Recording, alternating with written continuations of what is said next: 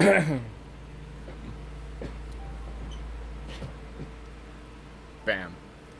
Hey everyone, welcome back to more Celeste speedrunning. So, this morning, I decided to spend some time looking at just other speedrunners to see what's like the difference between us. And if I have to pin down any difference, it's that I'm dying 78 times and they're dying like 20 at most. So, I think... So while I do still need to learn the B-side routes, I think for optimizing and getting everything good on my side, I need to learn to not die. I need to get consistency. It will be awesome if it becomes something more, but I'm just going to focus on consistency right now. Oof.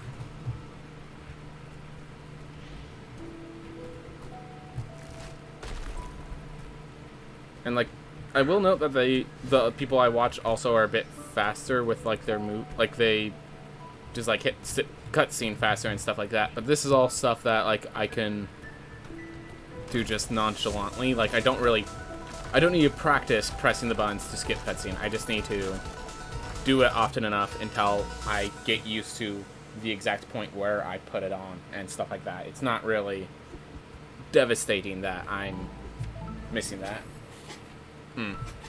So they do this first screen quite a bit different than I do. So we're gonna not change anything at all because I feel more comfortable with the way I do it.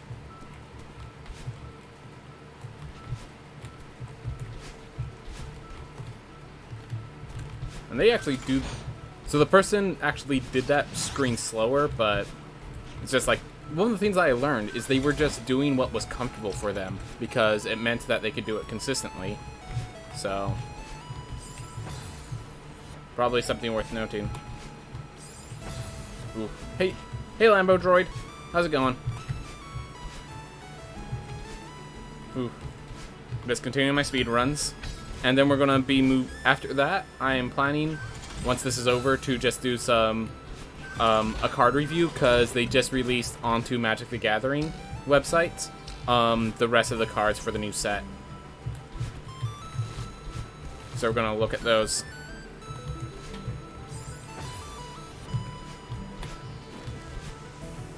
But yeah, how's it going, Lambo? Glad to have you here, as always. And then yeah, I don't bother doing that skip. They did. I don't think that's such a time save that's worth noting. That was one that I learned, that apparently you could hyper dash instead of just super dash there. There we are. Figuring out a route there. I mean, they failed here, and they still did fine at the end. And their final time was faster than my current time. So, worth noting that not making mistakes is often more important than doing the fastest routes. Nonetheless, we're progressing. Progress is slow, methodical, practiced. 4 deaths on Forsaken City. Unfortunate. I didn't realize I died that many times already. Oof. Oh well. Things happen. Alright.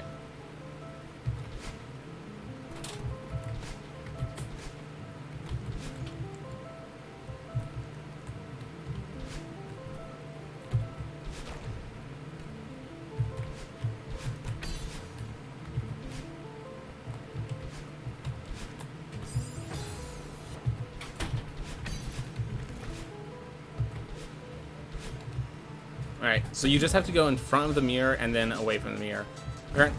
One of the faster ways is to actually dip across the mirror and then dip back. Also, apparently here, you go up here to do that faster, which is worth noting. Something I need to get practice in. Also, they just like dip it like that, and I'm going to get myself killed if I try that, because I have no practice there. Zip it A, by the way. Well.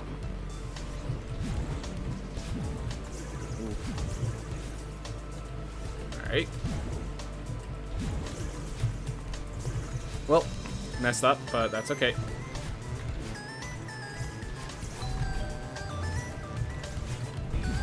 Oh yeah, they did that room much faster. And they apparently did a route where they got up here. I gotta go check that route again, because they got up there with... They never touched that shadow block. That's one of the things I need to change in my route. Oh well. Maybe just stick with my current routes until I figure that stuff out. Oh, and this one was cool. So they like dash like that so that they could go... Well, that wasn't the smartest, but... So they go like that. So then they could... You know what? I'm gonna not do that. I'm gonna just stick to my route. But one of the things is they go under so that they're safe when they get through.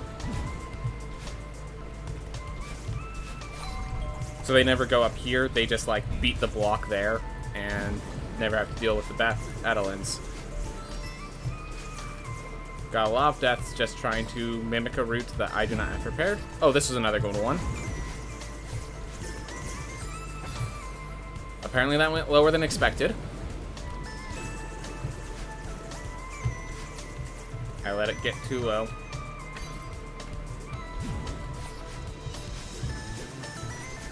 Stick to my route until I get practice in. Well, then again, this is the time for practice, but...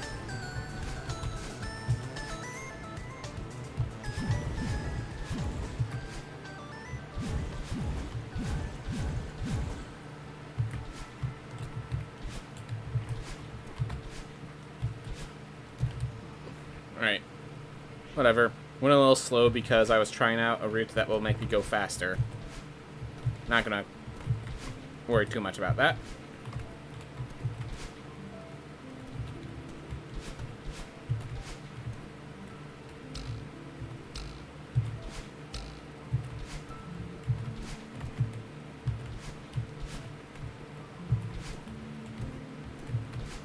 Making a few mistakes, but...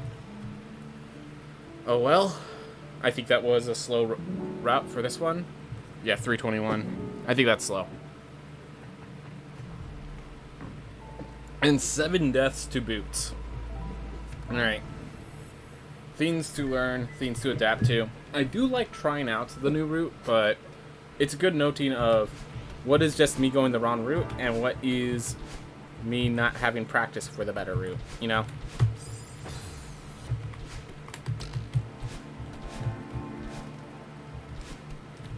Because at this level they both look the same, but it becomes clear once I try it out which one I actually am. Alright, so here's another one that was a different routine.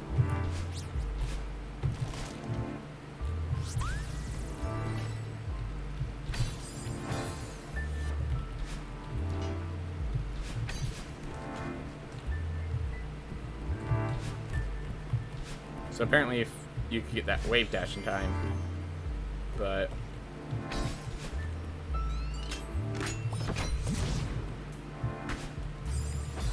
Oh well. Oh yeah, because you're traveling down, I can't hit that spike.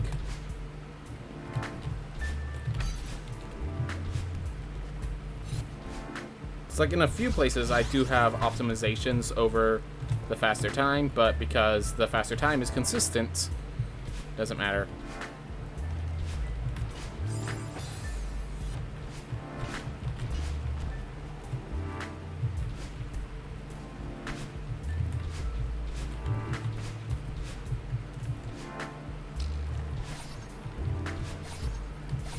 It was actually kind of funny. I'm pretty sure this is not the route that programmatic and stuff teaches you, but both me and the other runner both chose that route. It's kind of nice. Feels somewhat validated for it, you know? Ooh.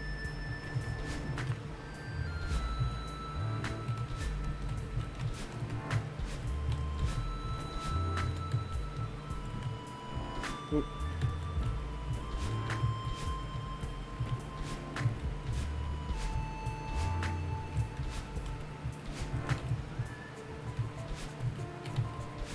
All right.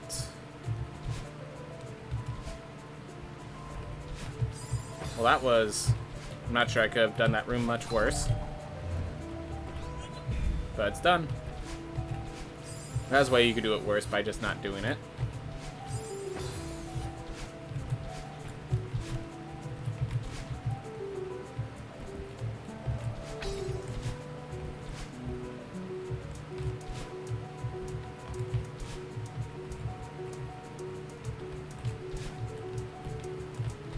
Alright, I'm taking long enough on this that I need to just switch routes. If I keep messing up the spike jump, you gotta just switch to a route that you can actually pull off.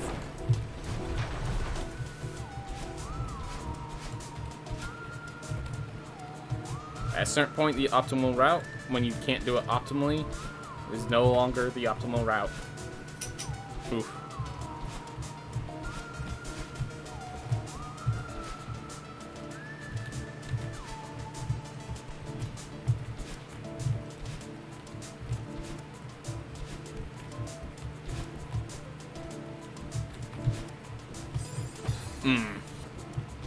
Just need to wall clean.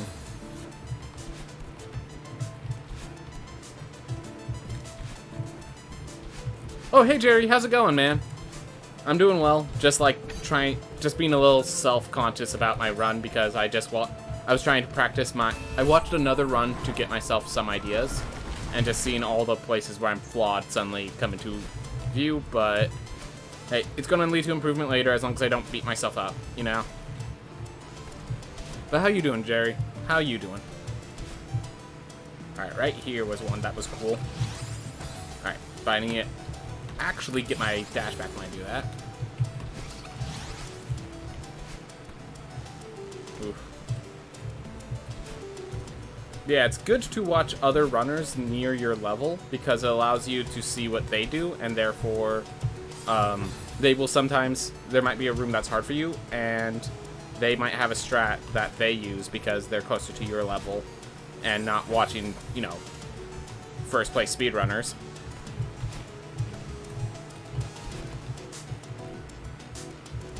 So,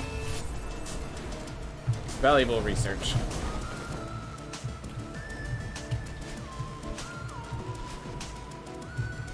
Whew. Oh, that's not. Wrong dash. Oh well.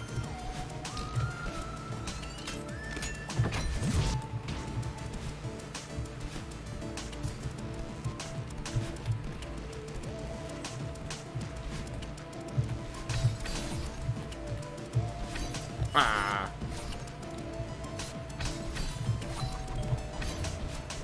Well, we recovered quite well, actually.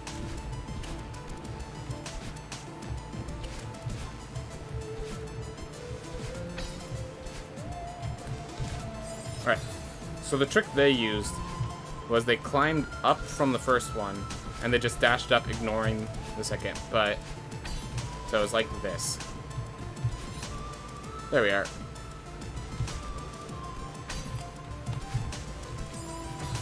Realized my mistake, but didn't have the wherewithal to fix it.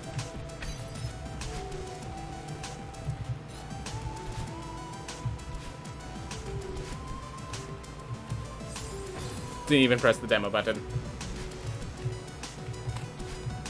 Wow, first actual demo worked. Nice.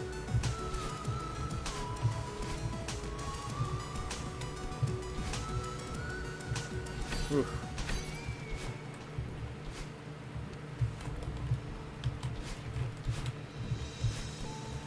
And here was a place where I obviously needed work compared to the other runner, but that's okay.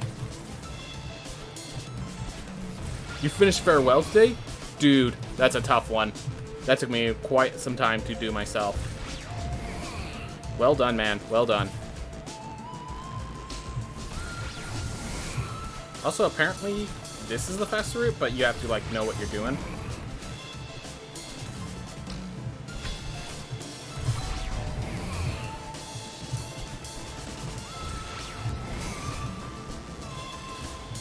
But yeah, dude, farewell. That's an accomplishment.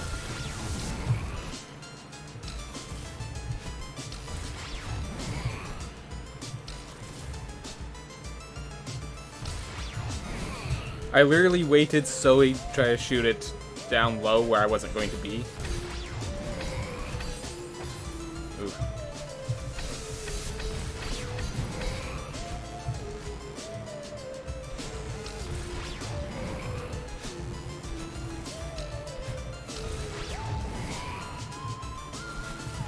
But this one's safe. Last thing I need is to die way out in this stage. that, you know?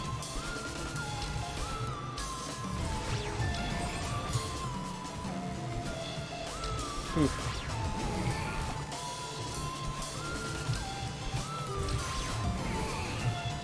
Whew.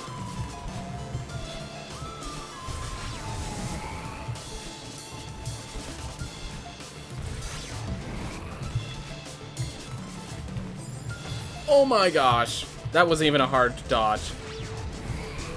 Oh my gosh. That feels bad. That feels bad.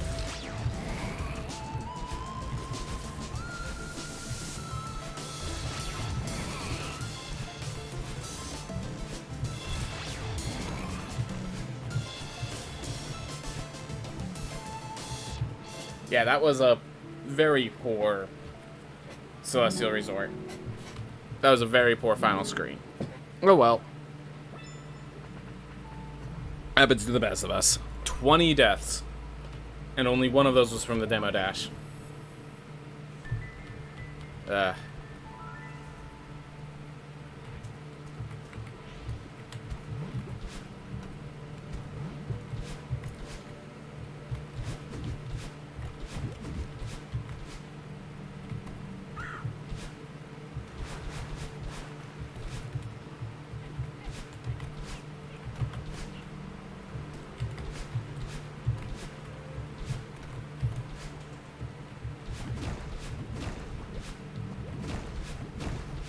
Oh, you're from Germany? Nice. There are quite a few people all around the world that watch this stream, which is always kind of cool to run into. But yeah, glad to hear it, man.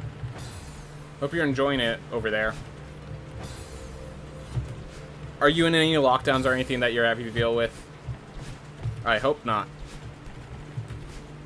Unfortunately, over here in America, they don't really talk about other countries as much as we should, I feel. So unless we're researching the info, we don't hear it. Or unless it's like super huge and you just cannot avoid it. But I know a lot of countries are at deeper levels of lockdown than we are.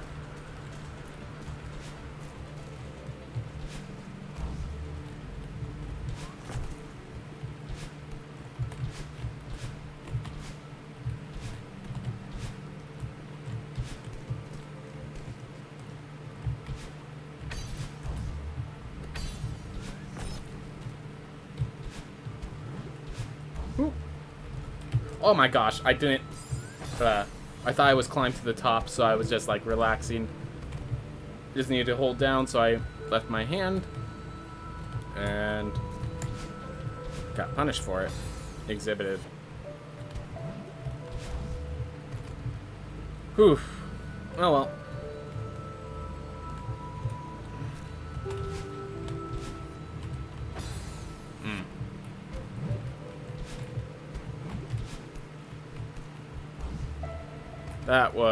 This was a series of just like a few poor deaths that are taking up a bit more time than they needed to. Oh my gosh.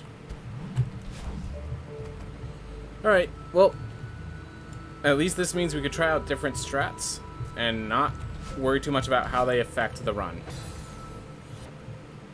Usually it takes me like maybe one additional try to do that. Usually. This is a little unfortunate.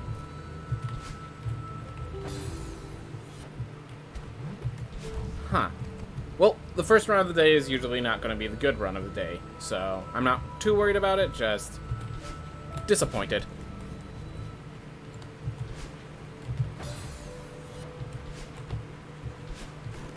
Alright. So let's try this. Okay, that felt good. That felt good. So that's one chain that I saw him do that saved time. So that's a good one.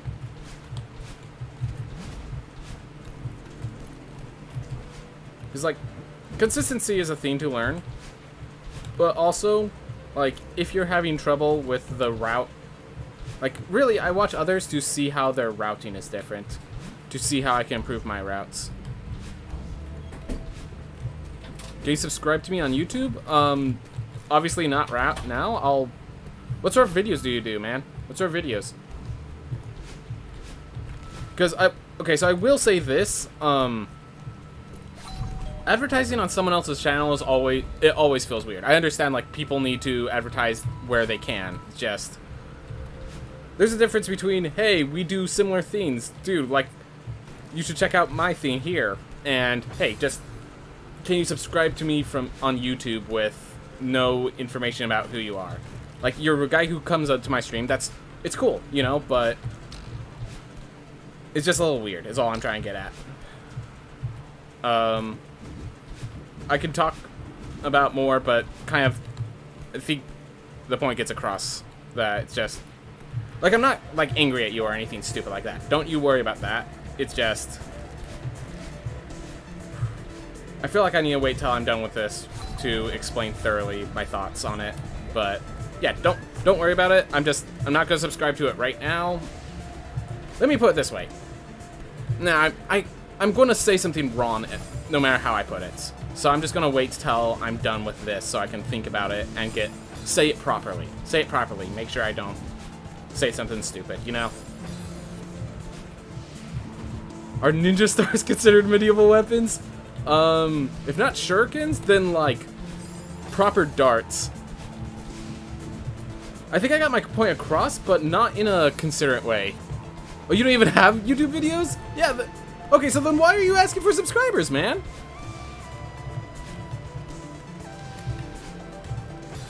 Like, I don't understand, man. Like, I need to understand, why do you need, subscribers if you don't even have videos that you're trying to show?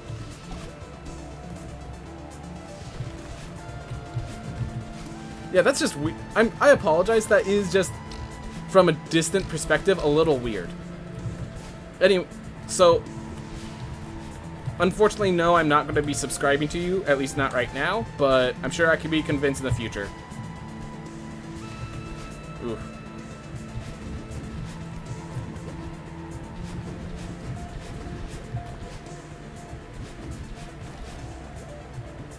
This was another change. I like that change a lot. Whew. Oh my gosh.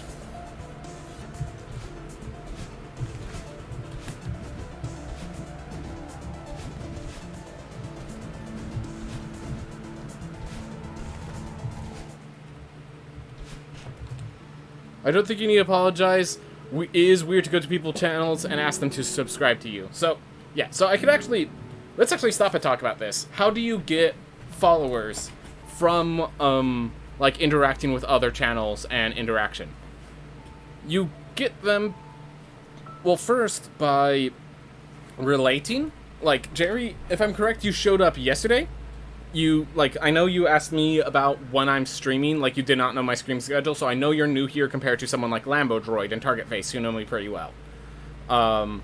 So with that, I have followed and subscribed to people that do watch me, but I do it often because I know who they are. Like, for example, Suicune was a guy that I watched a bit of because he came to my channel, and the thing is, he never really talked about what he did. He never really talked to, like, he played Overwatch competitively, and I don't even play Overwatch. I just thought, but he would just kind of talk and just have fun. The thing was, he was just a cool dude that I found out later has a channel. He didn't advertise himself. By being part of the channel, people naturally look at others in their group. It's cool that you finished in Farewell and Celeste. That's cool conversation. That's cool stuff. But it's like that we haven't had much interaction. Kraken Style, another person. He's in chat all the time. He talks about maining Villager and Smash, but, like, I followed him because of other reasons, you know? It's that sort of stuff. The best way to build connections, or that's a good example. The best way to get subscribers is to actually build connections instead of just entering and asking for follows, asking for subscriptions. Because there's a whole thing that it doesn't matter how big your follower or your subscriber count is, if people aren't viewing your stuff, if people aren't interacting with your chat, then you actually don't get value. There's a whole thing of, like, people know, like, how do I put this? Let's say you have 1,000 this is actually a perfect example. Some people will try to get to like 1,000 followers or 10,000 followers as fast as possible so that they could become an influencer. But the way they do that doesn't actually involve interaction. For example, people have, there's websites where you can there's like a lurk site or something like that that you can use to try to get more people to watch you. And if you use those, what happens is you get to that 10,000 subscribers and people ask, hey, you might ask, hey, can I advertise this? Can I get some money off of it?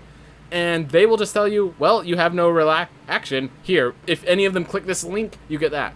Well, they're not even clicking your videos. They're not going to be clicking on that link. And that's where the issue starts coming in.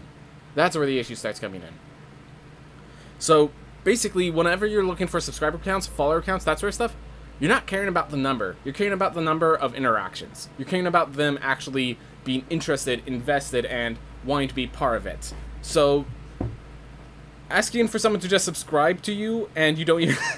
the thing that makes it so strange is that you don't even have YouTube videos to be interacted with. That's what makes it strange. That's where I don't... I feel like there's some sort of thing that you're looking for that I just don't understand. But yeah, that's generally the thing. If you want to get subscribers, if you want to get followers, focus on interacting with people, not with... I don't want to use the word begging, but I have no other way of phrasing it when it's just that sort of stuff. Alright. Oh, hey, Sean. So I gotta read some comments. So first, Krakatoa came in. Have you heard of the Heroic Mafia? I have not. I have no clue what you're talking about. They don't exist. Trust me, they do not exist. Well, I mean, if they are Mafia, then at least they're heroes. Target face is that just is that like the Illuminati? I don't subscribe. Yeah. The YouTube meta of would you follow, like, or subscribe? At the very least, if you do that, I might be doing that in my videos, but if I do it, it will be at the end of the videos. There will be an additional 20 seconds where I say, hey, thank you for watching. If you'd like to follow, that sort of stuff. I don't never put it in the middle of videos. Never break the flow of the video to ask to like or subscribe, unless you want those subscriptions more than the video. It damages your content to improve the outreach, which I'm not exactly sure if you want to be doing that. Oh, also, then we got Shanzo, which I believe you... Hey, you followed already! Thank you very much, Shanzo. I really do appreciate it. Alright, so, what'd you say? I managed to come onto the stream perfect time, I guess. Had randomly got told about your Rogue Legacy 2 run the other day and checked it out. Dude, awesome. Yeah, so, I haven't actually been doing Rogue Legacy 2 for a while. I've been trying to get into Celeste and more consistent runs, so... Well, actually, I've just been getting into speedruns in general, and Celeste is just a lot easier to approach than Hades. I'm still building the file so I can actually start running the game, which is a little weird for me. But, yeah, glad to have you here, man. Glad to hear you guys... I'm glad to hear that video still gained traction, man. I appreciate it a lot. I appreciate a lot. Oh, Heroic Mafia came from a random name generator. Pretty cool random name. I remember I used a random name generator the first time I used I played Dungeons and Dragons, and it was just kind of funny. So my name is Ben, and the random name generator came up. The first name it came up with was Ben with 2 N's. So it's a joke that was just like Ben or Ben. Yeah, I watched it and I was loving it because it wasn't about any glitches, just you absolutely killing it. Yep. So that is a sad thing, but also a happy thing that they've been patching out a lot. If there was glitches, it's still in beta test, so any glitches we tell the authorities so that they can fix it. We tell the developers. I'm trying to think. So there was one glitch that they fixed recently that, I understand it. I honestly, because of my reaction times and stuff, I'm happy that they fixed it. But I feel like for the health of the speedrun, it's kind of sad that it was fixed. For the health of the speedrun, it might help. But it's just kind of sad because it was a glitch that wasn't breaking the game for other people, but was some cool thing you could do with speedruns, where if you cancel into your kicking maneuver and you hit someone, you can immediately go back to your attacks. So with a knight, you could swing your sword, if you're facing the bone beast, because they're a big hitbox.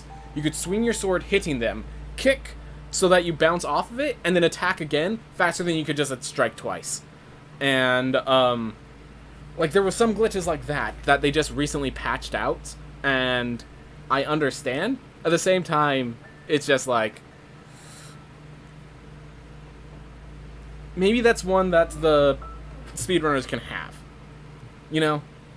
I'm okay that it's gone. In fact, because I have trouble using it, I'm actually happy it's gone. But I could see people getting kind of disappointed in that. Oof. But anyways, yeah. Thank you for the follow. Thank you for the approach. Thank you for, yeah, all of this. I do like talking about Rogue Legacy 2, even though I haven't played it for a while. I need to get a speedrun on this new Pizza Monday update soon. I need to get that speedrun soon. But yeah. I also, one of the things is the new boss, Irad. I definitely need help. I definitely need time practicing that final boss. Sun Tower is just, it's a whole nother beast. They added a whole nother beast, and I love it, but it's something you gotta work on. You can't just say, all right, we're speedrunning and we're adding the Sun Tower. No. Adding the Sun Tower it's a theme. So I'm still working on that, but gonna be fun. It is fun. It is fun. I will say, one of the things that's hard between Celeste and Rogue Legacy 2, I'm just seeing, because Celeste is a very popular speedrun game, and Rogue Legacy 2, I got rejected from adding it to speedrun.com. And one of the things is, like, Celeste, even if you're bad, you can still get a speedrun that feels pretty good. And Exhibit A. Anyways, for Rogue Legacy 2, like, to get a speedrun, you first need to get to a point where you can beat the game at very low level. Which, most people, that takes a lot of time. And that's a tough thing to get down to people. And given that the game is better suited for going to New Game Plus 10 or whatever, I could see people choosing not to go that route. So, tough. Makes it just really hard to become a popular speedrun. Because that's one of the things. Like, if you go to the old conversations, back when I was still, like, I haven't commented on the speedruns for a while, but if you go look at those old conversations, you'll see, like, I'm actually concerned about, making the speedruns unapproachable, because it's like, oh gosh, I can never get sub 1 hour. Like, dude, I started at 3 hours and 20 minutes. Like, start where you start. Have fun with the speedrun. And I just was afraid that I was making it hard to approach because they only have a few people to look at, you know? And those few people are the people that spent 300 hours plus, where they just picked up a game in beta test that they liked, you know? So, like, I've been excited because recently we've convinced 2 other people to start running, and they are already challenge runners, so they actually had some skill, but still cool. Alright, let's see if... Almost.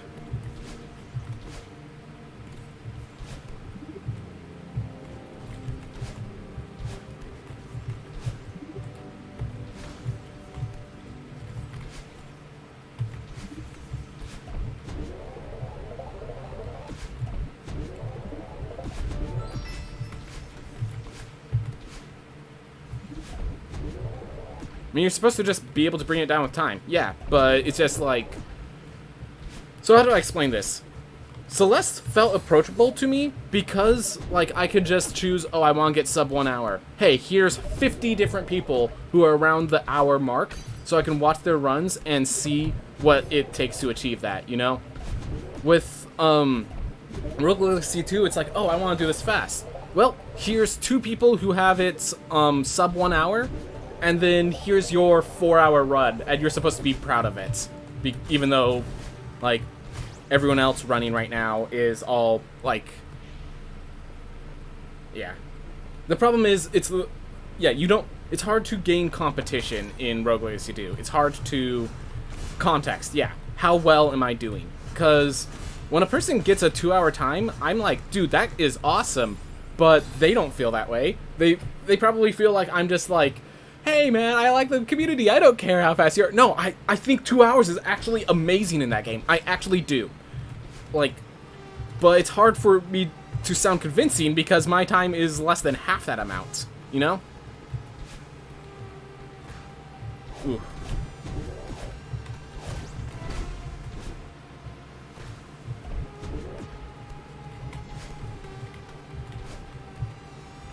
Alright.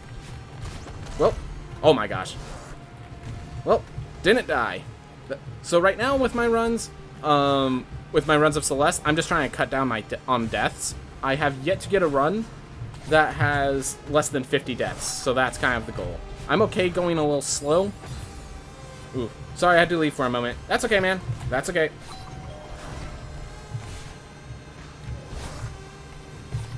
I mean, you do you, man.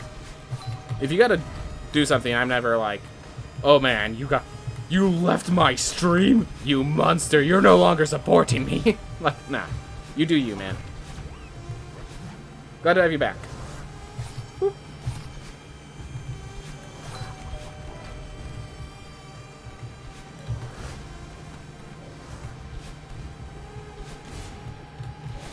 Oof. So in case you're wondering, this isn't even the fast route. I just, the fast route I cannot manage just yet. After I'm done with this run, I will do one practice of the fast route, and then... So yeah, that's one of the things I'm going to do. After every run, I'm going to then jump into Mirror Temple B-side, and, from Mirror Temple B-side, just get good at that, because apparently that's the fast route here, and I can't do B-side yet. Oof.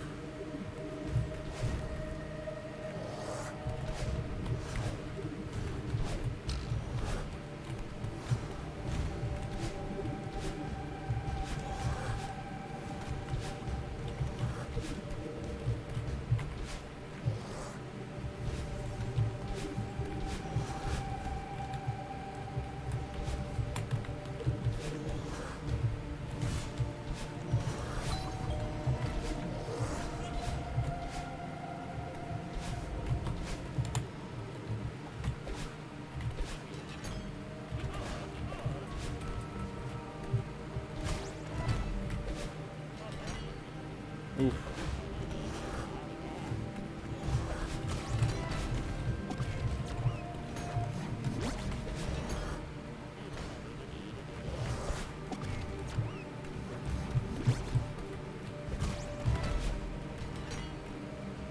Oof.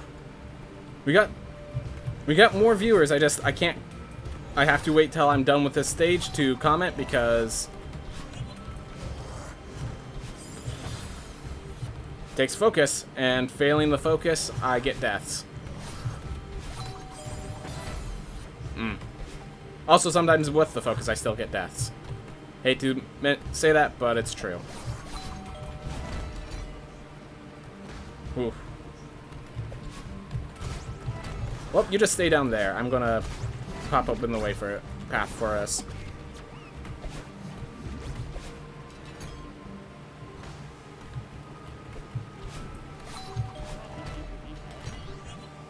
Go.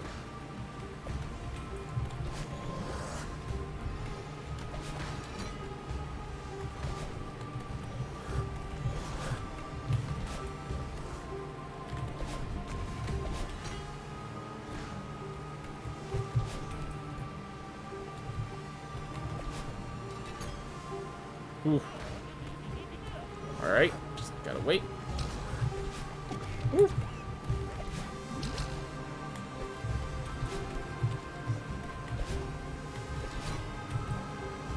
There we go.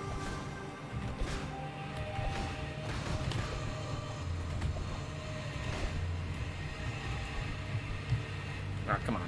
Oh, it was grabbing the wall. That's what was going on. I'm like, why am I not moving? There we are. Okay, now I can focus on it. Whew. Shanso respond to Kraken style.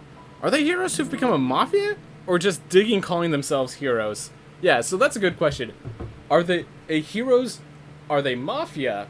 Or are they just some other, like, hooligans? And they're just using hero mafia as a way to excuse the fact, trying to make themselves better than they actually are. Oof. Anyways, how's it going, board guy? I think you do the same thing in Reflection with going to the B-side and finishing the chapter from there. I've been watching speedruns. Maybe the first place ones might do that, but I have not seen that much at all.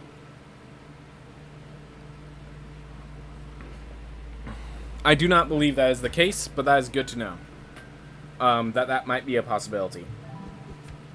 Either way, I am going with the route I know for now, because already, like, changing routes is not something I'm ready to do. So... Ooh.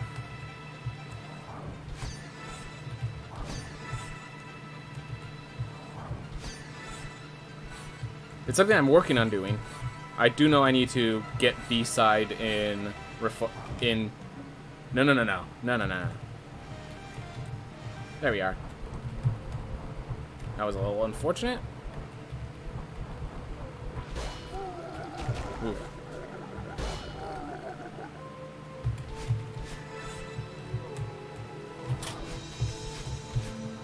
There we are. Whoop.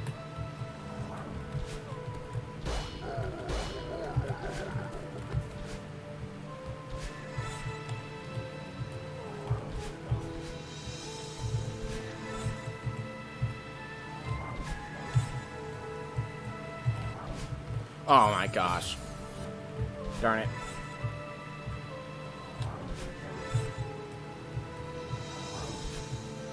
Alright, so apparently other people just dash up to avoid that, which makes a lot more sense and explains why I keep dying, because I'm not dashing, I'm just jumping.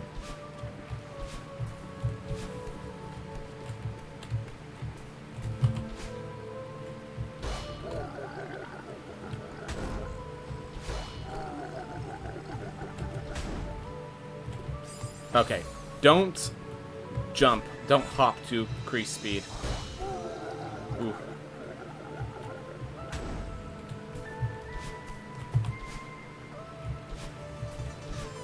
Alright, so this was one that I appreciated watching. So apparently, you don't hit the Kevin block at all. That's things you only learn from, or I guess you can learn from just practice, but I only learned that from watching just recently.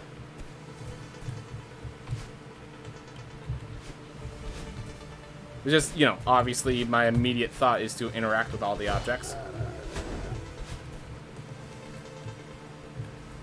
Now there actually seems to have two routes, so I choose the route I appreciate.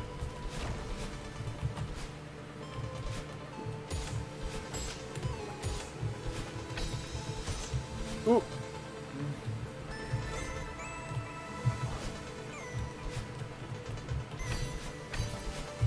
Ooh.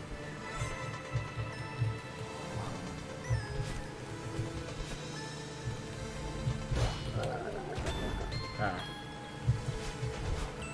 That's what I was looking for.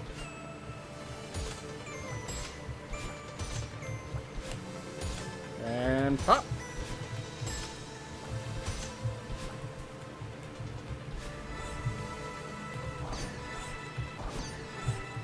Moving. Ooh. Made a few mistakes there, but recovered.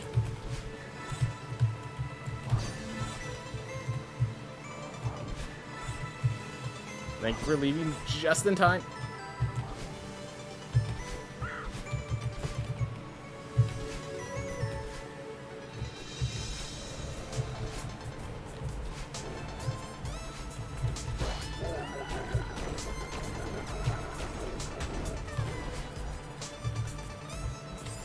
Ah. Alright.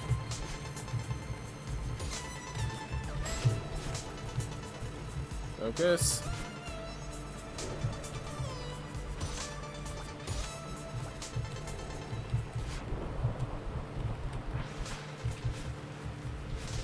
Ooh.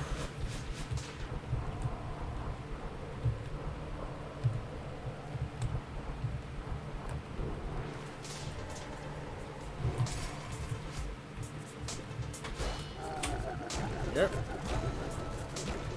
Alright, 1, 2, 3, 4, and... Alright, here's the hard part of this stage. The fight with your anxiety.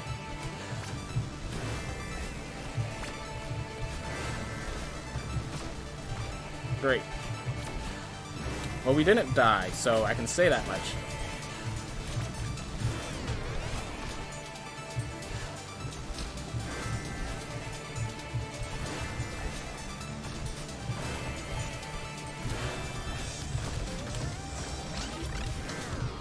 kind of annoyed when I accidentally jump over them and don't get the shot.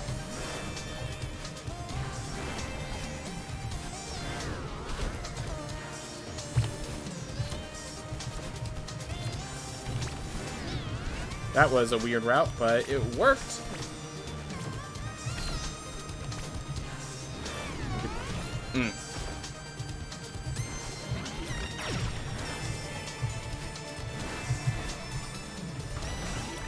Oh my gosh. Was trying to dash before I even hit the ground. On that one you need a super, not hyper, because you need the height.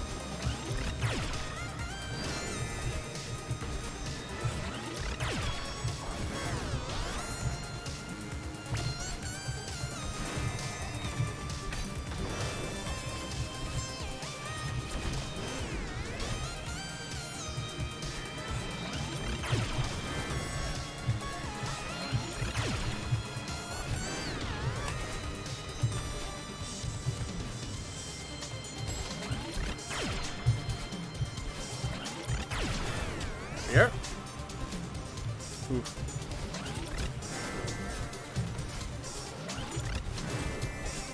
Right, and this one I just go patiently because I don't know even if you can beat that first beam, so I don't even bother.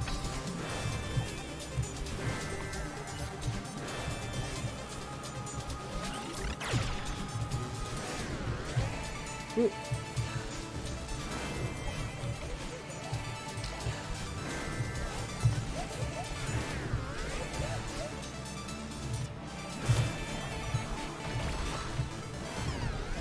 Right? Oh well.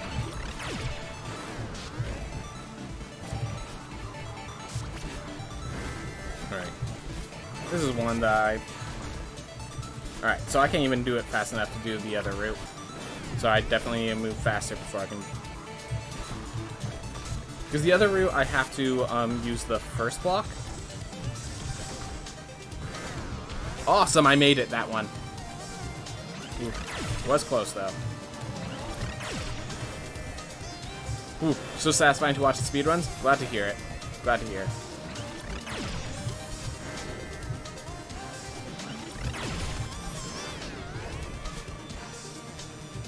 Right, so in case you wonder why I take that one slow, it's because when you enter the first time, it has a different timing than if you die and do the stage. And by entering that slow, I get closer to the death animation timing, which is what I need.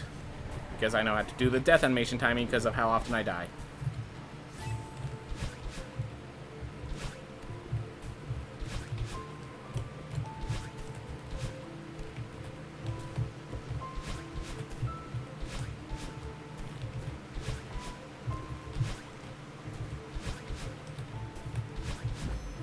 Go. Ooh. Oof. So let's see. So this is one of my favorite games. Cracket style. Still figure out the figure details with Hero Mafia. Sometimes the best ideas come from random stuff. Just means more note taking in the end, though. Oof. I see Shanzo and Kraken are having a good session talking to each other. That's good. That's always good. Is there any sort of save state or anything, or do you just get like 35 minutes and have to just try from there? Yeah. Like, now that I'm at 35 minutes, I have to keep going, yeah. 35 minutes means with a good summit, I could actually still get PB, but, yeah, there's not really, this is a speedrun, I'm not allowed to go back to save states, first off, but second off, even if I go back to do a different section, it's going to remember that I've been playing this file. That's a file time, not a stage time.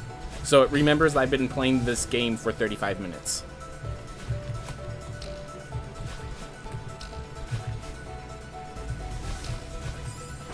Oof.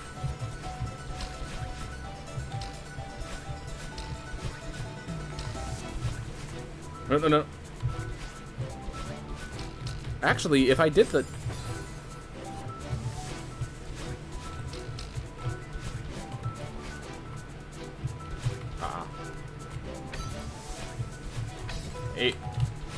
The transition screen ate my jump, but oh well.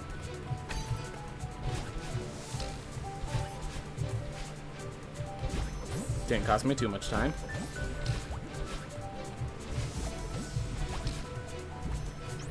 Ooh. But yeah, I do have to do the run from where I'm at, not from where I want to be, right, dude? Ooh. There we go.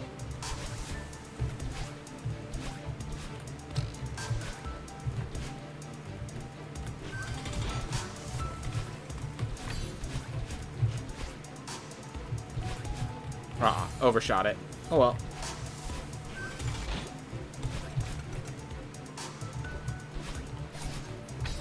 Alright, so it seems like if I just do this properly, yeah, I'll get to there about the time the theme refreshes, which means that was faster to actually walk my way through without a jump, or without a dash.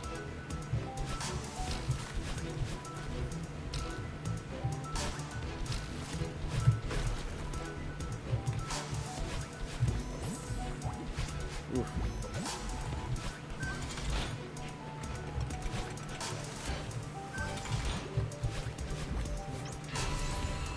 All right.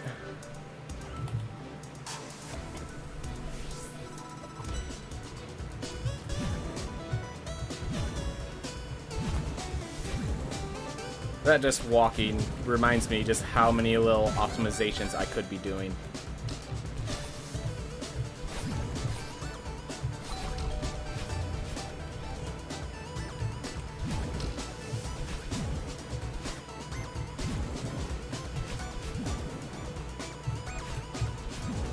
Ooh, that was close.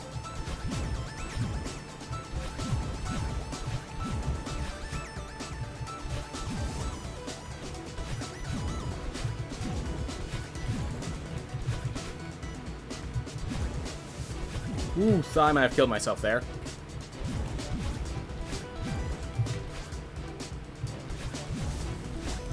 Watch, that's how you do it. You go low and then you diagonal. There we are. Gotta be careful to not retry, to only skip cutscenes. Ooh, that was a little good, lucky on timing on my part.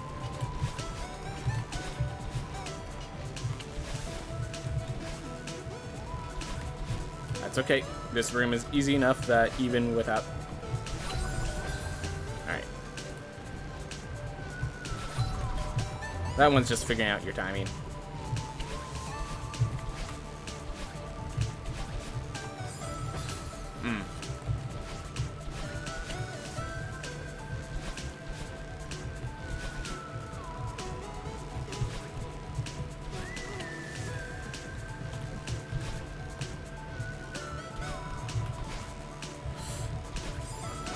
Alright, so when you die here, you just hold right, and it basically gets you all the way across. Or at least the important parts across. I was happy to see that another runner who couldn't do the more extreme strats actually had the exact same route idea that I did on that screen there. Because that was not the fast strats, that was the... I can't do the fast strats, so here's my strat.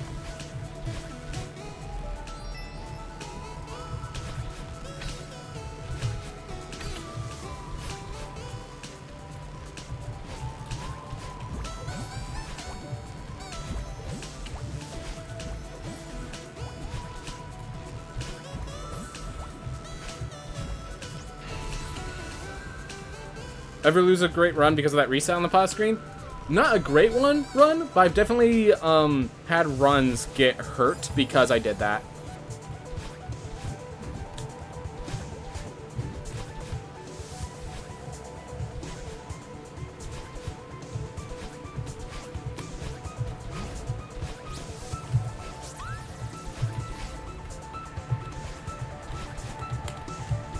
Oop. Just... Oh, come on. There we are. Oh, no. So yeah, it's almost faster to just hit retry when I enter that room. Honestly, I probably need to start doing that. Just hit retry, get myself into position.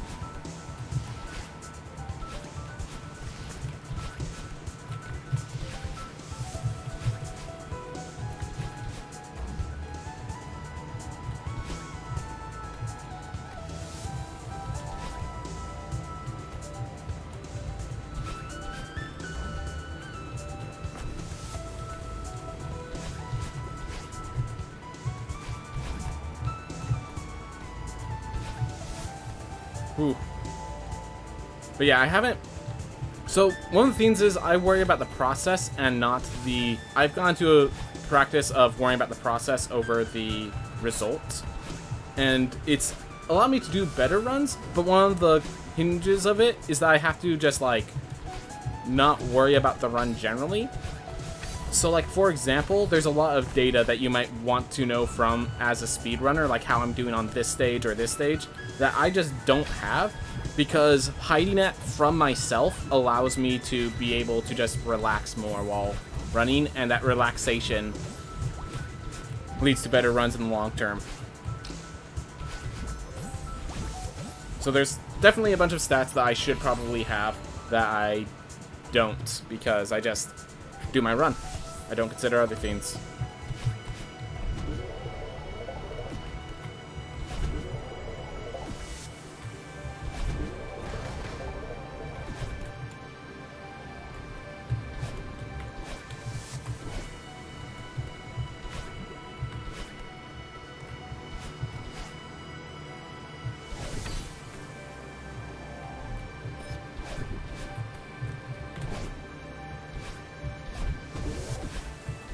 Oop.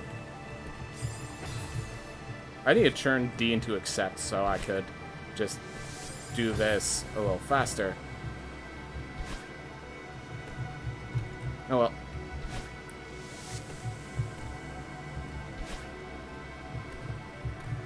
Hitting it a little too late.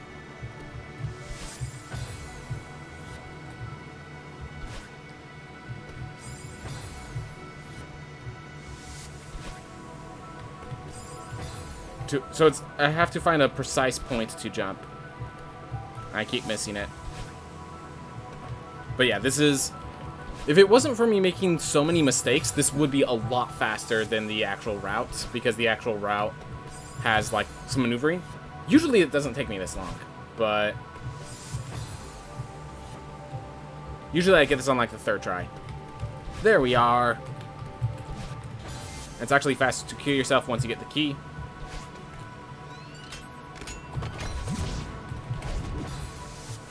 Still holding down. Probably not the best strat.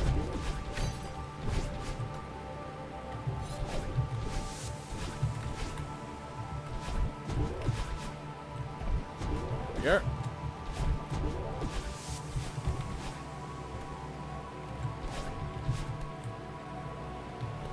Overall's looking better. Good to hear. Of course, very first trick I learned, door skip. Saved several years, so gotta learn that trick to even stand a chance at this run. So in case you're wondering, that's the meme. It actually only saves a second, but it was literally the first trick I learned, so.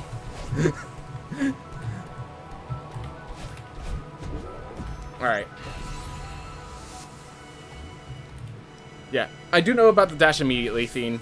Thank you for the info board guy, though. I do appreciate it. I do know I don't do it all the time, because sometimes I'm, like, still trying to configure where my hand should be, so I'm not ready to launch yet. But, yes, once I'm ready to launch, I do that. Oof, 45. Can I do it in... I think I can do this in time for a PB, but I have to do really well.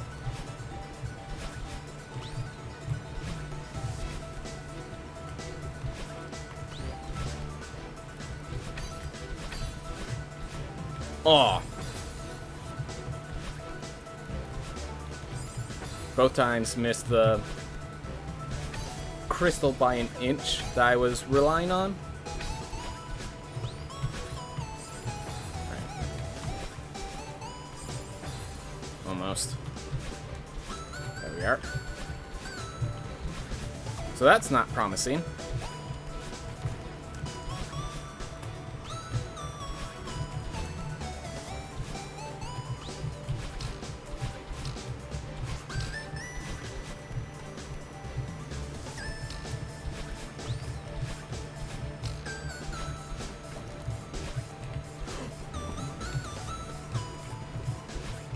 That, I'm glad we recovered. I'll just say that. Alright, that's not good. But we figured. My brother learned the wave dash trick, dude. The wave dash, super dash, hyper dash, those things are really important to even stand a chance in these runs. And you have to learn it for farewell, don't you? Yeah, for farewell, they actually teach you the wave dash.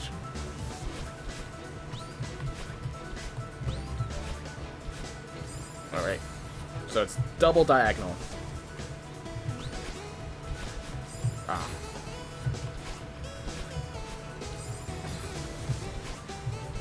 That's not good, and I think that cost me PB at the very least, but, like, there was enough themes that, like, I'm not worried about this run being PB. I'm glad it's doing good, actually. I'm glad it's doing this good despite fiends. Ooh.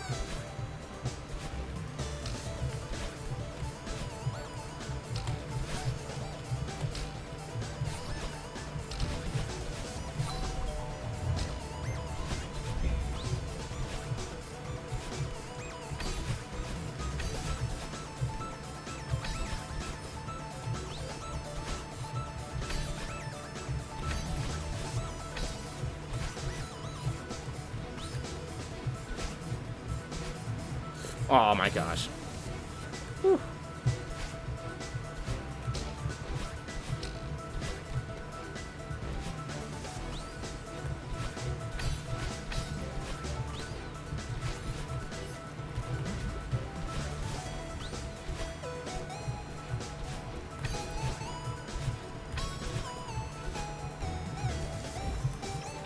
Go.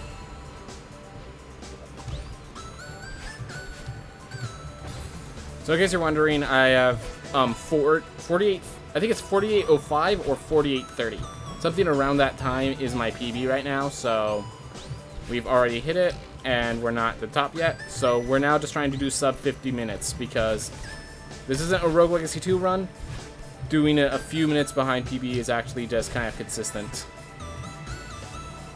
Something that I've been learning in the most unfortunate route of, wait, 10 minutes behind PB isn't what most people get? Oh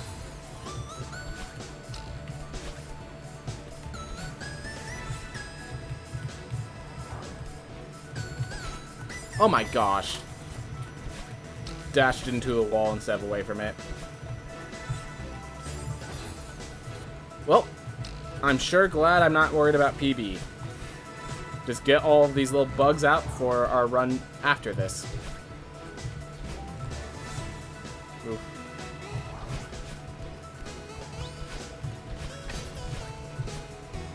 Ooh.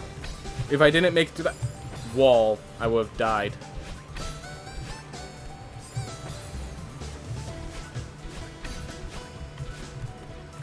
Wow, I made that to the wall with room to spare that time.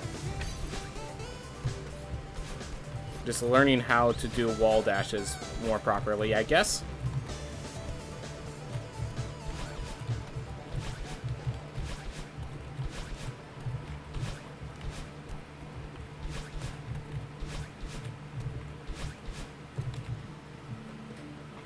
Alright.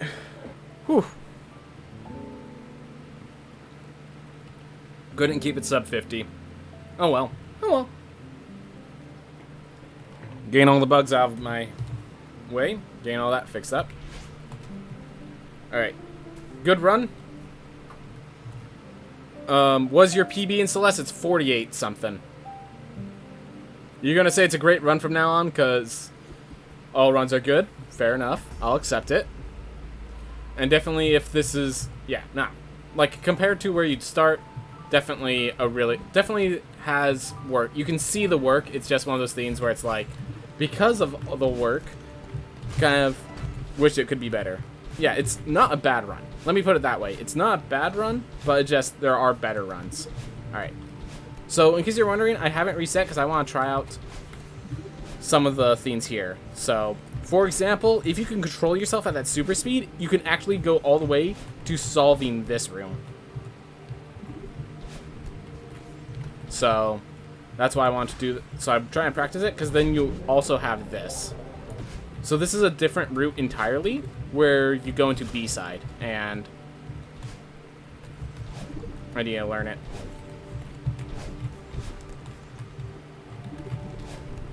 Always mess that up.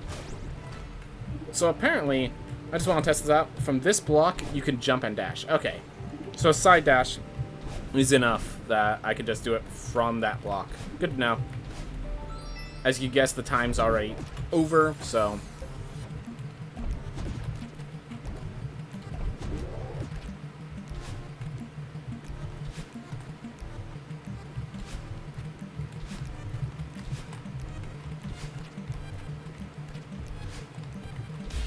Alright.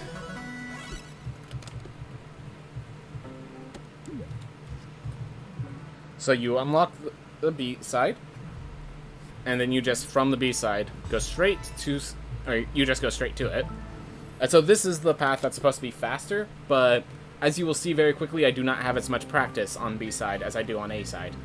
So the point of this is literally to just get practice in.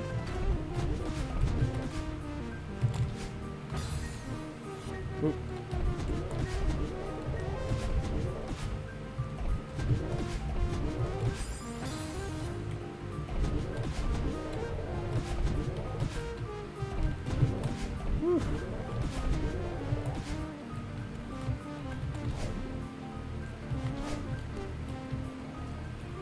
Practice does make perfect and all that. Yep, and there's a... So this trick that's coming up has a 2-frame window. And I'm still practicing it, so it's... Alright. So let's see if I can do it. Yes! Yes! Oh my gosh, so when I retry, it spawns me over here, so I just skipped a ton of the stage. Alright, let's see if I can do this one as well. So I have to, there's a slight wall, so there's a wall bounce here, so.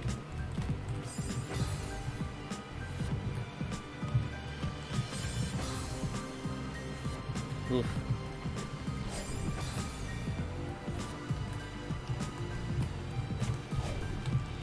Alright, I can't get that trick just yet, so we're gonna, well, that's not how you do that. But yeah, so that's the trick. That's one of the tricks that saves you a bunch of time and makes the B side worth, like, faster. So there's a bunch of tricks. Like, there's a one in this room that I just couldn't pull off. What are you trying to do there? So, I'm trying to bounce off. So if you hit this... So if you're traveling to the right as you hit the spike wall, I could jump off of those spikes without taking any damage and without dying. And that will give me the height to dash upwards into that block up there. Like, you can see how I'm just barely not tall enough. And if I climb, then I just get those spikes there to wreck me. Alright, hold up. Okay, well, I need to move faster once I'm there. So apparently there's no wall jump. I just need to get this precise. And then I need to, like, use my jumps to get up there real fast. Okay. Rename the big bads of the campaign to the Heroic Mafia. Giving them a moral quandary. Well, yeah, it has to be a moral quandary that they're discussing. That the Mafia members have decided one thing. Or else... Is it? Okay. So we actually got it. And so now we still have to do the trick of doing that consistently. And of course, we have the rest of the stage to do. I'm just gonna take this safe because I don't have as much experience. Alright. So. Through that door is just a whole nother route, and I don't want to bother with that route, so that's why I'm trying to do this little trick right here. So, there we are.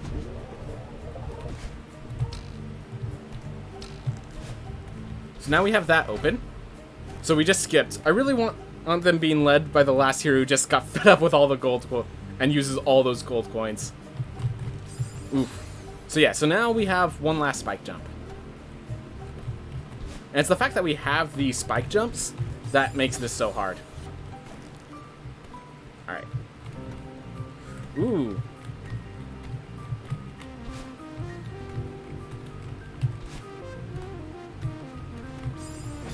So I have to do a. So if you do a jump, doesn't matter if you're holding left or right. It's always the same distance away. So I have to versus if I just tap it once. If I don't hold a direction, so I need to hold a direction on this jump, and then let go of it for the spike jump. All right.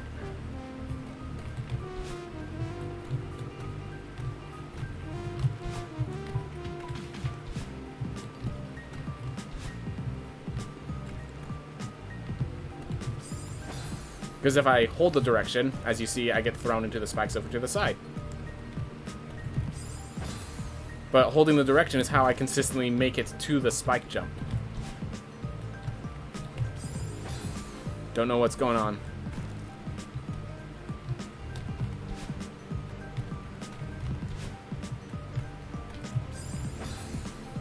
Oof. So yeah, if I go down, I need to get another key to unlock the bubble that gets me through there. So it's not worth taking the time. Oof. Yep. Love good whenever a good D&D idea appears in front of you. Alright. There it is! Awesome. Took me a while. So keep in mind, that's just the skips for those rooms. We still have the rest of the stage. If it wasn't for those rooms, going into the B-side would not have been worth it. The rest of the stage is, well, at least for this section, is really just me doing the rooms fast when they're harder rooms. Let me just say they're harder rooms. Instead of trying to explain why they're hard, just watch these rooms and be like, yeah, let's do these without practice. That's going to end well. Alright. Got that one. So now we get to the other half. This one has a bunch of tricks, though. I won't be going into it in full detail, as that will come in the next couple of months. Yep.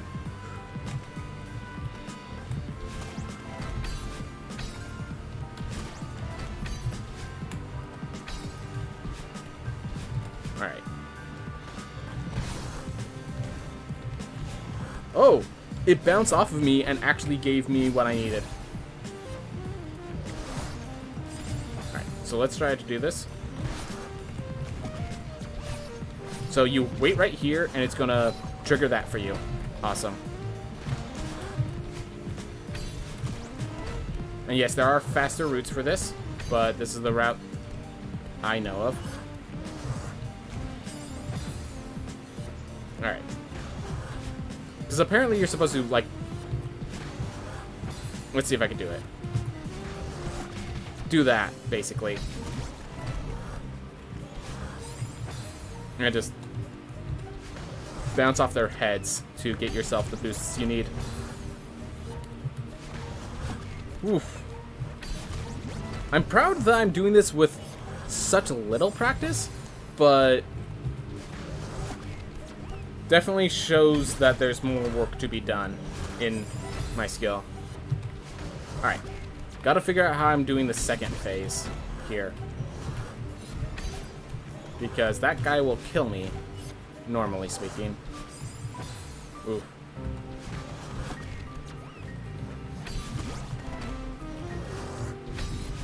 That's not good. I need my dash. That's also not good, because now I don't have the dash. There you are. Oh, I still didn't approach. So if you hit them from the top, you get your dash back and you pop off of their head.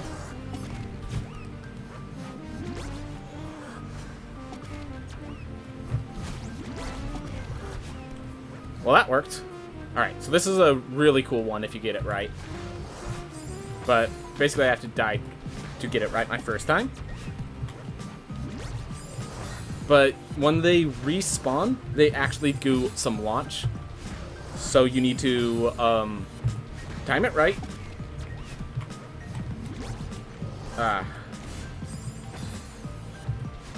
So usually you have to use them to destroy those blocks, but if you could time it right, you could launch yourself under all the blocks.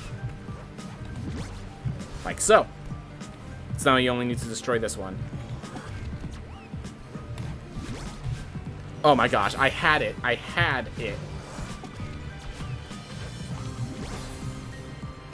Oof.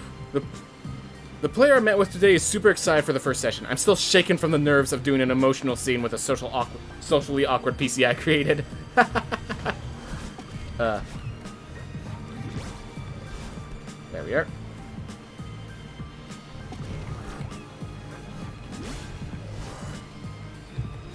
As you guess, you could do a similar theme on this stage, or you can just do that. Alright.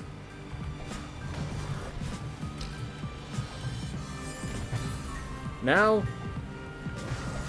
to learn the harder Theo chase sequences.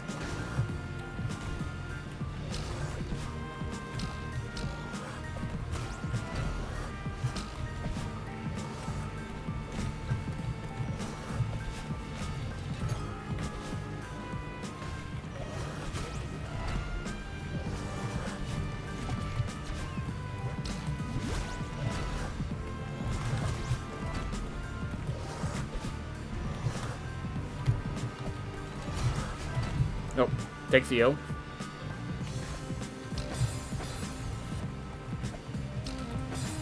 Great.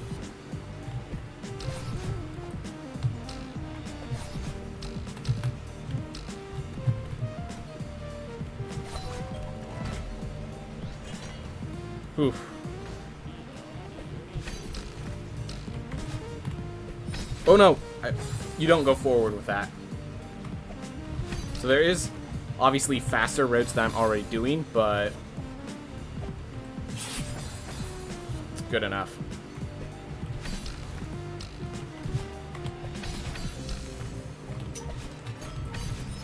There we are. Alright.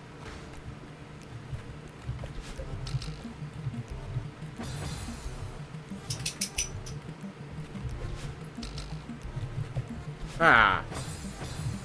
I accidentally threw it. So you have to hold the button to hold Theo. Oh.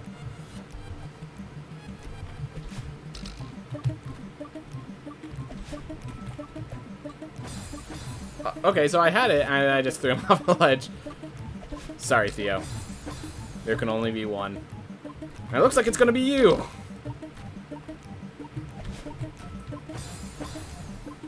Oof. Alright, hold up. So, basically my character is trying to improve socially. I set that for the character growth. And, yeah. Definitely has a lot of avenues.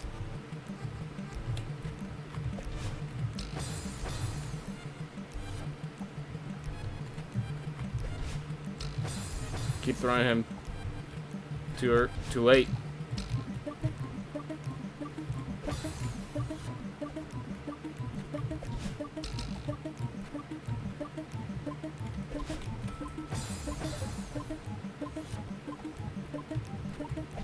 It's like figure out just how much time I have left.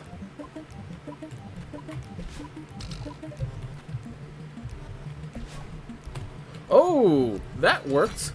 Shouldn't have worked, but it did. Alright, so as you see, that took me 12 minutes and 29 seconds. If that can be cut down to the fastest time. That can be cut down to a time faster than my actual mirror temples, which is why I'm trying to do this, which is why I'm learning that maneuver. Oof. Well, with that, we can would have taken me longer. It would take a lot of people longer. And more than 72 deaths. Alright. Oof. I'm gonna take care of a few things, and I'll be back in a few minutes. Thank you very much for watching. We'll be back with another speedrun in just a bit.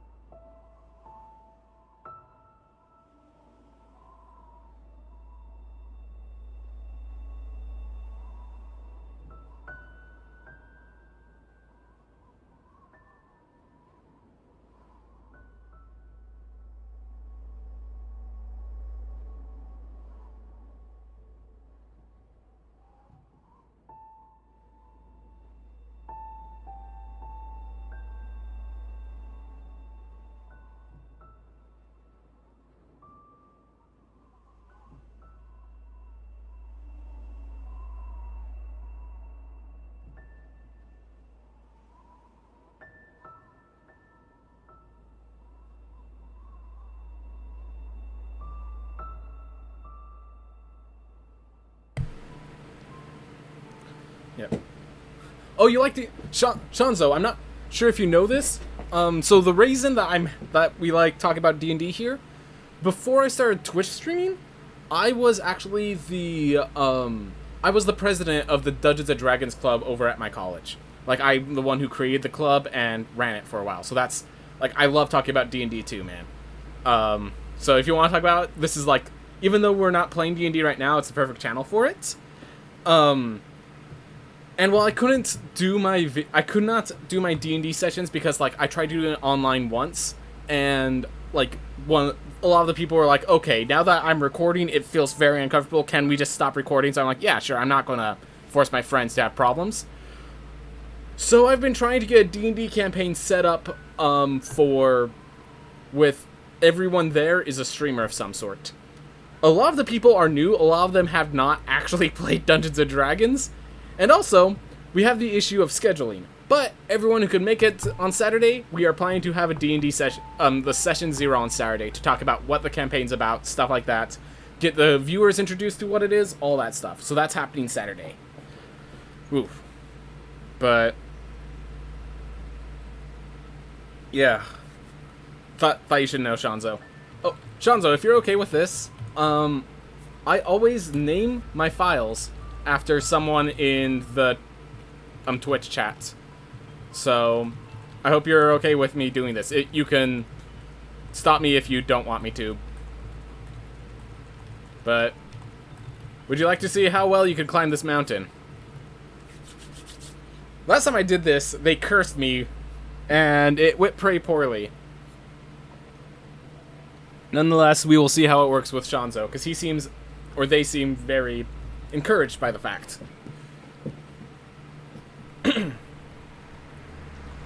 I'm very appreciative that you didn't curse this run like the previous holder.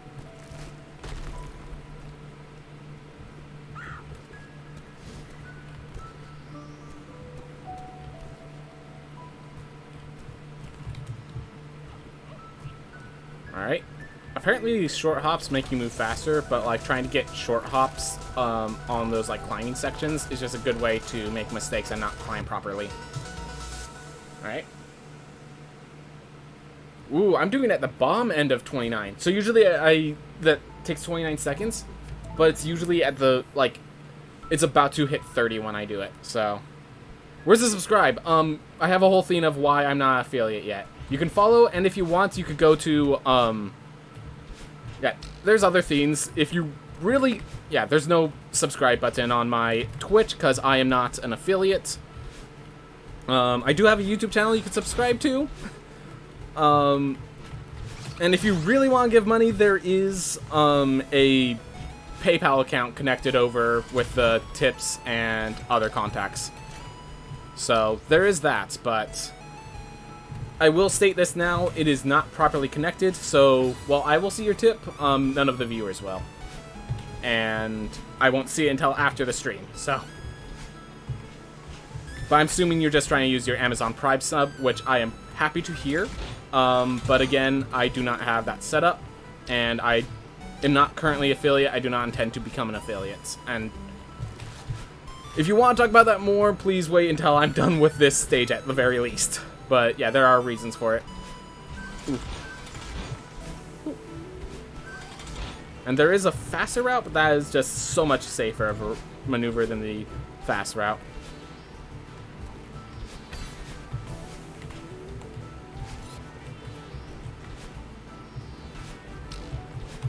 Oh.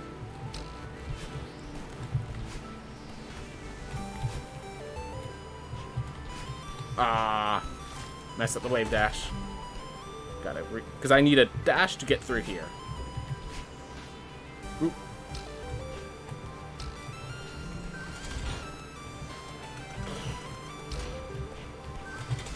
Sorry about that.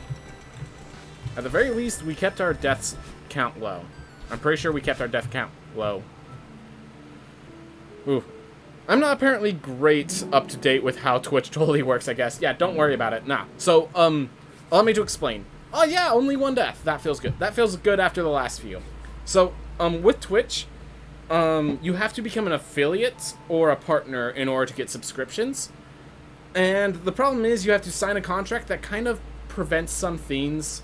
Like, it prevents me from doing certain things on YouTube that I want to do. I also want to branch to Facebook Gaming, which I haven't done yet, but that's something I also want to do, which the affiliate partnership would prevent.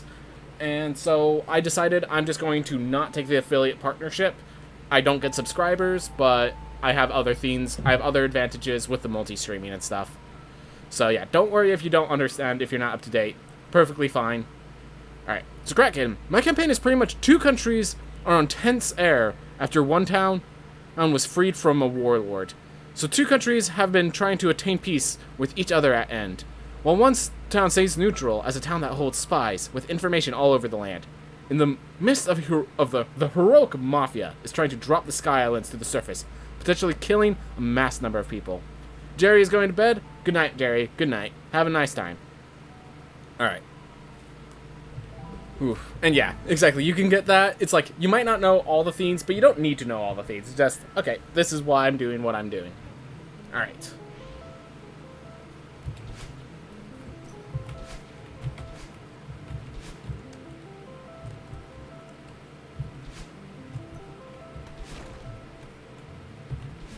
Ah.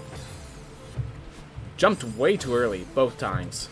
The second time was not as horribly early, but was still too early. Oh my gosh, what am I? After all the joy from not... Where am I? Okay, that's good to know that you can do that. I saw that was faster. I didn't realize I'm literally inside the object when I spawn out.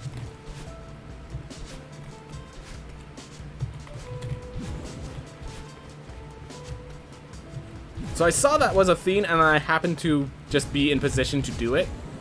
So I thought I'd try it. I did not realize I literally spawned inside the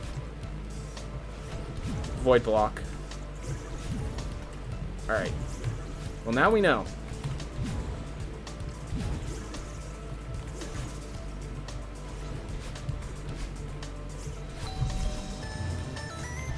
Oh my gosh. There we go.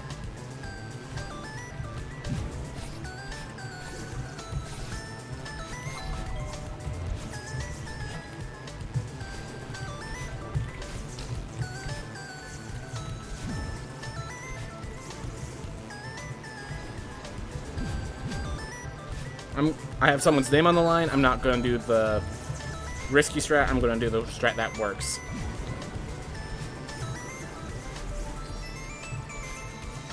I don't know how the first person found that was there.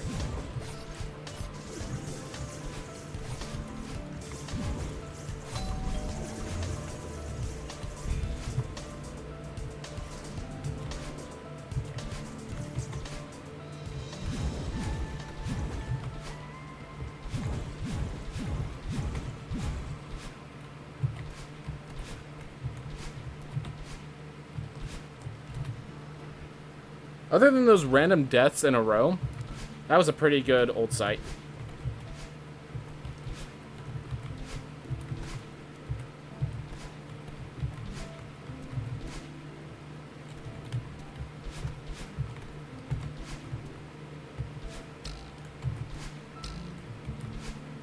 Ugh. So you're trying not to hit the screens because they lose your forward momentum for vertical momentum. So hitting 2 was a little fortunate, but it's alright. It's alright. Whew. 243. Yeah, it's fine. It's fine. Only 4 deaths. I'm actually kind of shocked after how many deaths it felt like I did in a row. Alright. However, the ending... Okay, so that's the general gist. However, the endings are a bit more complicated, as I won't be going into those. I won't be fleshing out the endings until around session 2 or 3. Yep, depends on where the players are going. Yep. I have a general... Yeah.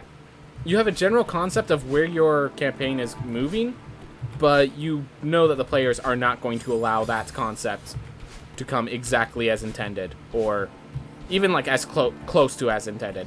Your players have their own motives.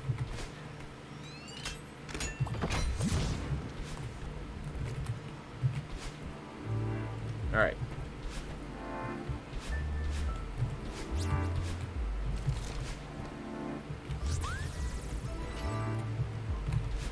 Oh my gosh.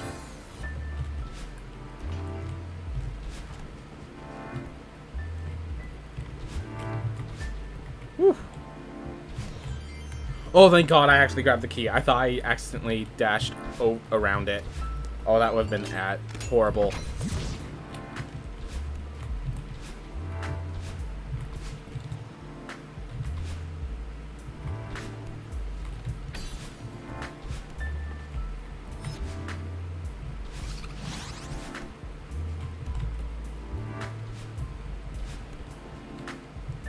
Alright.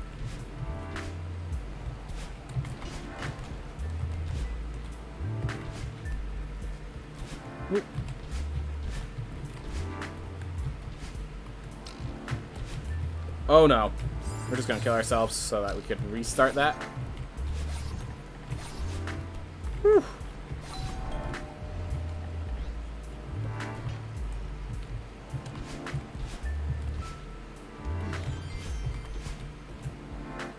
Whew.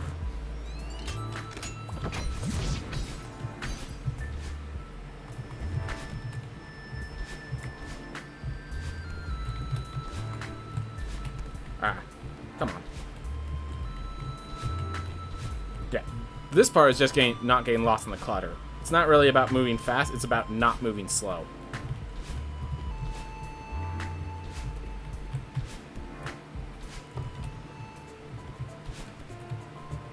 Whew.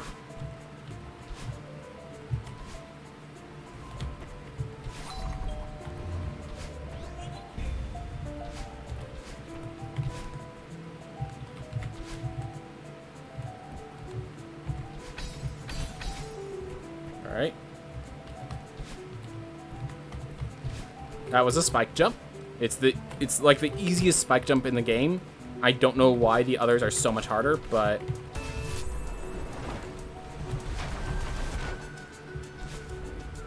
more of, I don't even know why that one's easy. Is, I guess, a proper example, but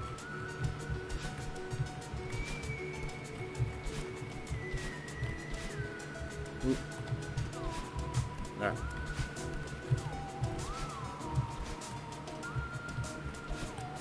Okay, it respawns me here, and then I could just, not the fastest, but acceptable.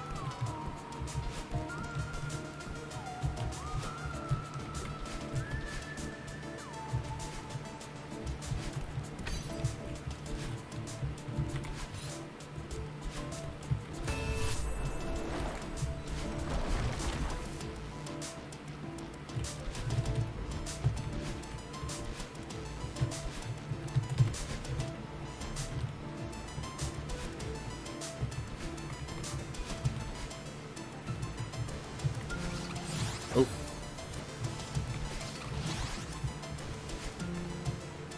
Oop, hold left. So yeah, if you don't die in this room, at your entrance, you hold left and the cycle makes it perfect for entry. Ooh, made a mistake there. Unfortunately, the mistake was at the end. Oh well. Nope. Gotta make sure to hold straight down.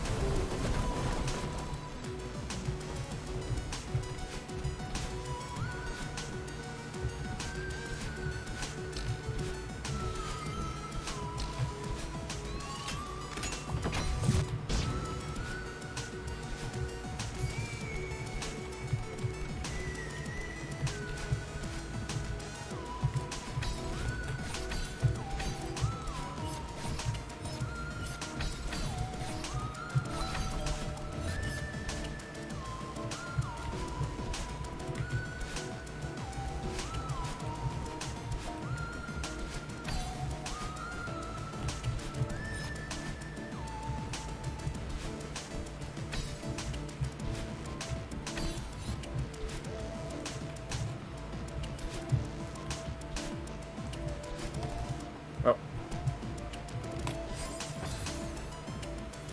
Whew. Alright.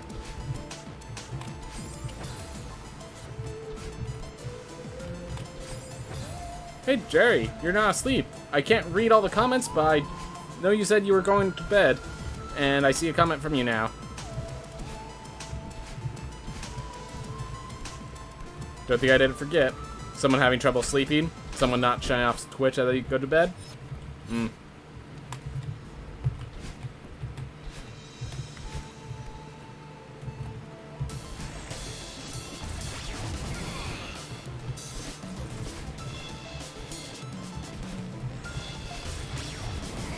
Woo.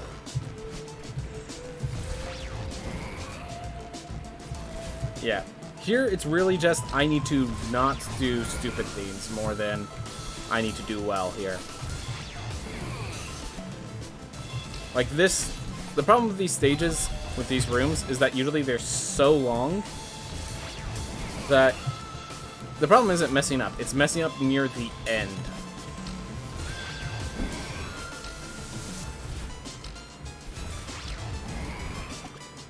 Woo! That was good.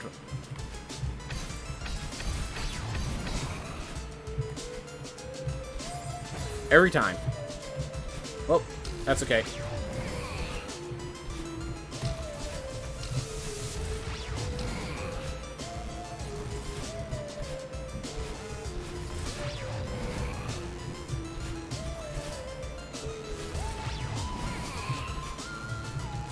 Just don't be stupid. Sub 7 minutes. That's good run. That's a good one. That's a very good one. Whew.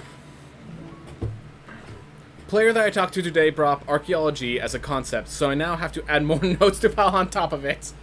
But shouldn't not be too long. Yep. It gave me more to expand upon the world, and they may be able to help uncover one of the world's secrets. Yeah, I love that. I love when they add stuff to the world. One of the best campaigns I ever had. To be fair, I was a player for this campaign, but the DM basically said, hey, when you build your character, also build into the world. Give me something to go off of. And I basically built a war. And the way that the fact is, the war ended by the time my story began. Like, my character was a veteran of it. And, like, the way that the war is still, like, knocking on the door in the campaign was just so cool. It was so cool. Yeah, and I'm always jealous of seeing a DM who's actually properly invested. So one of the things about... We'll get into that on the Saturday stream, but, yeah, DMing is not easy work, but it's fun when done right. I've not been so lucky myself except, like, once. It's just, like... Okay, so, here's the thing. There are 3 pillars of, D&D games in my mind. And, like, everyone talks about the 3 pillars. It's just 3 is a very good number. But there are 3 things that make a D&D game. It's mechanical. It's the mechanics. So how complex or simple do they make it? Is flanking a rule, things of that nature? Because if everything's a pushover or everything's just trying to kill you, that sets a different theme. Then there's roleplay, because if people aren't talking, then there's not much. If your interactions don't lead anywhere, then that's not really roleplay. So the amount of roleplay connecting into the world is also matter. And the third thing, which I find important, and the thing is, some people get rid of this entirely, and it ends well for them, but I cannot do a campaign without this element of every D&D game, and that's what I call the beer and pretzels element. It's the part of the game where everyone's just being bros. Like, in case you're wondering, I'm from California, so bro is just a term I use gender neutrally, but everyone's just being a bro, and everyone's just being awesome. Like, you're just being bro. Like, I don't care. Like, if we... One of the best conversations I had in D&D was actually the conversation we had as we were leaving the room with our D&D sheets and stuff. Just... The element of just, I'm there to have fun is important.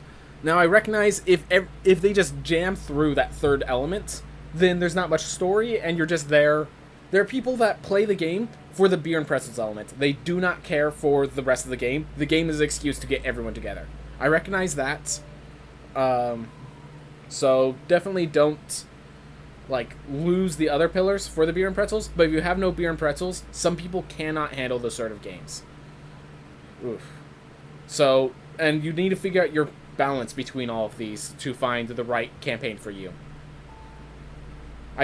a lot of people talk about bad DMs. As long as they're like working on those pillars, I have trouble saying bad DMs. I sometimes say bad sessions, and I sometimes, if the DM's not working on it, then that might be a bad DM. But bad sessions and bad combinations. Often the player is not bad. Often the DM is not bad. They just don't. Their balance between those three elements are not done properly. Yep, the group is of absolute huge importance. Yep. Also debating on making options of knocking people out instead of killing. I mean, 5th edition has just non-lethal damage, but the fact that anything that's not a ranged weapon has non-lethal damage is always a little weird. I'm going to non-lethally strike them with the blade of my longsword. I'm going to deal slashy damage because I need to deal slashy damage, but I'm going to knock him out. Don't you worry. Alright. I'm going to finish this before it's time for the next thing, because it looks like I am eating into my time for the next... So I have a variety after the speedrun, and it looks like I'm already eating into the variety theme. And the variety theme I want to get... I'm expecting the variety today to take more than 2 hours, and I'm alright going overtime for it.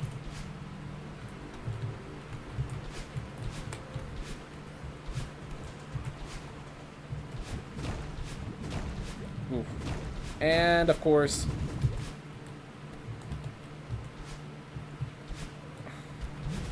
this is what Bidos flares up. Now that we actually started the run again.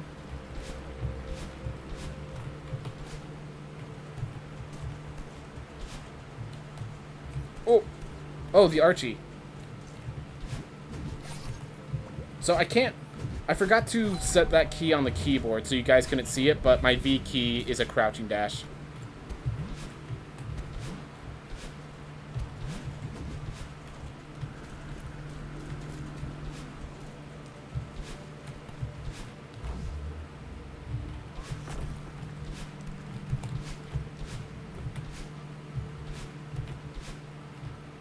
Oop.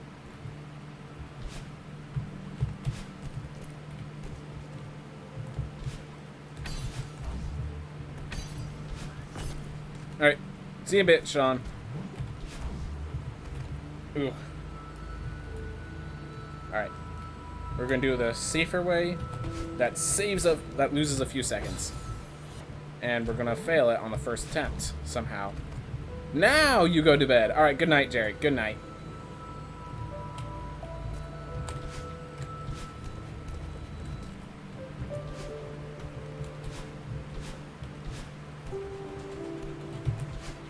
No.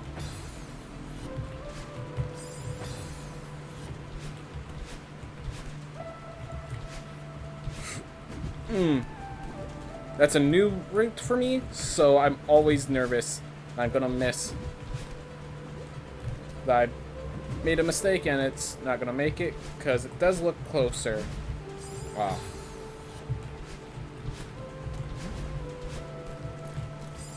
Aww.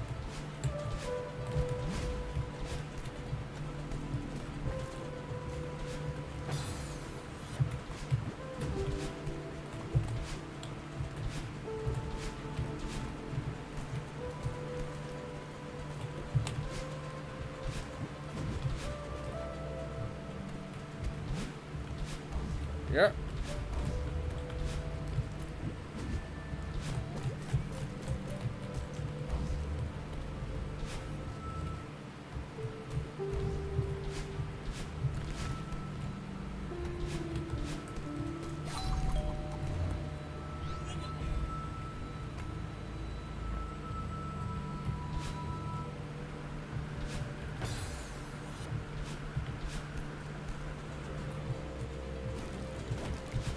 Oh my gosh.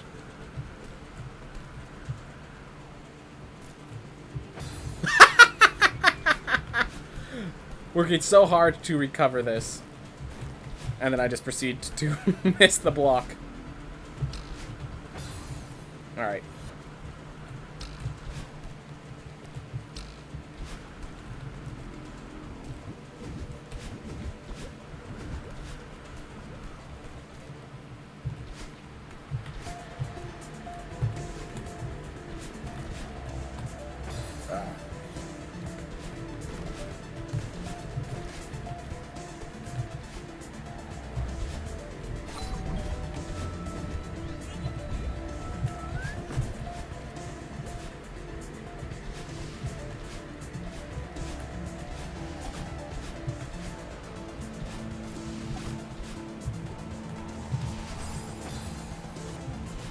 definitely...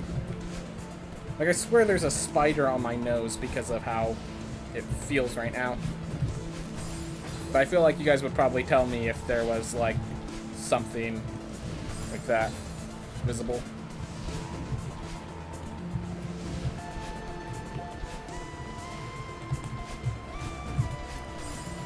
Oh my gosh.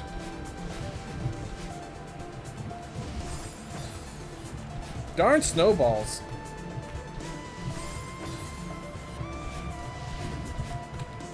Snowballs, my mortal enemy at this point.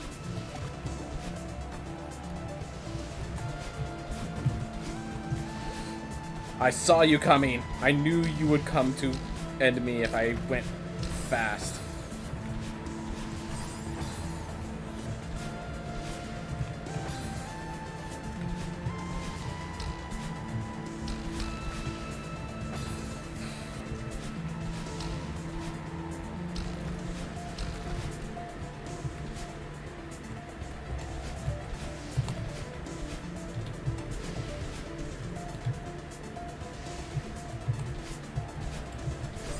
Oh my gosh, at the very last second. Several times that's happened. These snowballs... Whew. At least that one didn't ruin it, but... I'll tell you right now, I was a little panicked it would.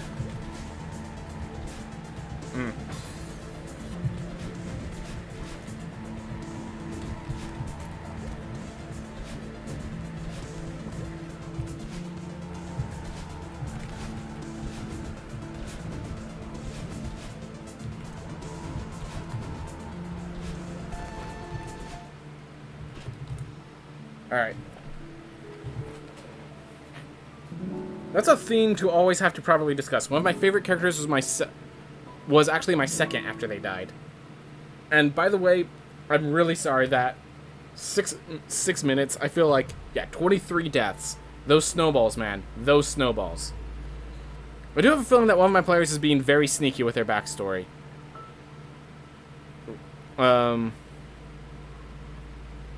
Okay, good to know there's like that in my notes. When would you recommend Session 0? Well, assuming so, I would recommend it before Session 1.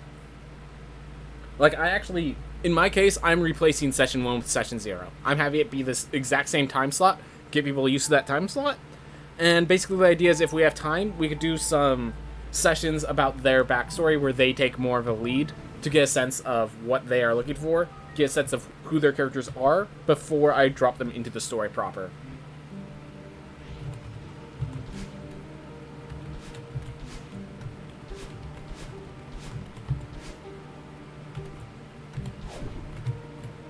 Close enough to the correct route. Whoops.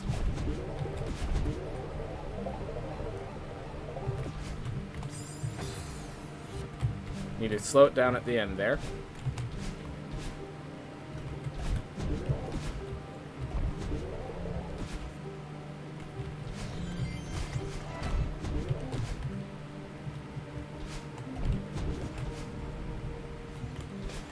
The point of the Session 0 is basically to prevent, like, if you've ever had those bad moments between DMs and players, it's to prevent those as you get an understanding of what everyone's there for. Prematurely. But in absence of that,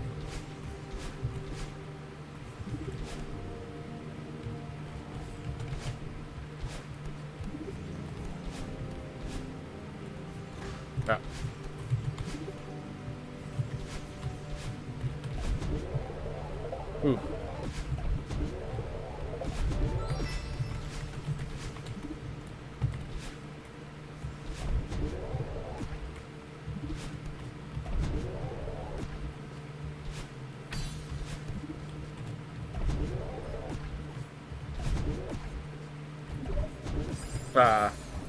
I tried to delay it so I could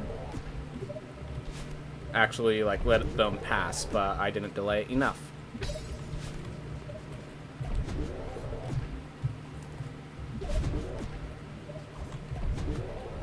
Alright.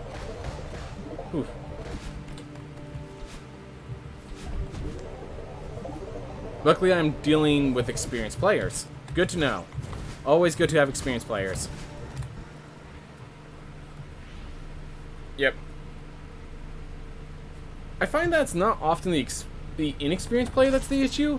It's the inexperienced player that doesn't understand how party cohesion works. It's the inexperienced player who thinks this is like their role-playing video games where even though it's an RPG, it's like they're the only player. And they forget that they have to consider other players to the extent and how their actions affect not just their world, but the world you guys are living in as well.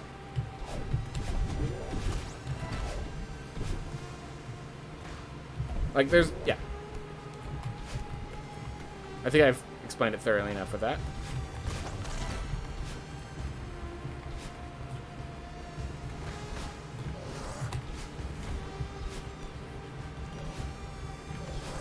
Oop. Messed some stuff up, but still managed, at the very least.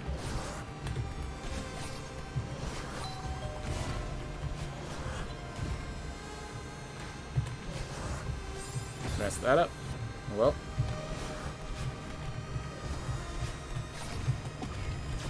Oh, that's not low enough. So sometimes I let them hit the button for me, but he was not low enough to hit that button.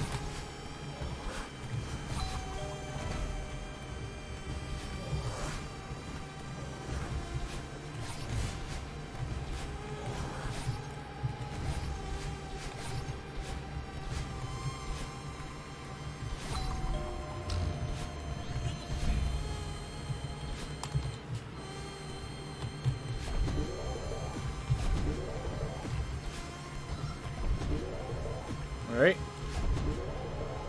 Whew.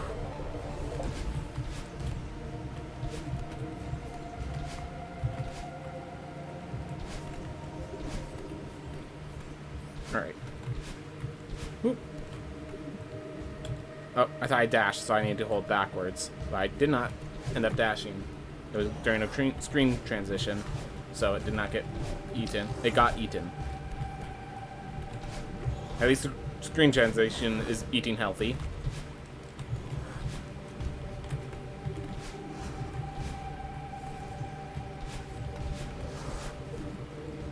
Whew. Glad to have you back, Sean. Okay, I'm just retrying this one. You missed that hit? The process of resetting it is just slower than retrying from the scratch.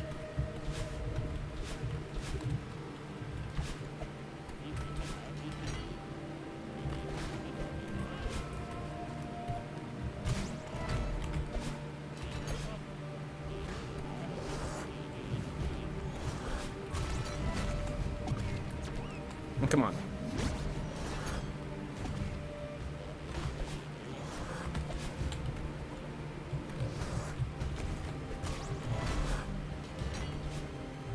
Whew. The fact that Theo can be used as a shield is quite nice.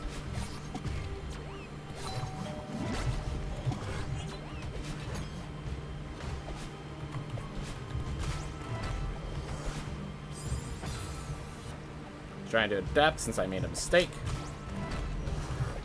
Adaptation did not pan out so well.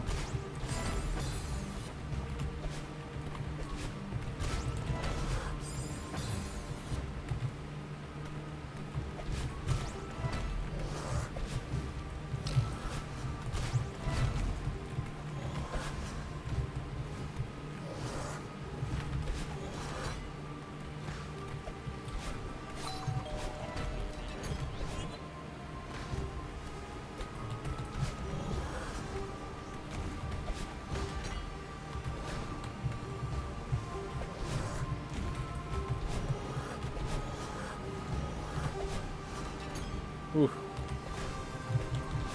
Ah.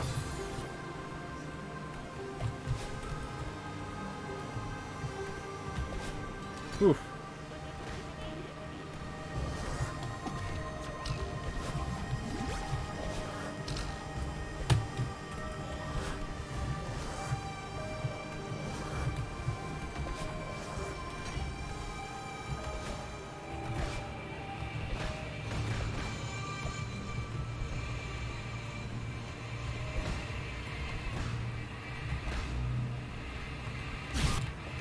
That went okay. Given how poorly the previous stage went, that went a lot better. Alright. Yep, 8 deaths versus, what was it, like 20 on the previous stage? Alright. Well, at the very least, there's no snowballs anymore. Okay, there's one screen with, like, snowballs. But we're not going to talk about that screen right now. That's over on the summit. Ooh. Ooh.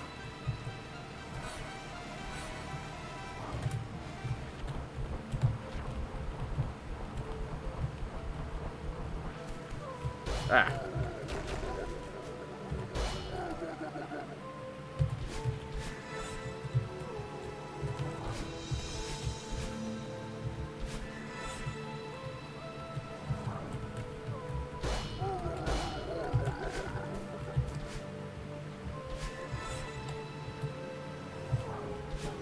Oh my gosh. Oh well.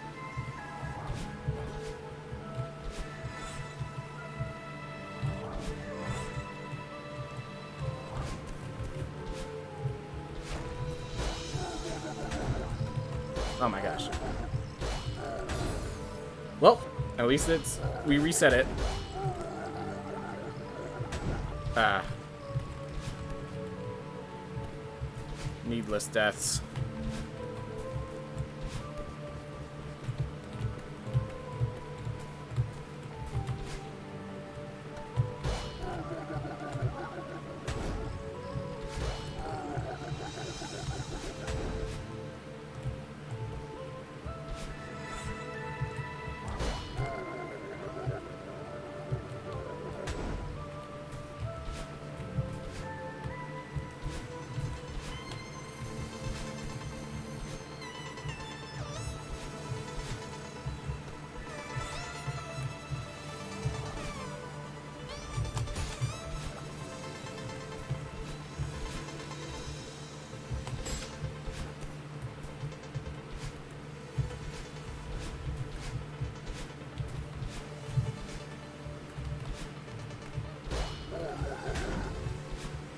Ah.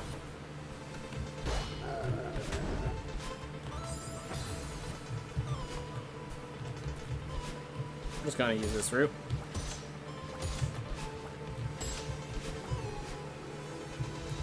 Not my preferred route, but a route that succeeds.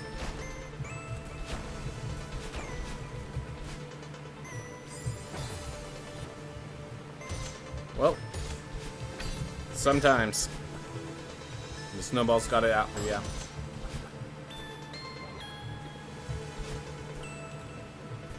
Ooh.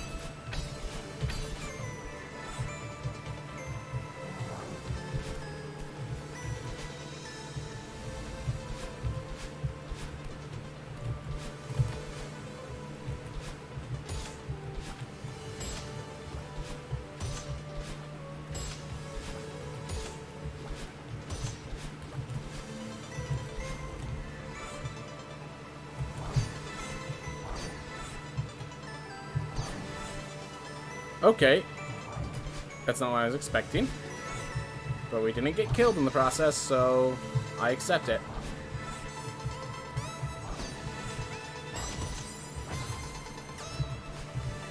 However, I did die in the process, so I don't accept it.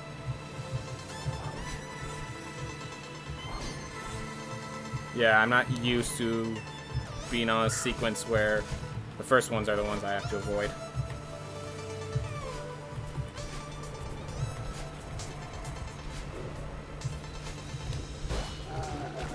Ah.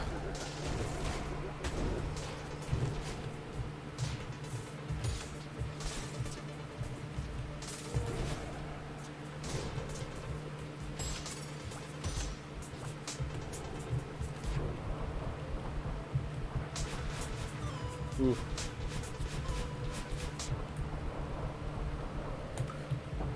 Mm.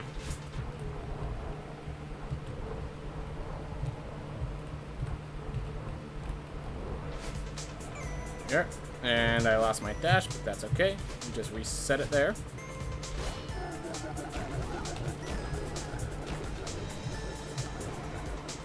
Alright. 4. And...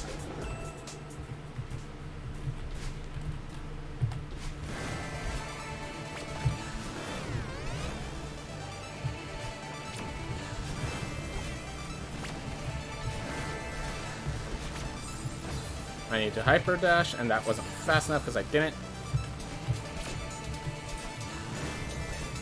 Hate when I dash around them instead of into them.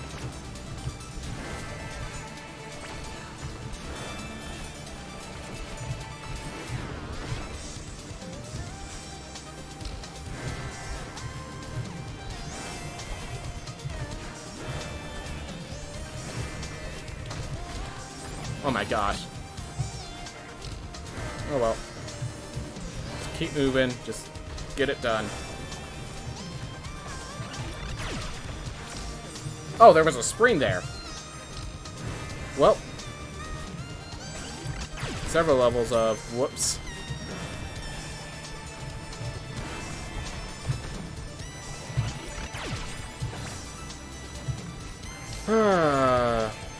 Gets so close, but I'm just barely going to maneuvering around. Yeah.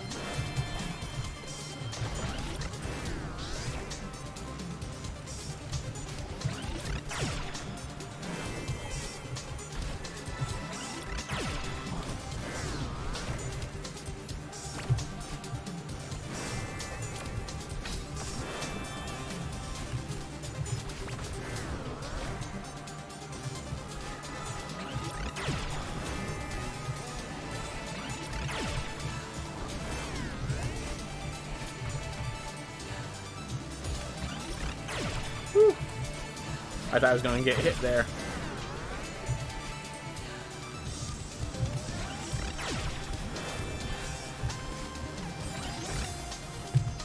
Got too much distance there.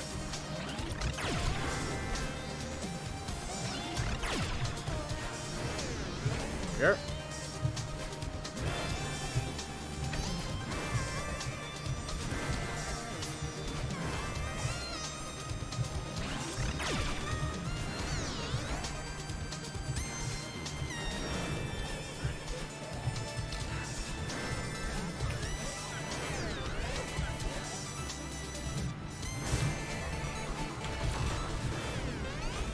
Alright.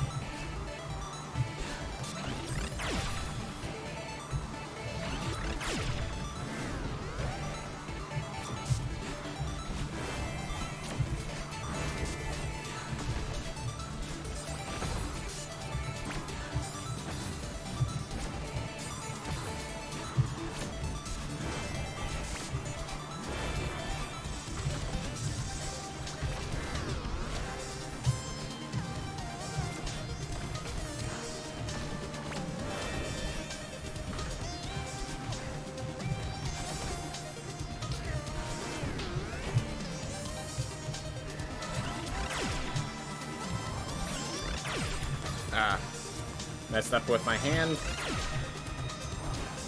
and couldn't fix it.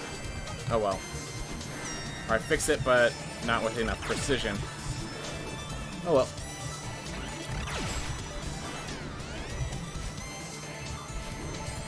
Alright, well, we died, so we get the death cycle, which is something I'm comfortable with. Comfortable enough to look away from the screen, apparently. That wasn't the smartest move. But it worked.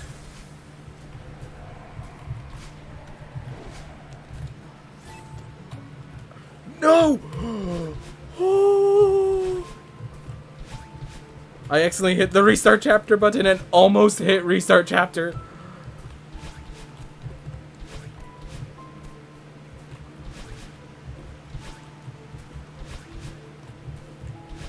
That would have just ended this run. That would have ended this run right there. That was terrifying. That was terrifying. Oh my gosh. Let me go unbind that key to the restart chapter button. Just really fast, I'm gonna go unbind that key. I felt like I almost brought that on. Can I enter options from here? Nah. Alright, if we can't enter options from here, we're going to go unbind that key later. Ah.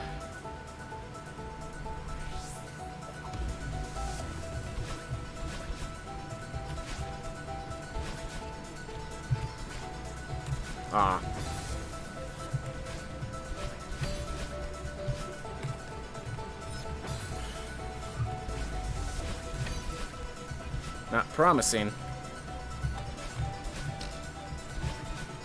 I've done worse. I've managed through worse. I'm done okay. And this was a good time, so if I do okay, I think we get PB, though it might only be from a few seconds.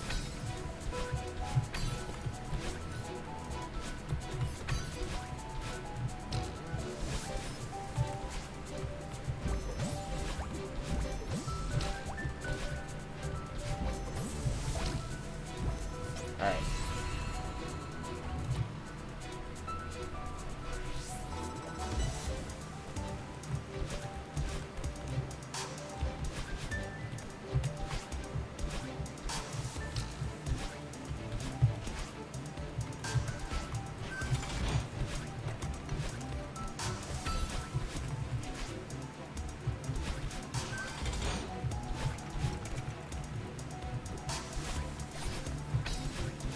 Oop. Well, now I have to wait for this because I need to hit there. Oh my god. I have to full hop.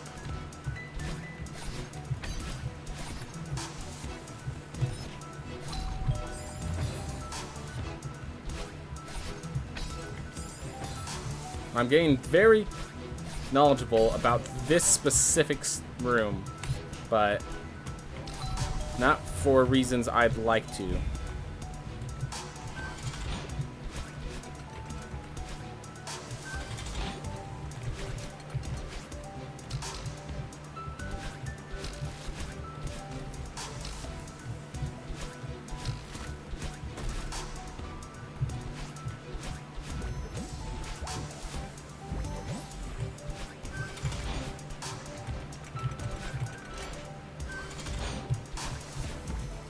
Alright. Jeez. Nose acting like there's a spider on it. Not helping.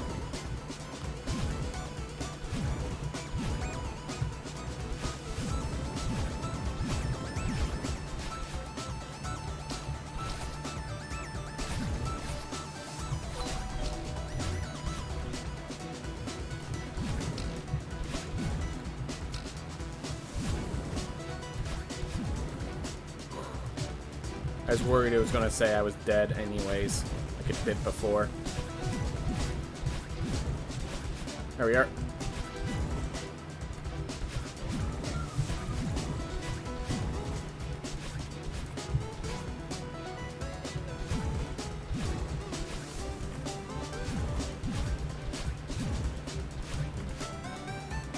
Alright, well I missed the timing, so we're going to go just casual route through here. Just fast casual. Alright. Whew.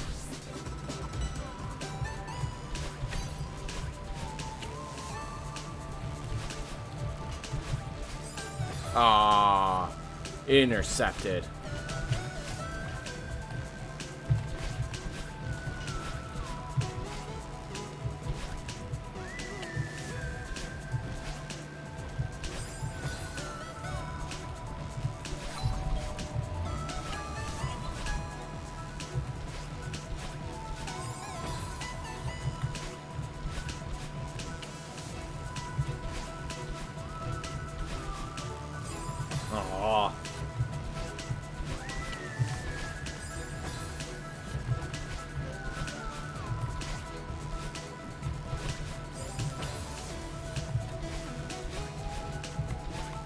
so close to good rooms, and then I just, like, there's half an inch that I mess up. Which I guess is the whole point of this game. It's just, it hurts. Ugh.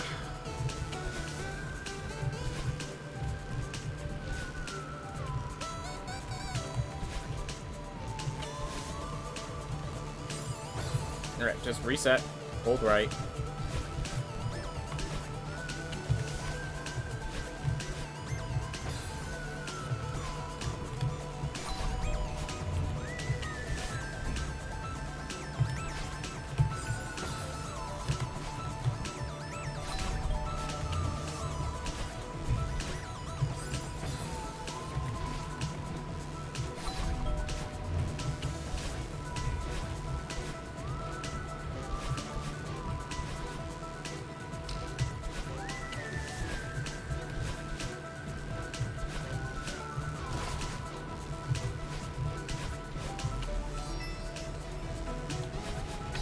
Ah, actually did the wrong angle.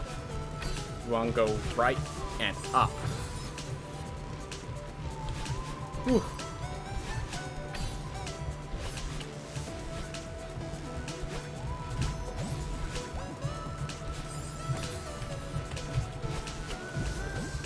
And this was such a good run. This was actually doing decently. And then we got snowballs, and then we got... It's just like... Today was the day where the general run went well, and then there were just a few rooms that absolutely butchered me and would not stop cutting, even as I begged.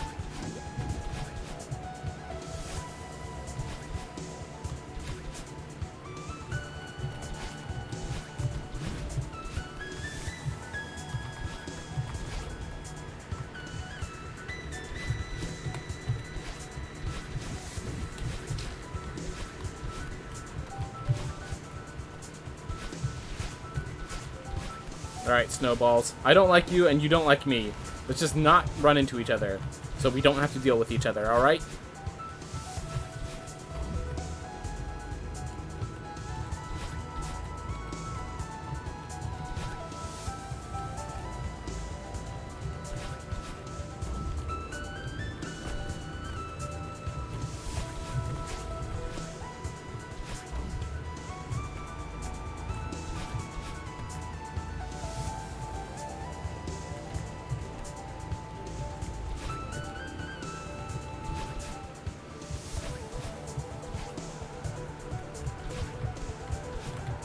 Right. Oh my gosh.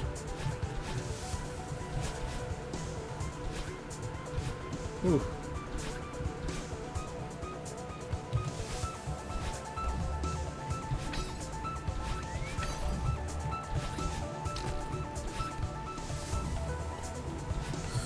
Ooh.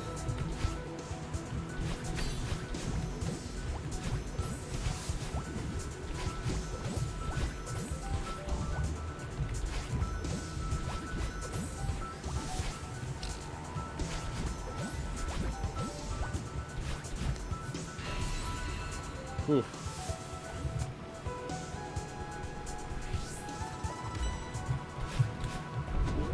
Let's see, I'd have to get through Mirror Temple.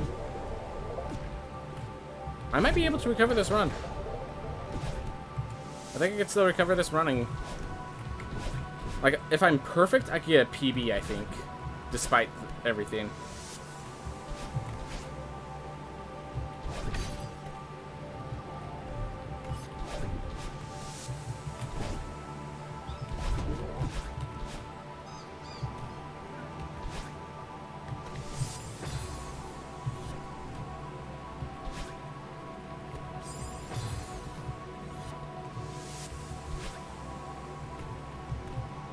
Oof.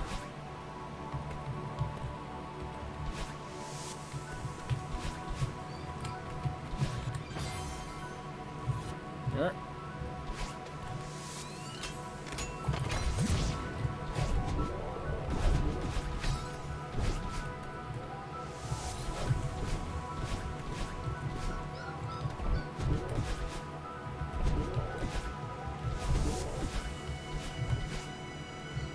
Oop. Okay.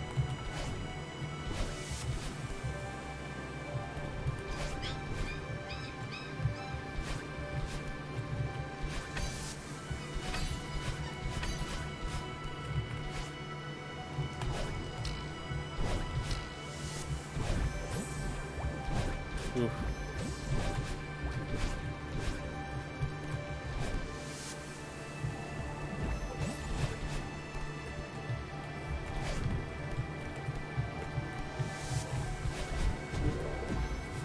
Oof.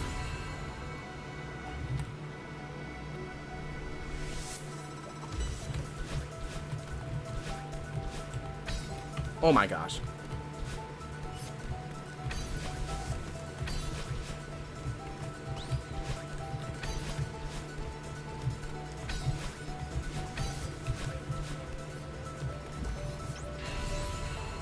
So we're 30 seconds behind where I want to be when I hit this flag, but last time we hit this flag, we did pretty poorly, so just don't do poorly.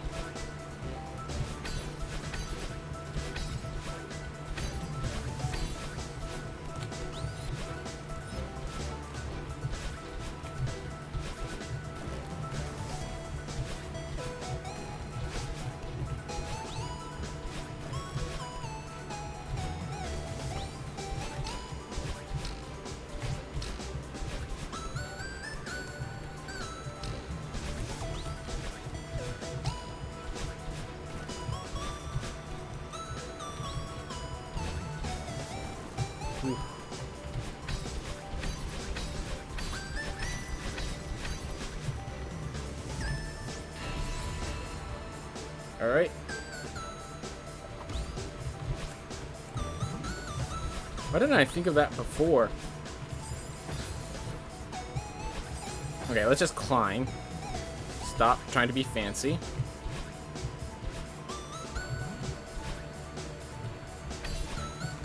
Oh.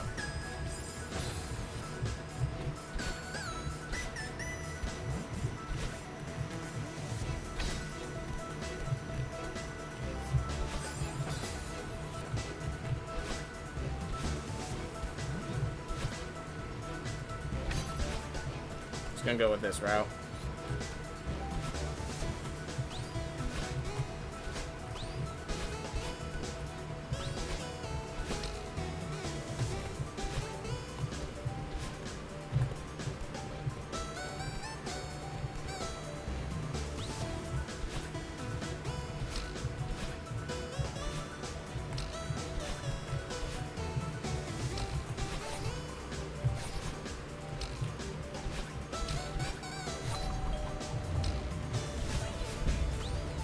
A little confuddled there, but managed nonetheless.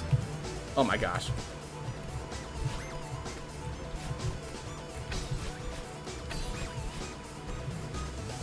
Yeah, we're not getting PB anymore. We have 20 seconds to get there to get PB, which we have 10 flags to go, but we're getting sub 50, I think. We're still getting sub 50. Ooh. So just a few rooms that just wrecked my face in.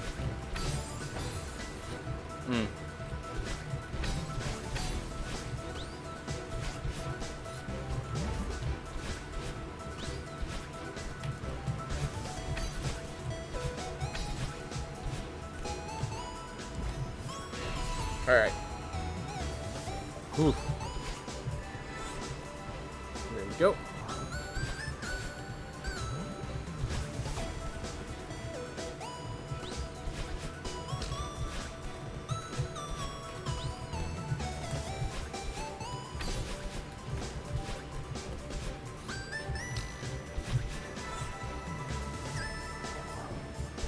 Oof.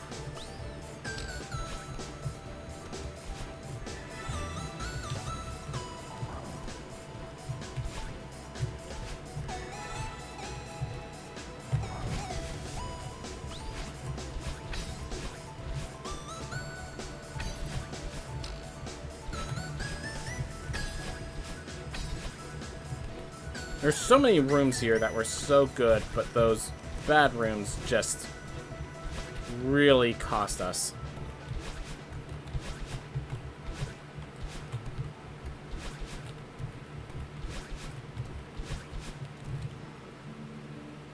Huh. Oh well. Sub 50. Sub 50, everyone. Sub 50. Whew. Still sub 50 hype. Yep, still sub 50 hype. Still happy to get sub 50. Always happy to get sub 50 even if it's not PB. Alright. 96 deaths. Those bad rooms are just really, really bad rooms. Ugh. Because, yeah, if you look at this, just certain rooms, like 23 on Golden Ridge. That's not what Golden Ridge gets. Golden Ridge doesn't take 23 deaths. Ah. So let's just... Let's see. Confirm. Let's add D to confirm.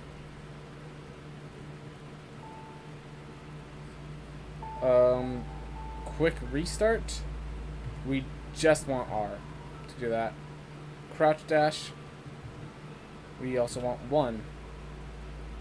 I'm going to add 0 just in case. Delete that restart.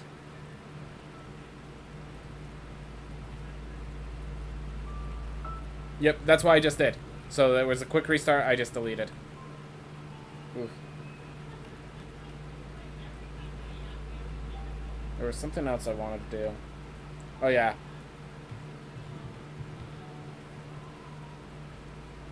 Down. Right here. Oh, no. There we are. Whew. Alright. I am going to go take care of a few things, and then I'll be back with our little thing that I've been wanting to do. We're going to be doing a, we're just going to be discussing the new cards that got released for Magic the Gathering, if people care about that. So I'm going to try to get some stuff set up in just a bit.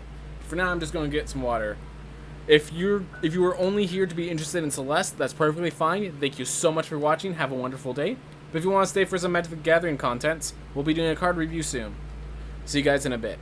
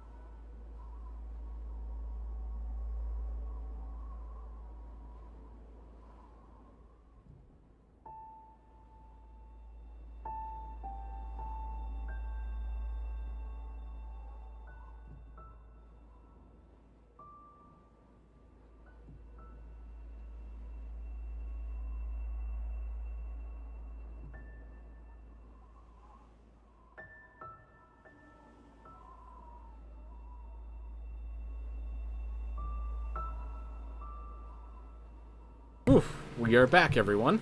We are back. So I am going to close out of Celeste.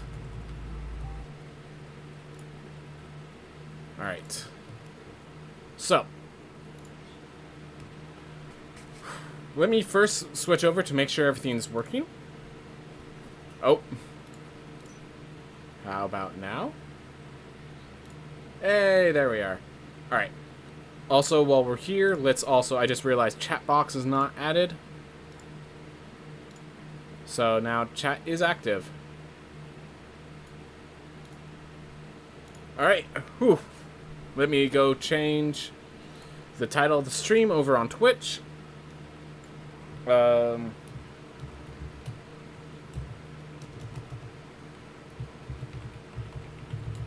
Realms card review. It's fun.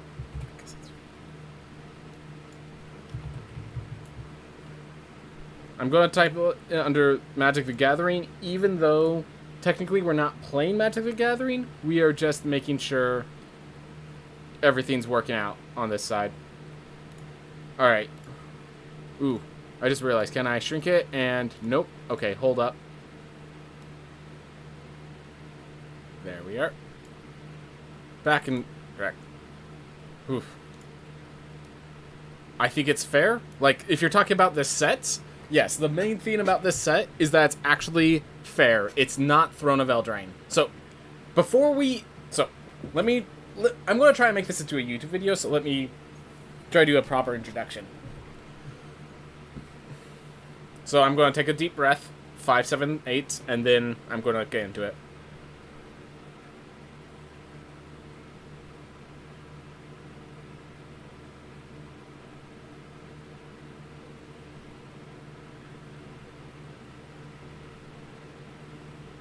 Hey everyone, welcome to some discussion on D&D Adventures into the Forgotten Realms. This set is one that I'm going to really enjoy. If nothing else, flavor-wise alone, this set's going to be great. Okay, so I just pulled up the card image gallery, and we're going to be just going through the cards, doing a little discussion about them. I'm going to talk about their standard usage, their limited usage, and I'm going to talk about a bit of the lore of connecting it to D&D. Some people in my chat play D&D, but probably not Magic the Gathering. Some of my people in chat probably play Magic the Gathering, not D&D. So getting the connection here is what I really enjoy in this. In fact, apparently over on the Magic the Gathering website, they actually released a little campaign module for characters of level 8. I would start with level 1 for Magic players, but fair enough, you want to get straight to the story. But... So, a quick thing before we start. When I'm talking about standard, as long as Throne of Eldraine is in the... As long as Throne of Eldraine is in the picture, very few of these cards are going to see standard play. Whenever I talk about standard, assume I'm talking about rotation. I will bring up...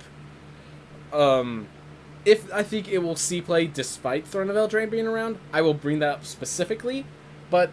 Without Throne of Eldraine just was too powerful for these to make it that very, very far.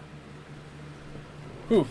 So just in case we run into it, I'm going to start by talking about dungeons. So dungeons are these cards that, and Lost Mine and Found Delver is a perfect example.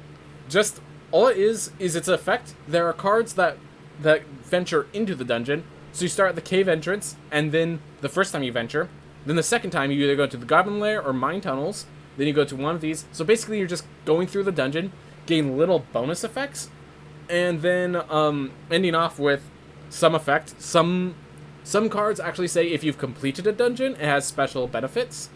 On that, they have 3 dungeons. The first is Lost Mine Found Delver. It takes 1, 2, 3, 4 ventures to complete it, and it ends with just a simple draw card. None of these effects are really powerful. I would generally rate a venture in Lost Mines Found Delver to about half a card draw, because you get something that's a beneficial effect. It's not worth a full card draw in effect, you know? It's a body on board, which is sometimes all you need. It's a treasure token to ramp you out, which is sometimes all you need. A scry putting on the bottom a card that you're never going to use is kind of a card draw, but I wouldn't rate it as high as a card draw, obviously. And then it ends with an actual card draw. So I would say some of these are lower than a card draw, but then it finishes with with a card draw itself. So I think Lost Mine and Found Delver, it's okay rating each one as about half a card draw. I think if you don't know what sort of strategy you're doing, you're going to go to Lost Mines and Found Delver. I like the mechanic. Yeah, so in case you're wearing the venture to the dungeon mechanic, I like it a lot. It's flavorful the way you just delve in. I love the kind of saga-style maneuvering of from the top working your way down. I do love those style of cards, and just find a new way. My only theme is, as these progress, if they ever use Venture to the Dungeon again, I feel like they're going to have a rules errata where you have to have your dungeons in your sideboard. Right now, that's not an issue. Right now, just having them, you have access to all three is perfectly fine. If they ever make more dungeons, which I hope they do, they're going to need to limit you from having, if there are 12 different dungeons to pick from, I'd like them to limit you to what dungeons you put in your sideboard. That might be because there's a lot of weird balancing issues if suddenly there's 4 times as many dungeons to choose from, and all of the cards just got that much more variable. So, that could be parasitic. So they're just, free? So there's cards, later, as we will get into it, there are cards that their special effect is that, when they come in, they venture into the dungeon. It's not that they're free, they don't take a deck slot. None of these cards take up a deck slot. They have no mana cost, it's just, if you find a card that ventures into a dungeon, you take this, you put it into your command zone, and you start at the top of the dungeon, and you work your way down. So Lost Mine of Phandelver is the good base, which is perfect, because flavor-wise, Lost Mine of Phandelver is the starting campaign. 5th edition started with Lost Mines of Phandelver as how they would introduce people to D&D, and it's a perfect introductory dungeon to introduce dungeons to Magic the Gathering. I like it. I don't like that this is it. I would love to see, Sunken Citadel brought up, and, you choose the Goblin Path or the Kobold Path, and it just, stays on your lane the way the Tomb of Annihilation does. But, yeah. I do like the idea of dungeons. I don't like that there's only 3. I do not like... People have talked about being parasitic. I just hope this isn't the end of them. They're just not going to be coming for a while. And if they do, I feel like they're going to need to take sideboard slots, because right now, they are free. You're considered having all of them at all times. You don't need to worry about it.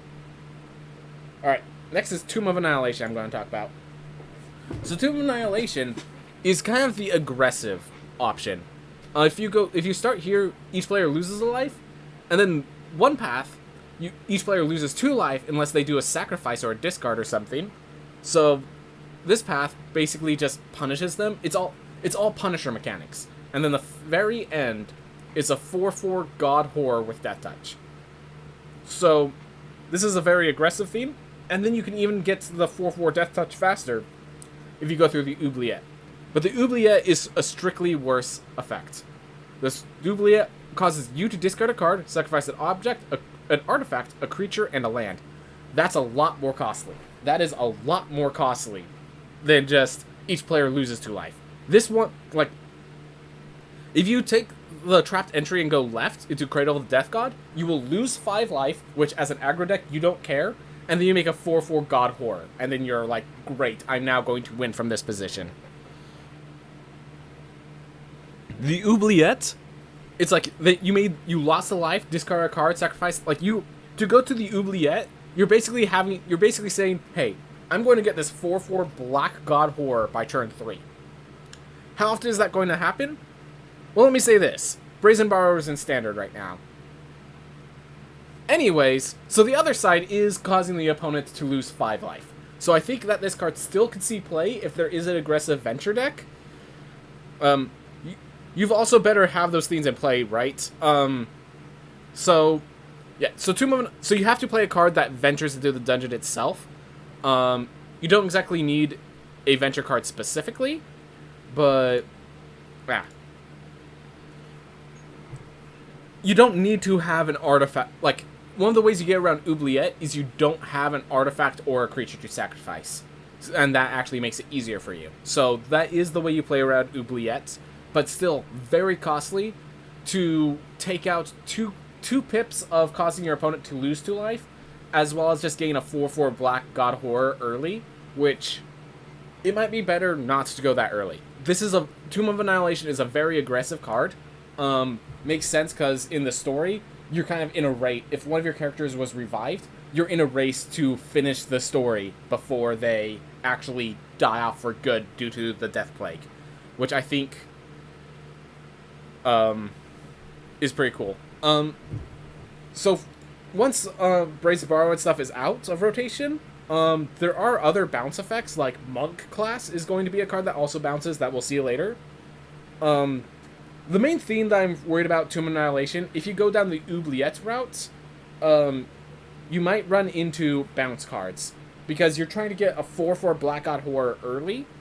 I'm not sure if you could do Ventures fast enough to make a 4/4 creature devastating early, then can you not make one more trigger and not have to worry about sacrificing lands and creatures?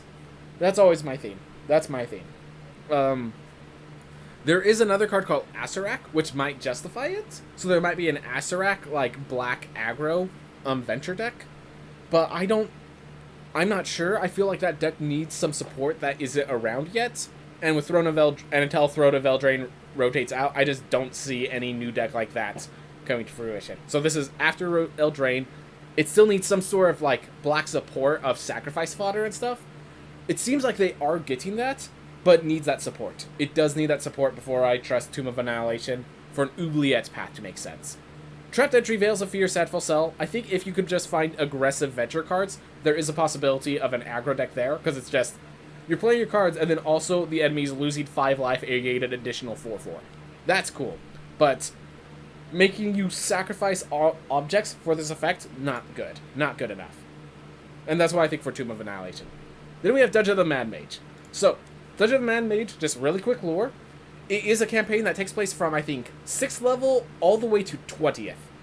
It is a very long campaign of just a winding, mismatching dungeon that has a deep, to try to get to the Mad Wizard's lair where all his treasure is. It is and because of that, this is a very long dungeon. So you start off with the Yawning Portal, gaining 1 life, then you scry 1, then you stop an attack, or you create a treasure token. Like, you're going to find that these are all pretty weak effects for a while. So the first 3 are weak effects, the next 3 are pretty strong. Scry 2, create 2 1/1 black skull creatures. Scry 3, all good effects. And the Mad Wizard's Lair, draw 3 cards, then you cast 1 for free. That's amazing. So basically, the way that the Dungeon of a Mad Mage works is, if you just realize you have a lot of Venture cards, I would say this is probably the one that you're going to see a lot in Limited, because it's just like, oh, we're dirtling around. Yeah, Lost Man of Fendelver and Dungeon of the Mad Mage are the 2 most likely in Limited. I'm going to put my money on Mad Mage, because while it has weaker effects at the beginning, the fact that ending is so powerful, the fact that you could scry away the bad cards, which in Limited you're going to actually have some just legitimately bad cards in your deck at times. Like, I think this one, just the value at the end is so much. The scrying on the way there is so great. Also note that you get the scry 3 before the draw 3 cards, meaning you could actually make sure that I draw this card, so I put this one on the bomb, I draw this card next turn, and then I will be drawing 3 cards causing this trigger so I can cast this one for free. You can do some good setup. Like, the power of Dungeon of the Mad Mage is that it sets itself up. It is a combo card. It is a power card in and of itself. All you need is just ram cards that venture. I think, that being said, there are more powerful effects just in Standard itself. So like for Standard play, I think Tomb of Annihilation will see more just because of the aggressive curve that you can pull off. But I think you're going the left side. You're not going right side. Fendelver, maybe? I think these 2 are more limited. And of limited, Mad Mage is going to be more powerful. You just pick Lost Mines of Fendelver if you have, like, oh, I need to complete the dungeon soon because I have these things that benefit if I complete a dungeon. But, this is only 3 more, so this is almost twice as long, but the effects are twice as powerful. It starts out weak, gain 1 life, then scrying 1. Like, it starts out much weaker, but it becomes much stronger as well.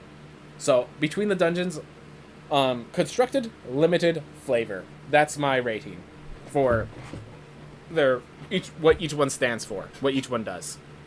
Alright. Moving back. So now let's get to the actual cards that you're going to put in your deck. And I'm just going to go down the list. If there's not much to say, there's not much to say, but sometimes I'll just find something stupid to talk about. For example of stupid things to talk about, let's talk about +2 Mace. So, there's some hilarious stuff with this. So first of all, let's just read the card. It costs 2, and it actually costs a white to get if your creature is +2/+2, but it costs 3 to equip. So, here's the funny stuff. So first off, it starts with a plus symbol. This is like the first thing in Magic the Gathering that doesn't start with... I'm pretty sure they got rid of the A there with the A, like, side E, because it messed up with search algorithms and stuff like that already. And then we just add a plus symbol as the start. Like, it's just kind of hilarious. Like, it's... So first of all, that's kind of hilarious of how that's just, like, messing the +2 mace. Like, the fact that's not mace +2 messes with some algorithmic stuff when they're trying to search for cards. But... we also have how it feels to get the +2 mace versus how it feels like actually get a +2 mace in Dungeons & Dragons. There's a lot of comparisons that I enjoy here. So first, let's just talk about in Constructed. No, not even close. In Limited, yeah. So here's the thing. There is an equipment synergy deck out there in Limited, which means that this is an equipment. So like +2/+2 is not a bad thing. In Limited, +2/+2 is not a bad effect at all. But it costs 3 to equip. It's 5 mana total for that +2/+2. And it's like, eh. Like, the way I would describe it is just like, you'd grab it. You're not happy. You're not picking this in the first 9 cards or whatever. You're picking this because there was nothing else playable, and you're just like, okay, like, this is better than not having it, but that's really it. Which is perfect, because that's kind of how it feels getting this in like a tier 2 campaign in Dungeons & Dragons. So, just in Dungeons & Dragons. So if we're talking about Constructed, well, +3 weapons are a thing, so any +2 weapon is just not considered at the top end. You're going to get this more in the mid-game, which is where its cost is, and the thing in the mid-game is it's like you get a +2 mace. Well, it's better than your +1 weapons, but amongst other +2 weapons, I mean, it's a mace. So, there are simple and martial weapons. Maces are simple weapons, so if you have martial proficiency, you'd rather have a +2 warhammer. For example, a +2 warhammer is literally a mace that deals more damage. You just need martial proficiency. And just about any character that cares about having a good weapon is probably one that has martial weapon proficiency. There are 2 exceptions, which are monks, which, hey, maces are, for you it's like, you're kind of happy because, maces are monk weapons. But also, there's much better monk weapons. Like, this even deals bludgeoning damage, so it doesn't do anything different from your unarmed strikes. You have Keyfield strikes at level 6, so you don't really care about it being magical over non-magical, because you've already solved that problem. And, like, if you just look at a Javelin, it just has the extra damage type, it has the throw ability, like, basically any of the other simple weapons are also monk weapons, so there's probably a better monk weapon out there for you. For example, a dart. Well, actually, darts are. A dagger. Like, there's a bunch of better monk weapons. So that's one. And the other thing that might like a mace, that actually goes into melee, is a Cleric of Life, a Cleric of Order, or some really weird Cleric of Nature that didn't take Shillelagh as their extra druid cantrip.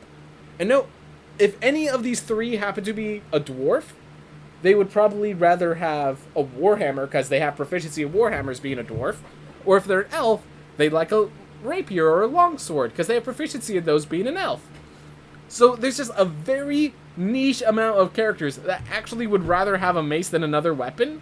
It's like, I mean, a mace is better than a +1 Warhammer usually, so it's like, I'll take it, but the moment we get a better +2 weapon, we're throwing this away. Wizard, you can have it. Which, I think the Wizard can use it, but the Wizard doesn't care to actually... If the Wizard is swinging with a +2 weapon, there's a lot of other issues we have to deal with. So, this is just like... it's like, the feeling of game is just the... I guess, like, I'm not angry, but... this really isn't what I wanted. And I think that's they perfectly captured the flavor of this card. Of, it's there. It's there. Beautiful. They just captured the essence of Dungeons & Dragons with this card. I think that's beautiful. Of what it's like getting a +2 mace.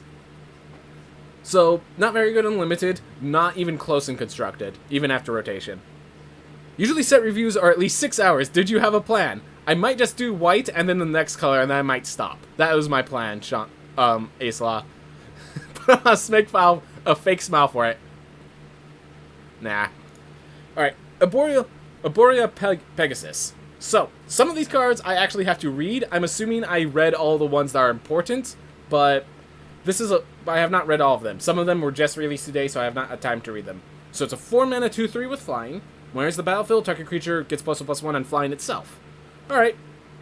In limited, that's good. That's often good enough. It allows you to get... In limited, you just use this, you top end it for aggressive deck. So you're trying to get like a big beater, you try to deal the last bits of damage. You play a 4-mana 2/3, you get another creature flying, and then you have this chip damage of a 2/3 flyer. If there's not many flyers in limited, this is a good card. If there are a lot of flyers in limited, like in Strixhaven there were a ton of flyers, so this would not be good in Strixhaven, but this isn't Strixhaven, so I think this will be much better. Flavor, I mean, there's Pegasus in Magic, there's Pegasus in D&D, there's nothing like exceptional except like flavor text. Constructed, not really considered. There's like, if nothing else, a combat professor. There's better cards than this. Should just do rares and uncommons, maybe, as most commons aren't relevant. Well, I mean, I just talked a lot about +2 mace, and I actually like the limited variant more than constructed a lot. So I'm going to stick with my plan. Thank you very much for the offer, Ace Law, but... Oof. Yeah.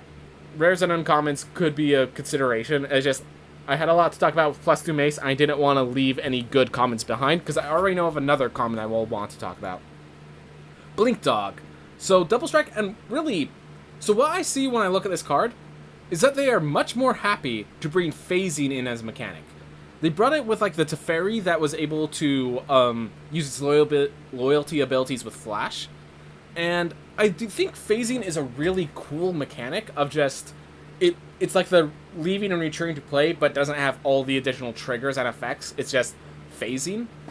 They definitely need to be careful how much they reveal, because it is a complicated mechanic. If something phases out something other than itself, you start having all these mumbo-jumbo, weird rules decisions. But I really like the mechanic. I'm glad that they're still bringing it out. And I think just a little phasing here and there is the right way to do it. I don't think phasing should be a mechanic for a set, because it's like, it's too complicated to be evergreen, but it's too useful to just be thrown away.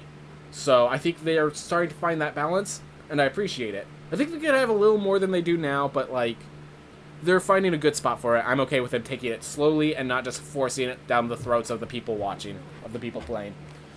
Anyways, other than that, for Standard, you really need to find a good value for that Double Strike. I don't think it's going to be. For Limited, I mean, one of the cool things in Limited is you can attack.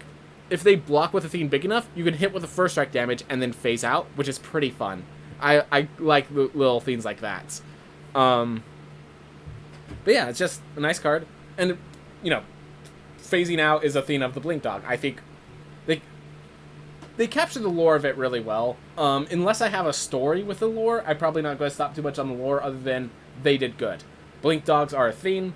They did good. The teleporting, just not being there and then not being there, is the thing that makes the Blink Dogs hard to fight. And yeah.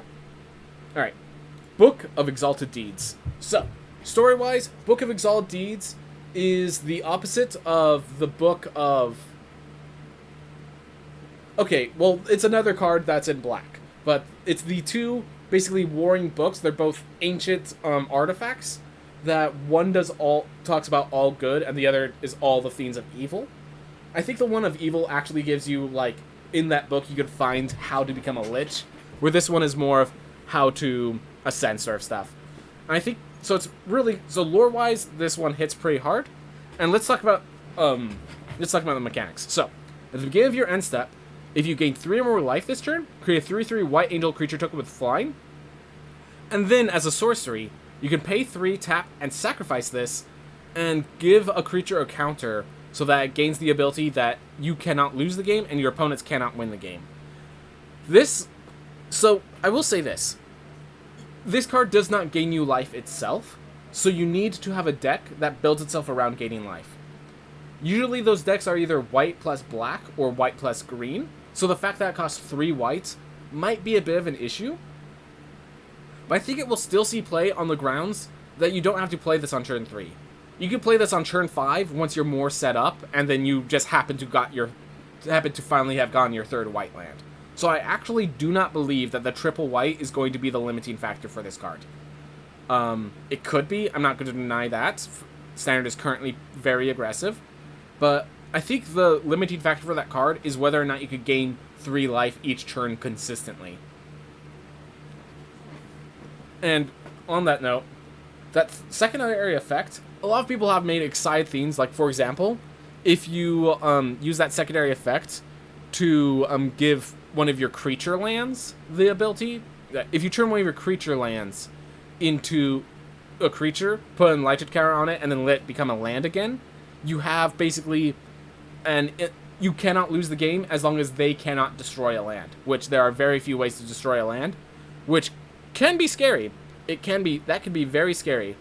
A lot of people have been talking about there's the snow, I can't remember its name, but the snow land that becomes a 4/3. But you gotta keep in mind that costs 6 mana to do. During that entire time, they can destroy the Book of Exalted Deeds. Like, to do this all in one turn costs you like 8 or 9 mana. At that point, they can there's Ugin, there's probably stronger things you could do. I don't want to say that directly because this is preventing you from losing the game. Yeah. This is a very powerful card. I'm not going to deny that. I do enjoy it. I do enjoy that it exists. The triple white might be a limiting factor, but I don't think it's actually as severe as many people worry it to be. This might actually... So here's my thing. I think it will actually see play in a green-white deck. And I think there's a land, like a Hydra land, and that's what you're going to be putting that counter on whenever you can. And you just... Otherwise, you use it... You would only play this card if you could gain 3 or more life in a turn. If you cannot use that you gain 3 or more life this turn effect, you do not use a Book of Exalted Deeds. Just straight out. The sacrifice to make something you can't lose the game, it's too expensive to use normally. You have to actually gain life to get the effect. So, cool card. Glad it exists. Not going to be doing much with it right now. So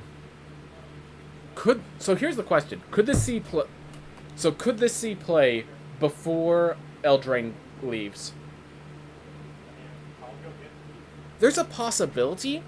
I do not know what the deck would look like, but you definitely... I think it would be green-white life gain, sort of some heavy life gain deck. I think it could see play before Throne of Eldraine even leaves. And strangely enough, in Limited, this is not really playable, because how consistently can you gain 3 or more life?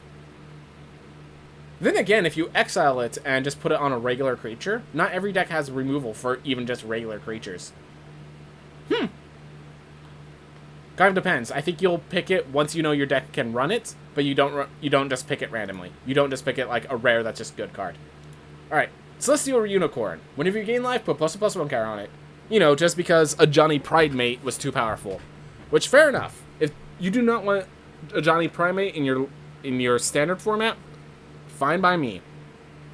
Johnny Pridemate can't be used in every format, and this is good enough. +1/+1 counter. Yeah, the fact that it's a 3-mana 3/2 means it's good enough in Limited. In Constructed, would you even play a Johnny Pridemate right now? The problem is... Yeah, okay. So the problem is, if you play this card, then you're already playing Heliod, the Sun-Crowned, and Heliod is just a better version of this effect. It puts it on every creature instead of just one. And I still, even if that is sees play... There's another card that I think is just better than Celestial Unicorn for Constructed, which we're actually talking about now. Cleric class. As I said, I like all these effects where you start at the top and you just work your way down, like sagas, like dungeons, and now like classes. In fact, if we just talk about classes in general, my only complaint with classes is that where sagas are tied to the history of worlds, and therefore, while not evergreen, can be nearly evergreen, how do you add classes to some place like Zendikar, like Innistrad, like Kamigawa when that finally comes back, when they finally figure out how to bring Kamigawa back? How do you add classes to those? maybe like a tier like peasant class, royalty class, but like my problem with classes is that it's not as easy to make into an evergreen mechanic. That's my one problem, because I love this design. So, when talking about classes, you have to consider that they come into play as level 1. All of them are really cheap, costing 1 or 2 mana. They doodle around at level 1 for a while until you're ready to ramp them up to level 2 or level 3. Sometimes you draw them late and you just play it and immediately bump it to level 2. But I don't think there's any class that really is ready to just go all the way to level 3 when you first play it. I think you have to kind of look at it as it is at level 1, like at each of its levels. You have to look at each of its levels to see if it's worthwhile. So Cleric class is interesting because whether or not this sees play, I think is just dependent on whether its first level ends up being good. So whenever you would gain life, you gain that much life plus 1. That has seen play before. There are 3 mana creatures. Currently there is Honor Troll in Standard, and there used to be a Angel that I think has rotated out already. But there were 2 3 mana creatures that had that effect tacked on them. Of course, they also had the effect that once you're 5 above your starting life total, they become much bigger creatures. I would say each of them were basically mana value to cost 2.5 mana, and then once they got their buff, they cost 4 mana. They were creatures worth 4 mana. So they were very... The thing is, those creatures then closed out the game. That's why Honor Troll's not seen play much, because it doesn't have flying, it doesn't have evasion, therefore it's not closing out the game and not being played much. Cleric class does not close out the game at all with its life gain, but it's coming to play on turn 1. I do not know how important coming to play on turn 1 is going to be for this effect. There are pests in Standard, so if you could splash in green or black, there are a bunch of little pips of life gain. If you could get 2 Cleric classes, they could trigger all the if you gain 3 or more life this turn effects. And the fact that that's not the only thing it does, I think makes this card playable, but I'm not sure if you're 4 of it. I think, basically, you play this card because your deck doesn't have 1-drops. You play this on turn 1, you then play a 2-drop, you play a 3-drop, you play a 4-drop, and you're just like slowly gaining life along the way, and then this card happens to just gain you more life, which allows you to trigger other effects. So, I think that's how this card sees play in Constructed. But it also has the additional benefit, which is awesome. At level 2, you can pay 4 mana, and make it when you gain life, you put a +1/+1 counter target creature. Again, the Heliod effect. And Heliod sees play. Heliod sees play in aggro, white aggro. Of course, it sees play because it's a 3 mana creature that is like a very powerful creature that has this effect. And it also, I should also note, Heliod could trigger itself. As long as you have any creature, that creature could gain itself lifelink. Even if that creature dies, you can just put the +1/+1 counter on Heliod itself. You can't do that here.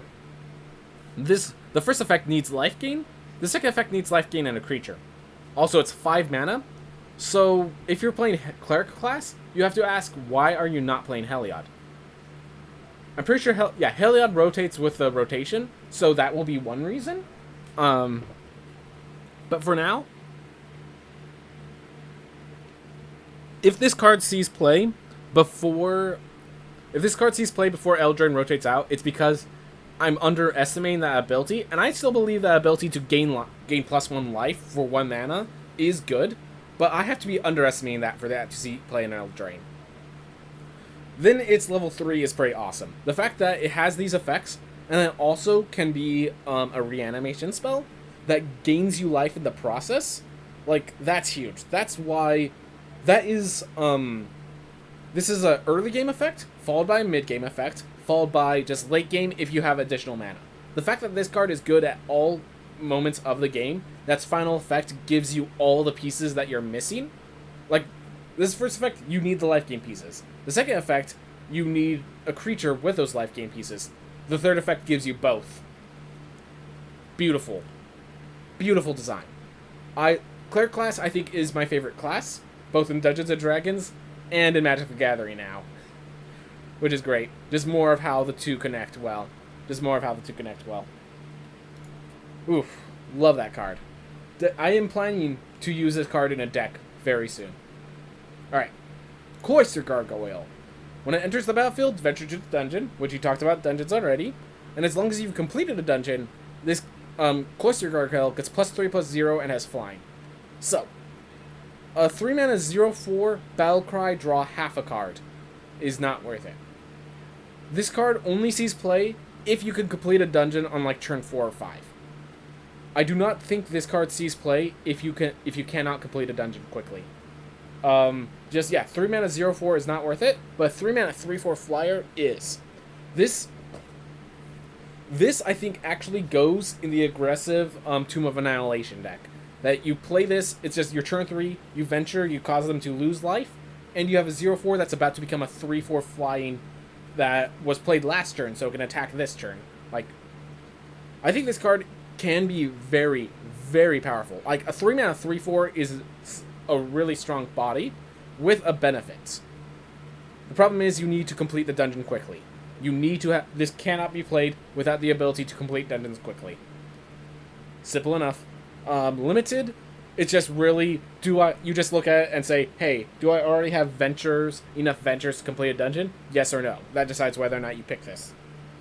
Yeah, and I mean, gargoyles really, you don't need to go into Dungeons & Dragons to know why this fits. It's what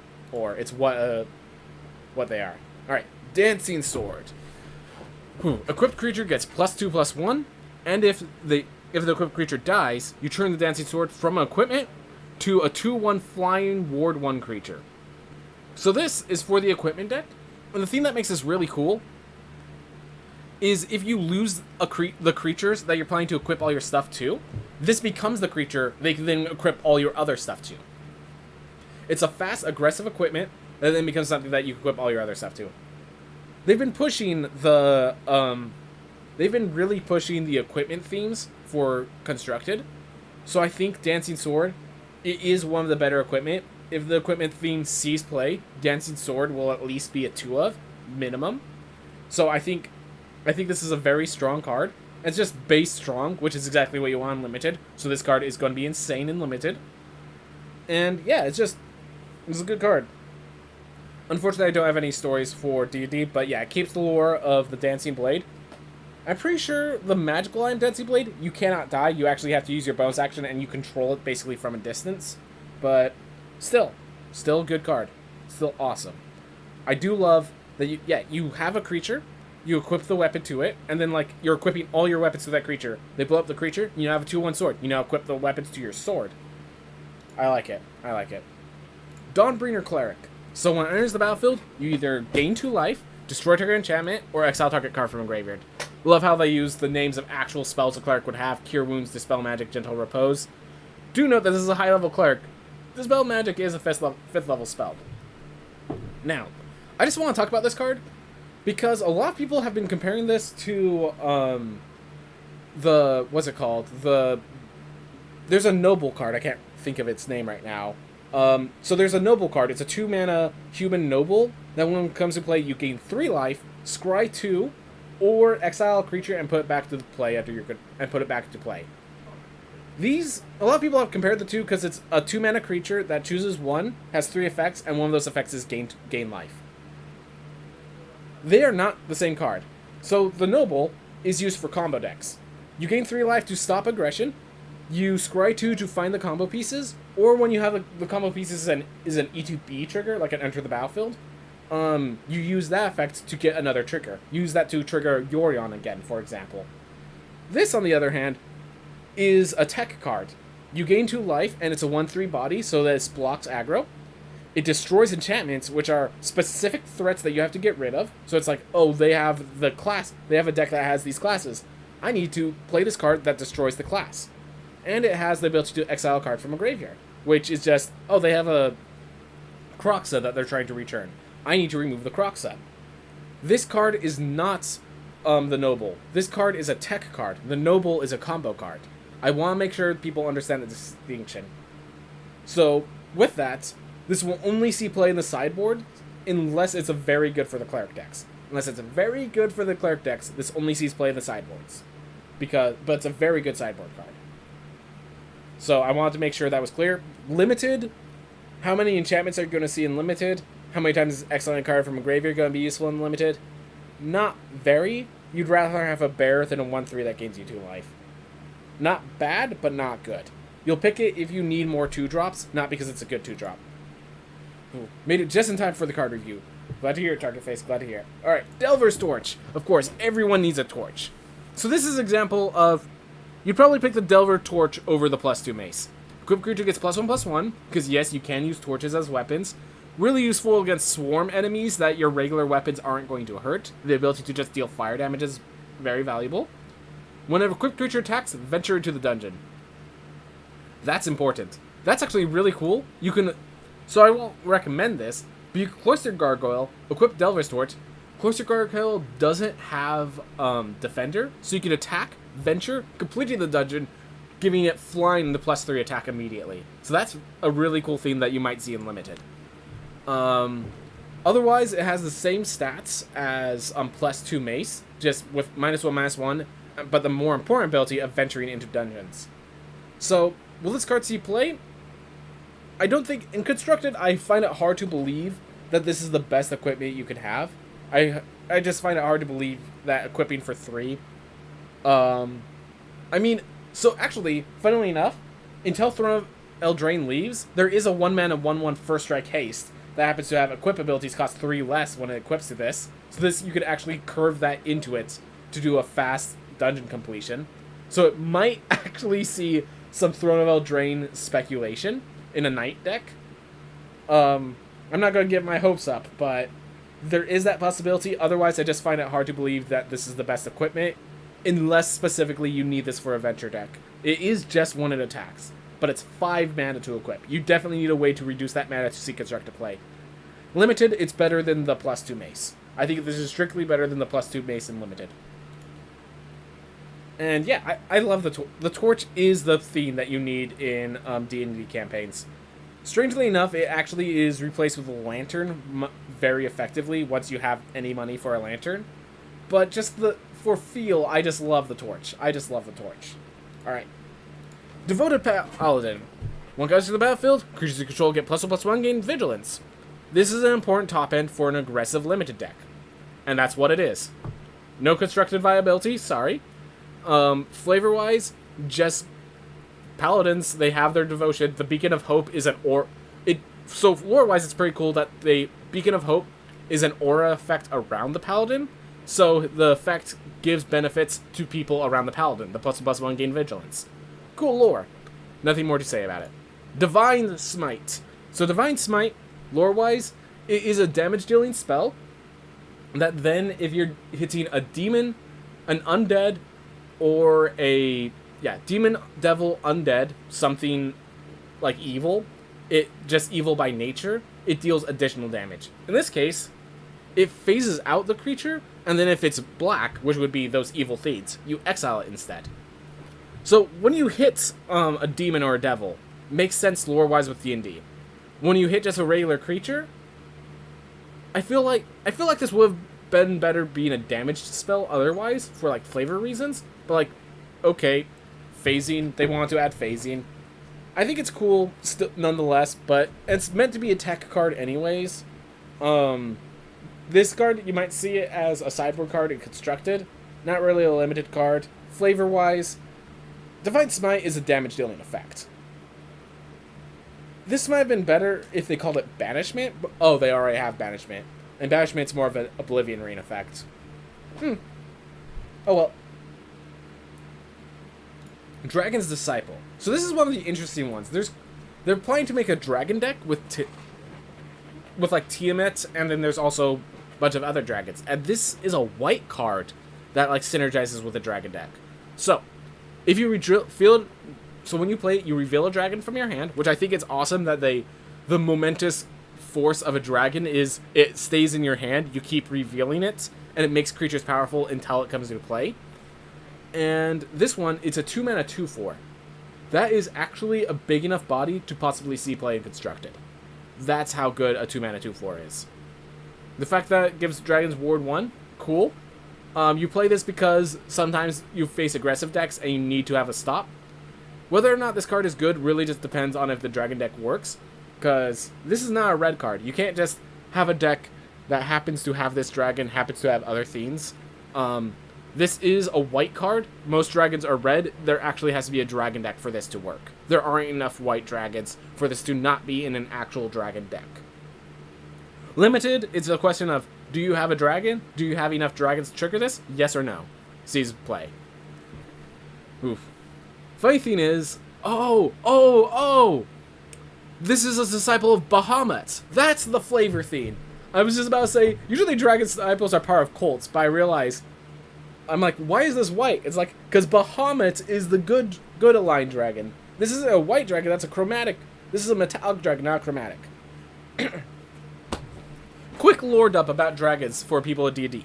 There are two kinds of dragons generally, at least in 5th edition. There's like a 3rd or 4th in 3.5, but we're just worried about the main two. There's chromatic dragons. These are all the people of Tiamat, the evil dragon god. So there's a white dragon, the red dragon, the blue dragon, the green dragon.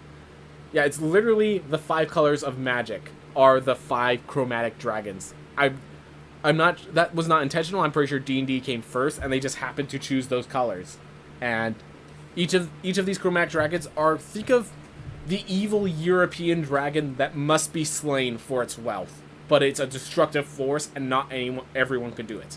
That's what the chromatic dragons are like. Tiamat is the queen of dragons, and she has one of each of the heads. Super destructive creature.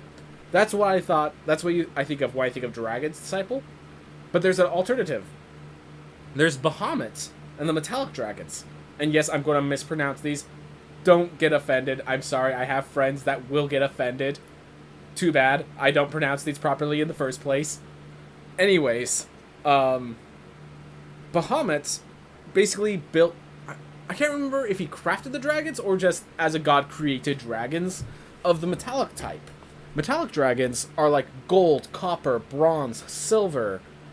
There's a 5th one. There's 5 on each side. But these dragons are more of virtues. The gold dragon, like literally, I think gold dragons literally showed the oaths that paladins devote themselves to. Copper dragons, I love copper dragons because there's a whole feed of you just talk to them. That's your solution to fighting them. They will literally, if you try to run away, they'll put you to sleep. And when you wake up, you're buried neck deep, and they're just like, "What's up? How's the weather?" Like, they just want conversation. Like, there's a whole theme that they will take bards to their lair and just like treat them fantastically because it's like, I want to hear your stories, I want to hear your jokes. Like, this is awesome. Hey, now that I've heard their jokes, feel free to take some treasure on your way out, man. You were awesome. I'm so glad I had you around. Like, that's what I think that was copper dragons that are like that. Like, so this is a metallic dragon disciple. All right, that makes more sense. You can see the gold dragon in the background. Bahamut is the general sense. That's a lot cooler now that I understand that. Alright, because I was wondering why a monk. Because, and we'll get to Bahamut, is more of a person that uses your own personal strength instead of weapons and stuff as strength. We'll get to that in a bit. Dwarfhold Champion. As long as it's equipped, get +0/+2. So 2 mana 3/1 is pretty good and limited already. 2 mana 3/3? That's really good and limited. That's almost constructed viable. I think if this sees play, it's not because of the equipment giving it +0/+2, it's because it's a good body, and it's a dwarf to trigger with Magda. If this sees play, I think it actually has to do with the fact that it's both a dwarf and a very good body for equipment synergy. That's the only way it sees constructed play. Unfortunately, I don't know much about Dwarfhold, so I'm going to have to leave myself limited in D&D. So when I talk about D&D, I want to be clear. I read the player's handbook, I read the monster manual, I read the DMG. I did not read the stories of Drizzt Do'Urden. I do not read the stories of Forgotten Realms itself. So I know the creatures of the world. I do not know the history of the world itself. So just so you understand, when they talk about Dwarfhold, Flumph. Oh, Flumps. Love Flumps. So Flumps are the one good creature in all of the Underdark. You see, Underdark, if you fight any creature in the Underdark, it's probably a bad news. Except for Flumps. Flumps are the one good guys. I remember the first time I introduced Flumps to my friends at a D&D campaign, they fought so hard to bring them home with them. They were so interested. Like, I love these little guys. We need to bring the little Flumps out of this darkness into the light. Love Flumps. So anyways, they're not aggressive at all. You literally, one of the ways you could beat them is you could pick them up and set them upside down, and they can no longer attack. So, but yeah, they have this poison. The poison spray is like more debilitating than damaging. Like, flumps are not a threat if you're evil. They're just, you know, they're flumps. So 0-4 is a proper body size, and they share, the whole thing is they share their knowledge with people that need help. So making them draw a card on each side makes sense. This is total sense. This is exactly what a flump would be lore-wise. I like that. Now, as for the ability, you and target opponent each draw a card. I don't think you want this unlimited. I'm having trouble finding a way this would be useful and constructed. They're, like, drawing a card has to be far more powerful for you. Dopen Commander. Oh, yes, yes. Anything that has target opponents in Commander suddenly has negotiation.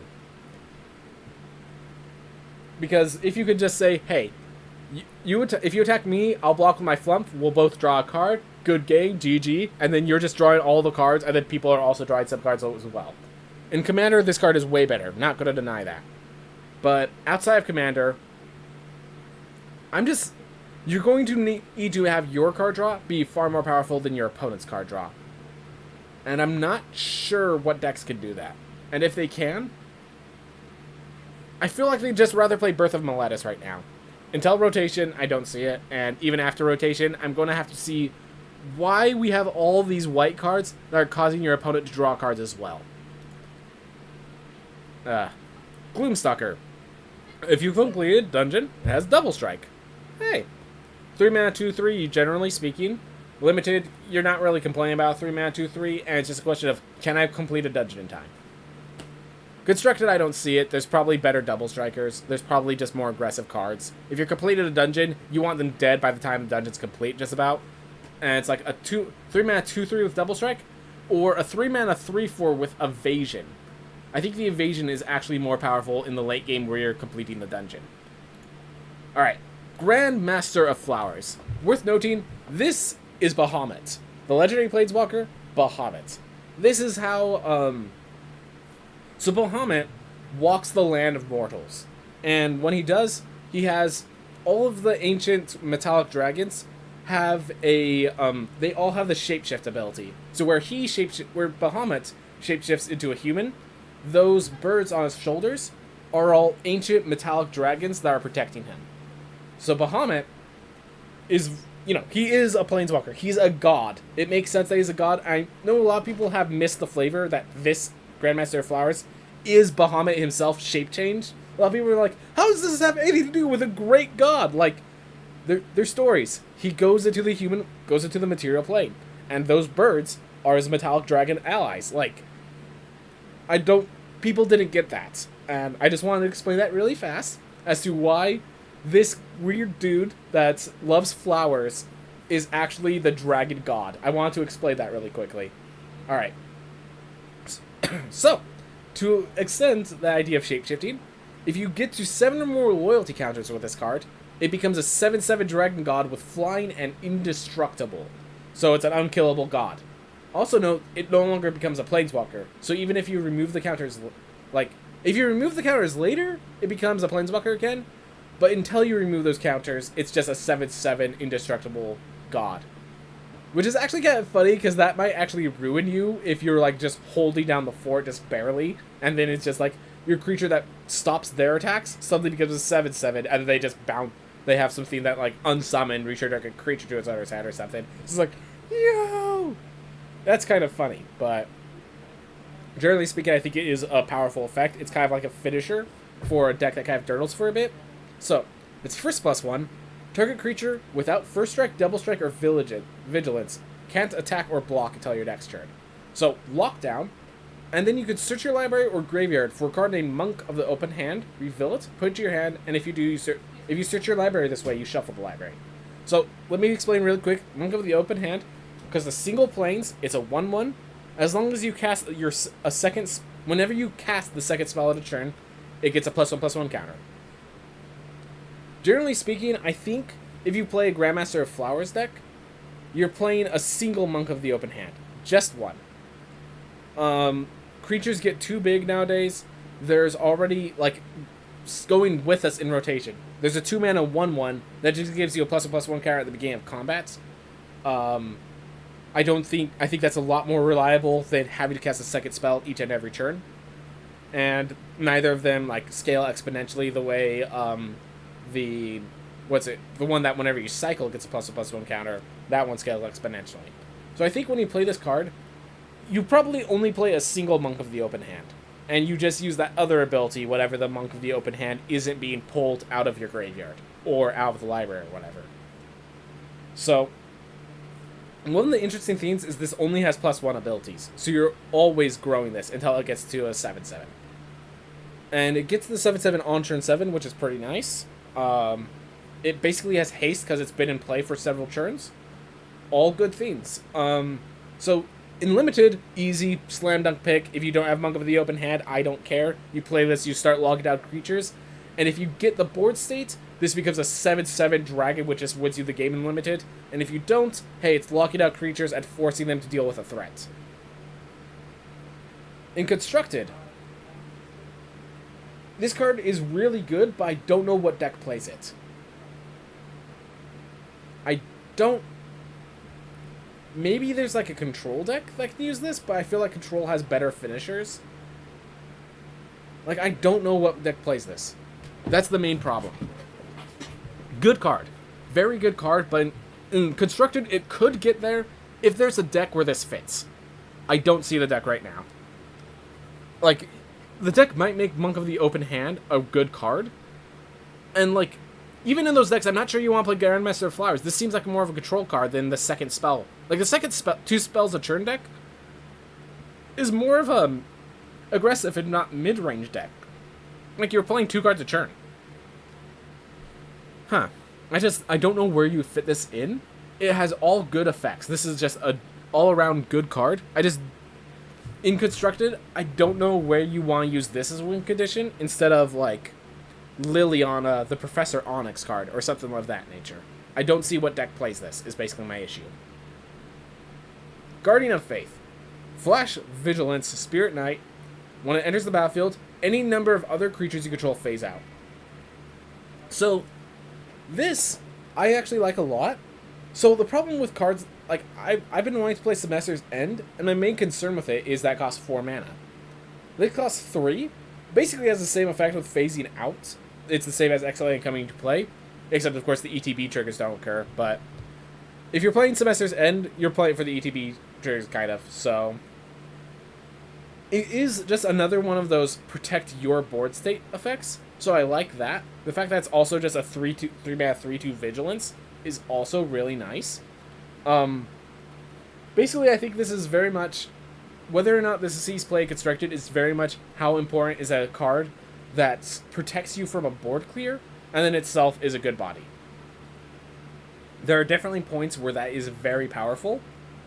I'm not sure how often that occurs.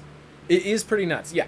If this occurs, if this acts as a combat trick, it is insane. It is a 3-mana 3/2 Vigilance that also is a board protector. And the fact is, but like, in Constructed, people are going to recognize, oh, you're playing this aggressive deck, and you have 3 mana open. I wonder if there's Guardian of Faith that's about to come into play. Like, it does, in Limited, yeah, stops combat tricks. And it also allows you to block and then phase out the creatures that are going to die in the block. So, not denying it's a good card. My question is, for Constructed, is it good enough? And it all just really depends on the deck. White Life Gain aggro? I think there's just enough cards that give you protection, that give you indestructible, that you don't really need the Guardian of Faith to stack on top of it. You might play it just to give you the 2 Devotion to help you get Heliod in play. But, like, great card. I think it's going to be used everywhere, to be honest. I think the double white is quite costly, and the fact that it can both be predicted, you need a board state for it to be good. Like, I think it's... yeah, where it's good, it's extremely good. I'm just not sure in current Constructed format it is good. Like, I will state, like, I considered using this in my Clerics deck because that effect is powerful. But, It's just you need a very creature-heavy deck. You need an extremely creature-heavy deck. Pie bet it? I mean, okay, so here's the question. So Target Facing Everywhere is my bro, and Pie Bet is a theme that we used to watch where they would review the cards, and if they thought, oh, this person thinks the card is bad, this person thinks the card is good, they Pie Bet of whether or not it's good, and one of them gets punished afterwards. So, here's the theme. Is this Pie Bet happening before Eldraine rotates out? Because if that's the case, I'm down for the Pie Bet.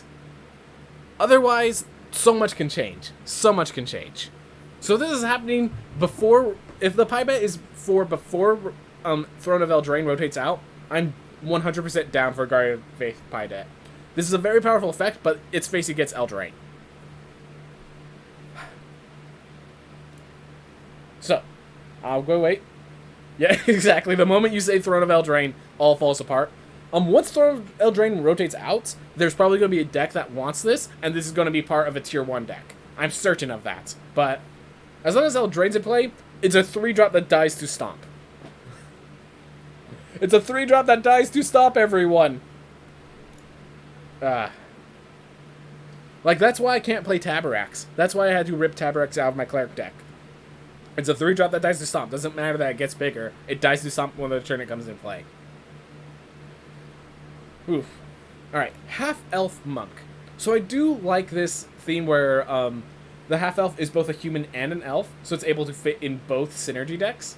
So, for limited, the fact is it's a 4-mana 1/4 Vigilance. Is that 4 toughness good enough to see play? Constructed, we have Giant Killer, which has that same Stunning Strike effect. And, yeah, this was not meant to be a constructed card. It costs 4 mana. In limited, it's just a question of, is 4 toughness enough? That's really it.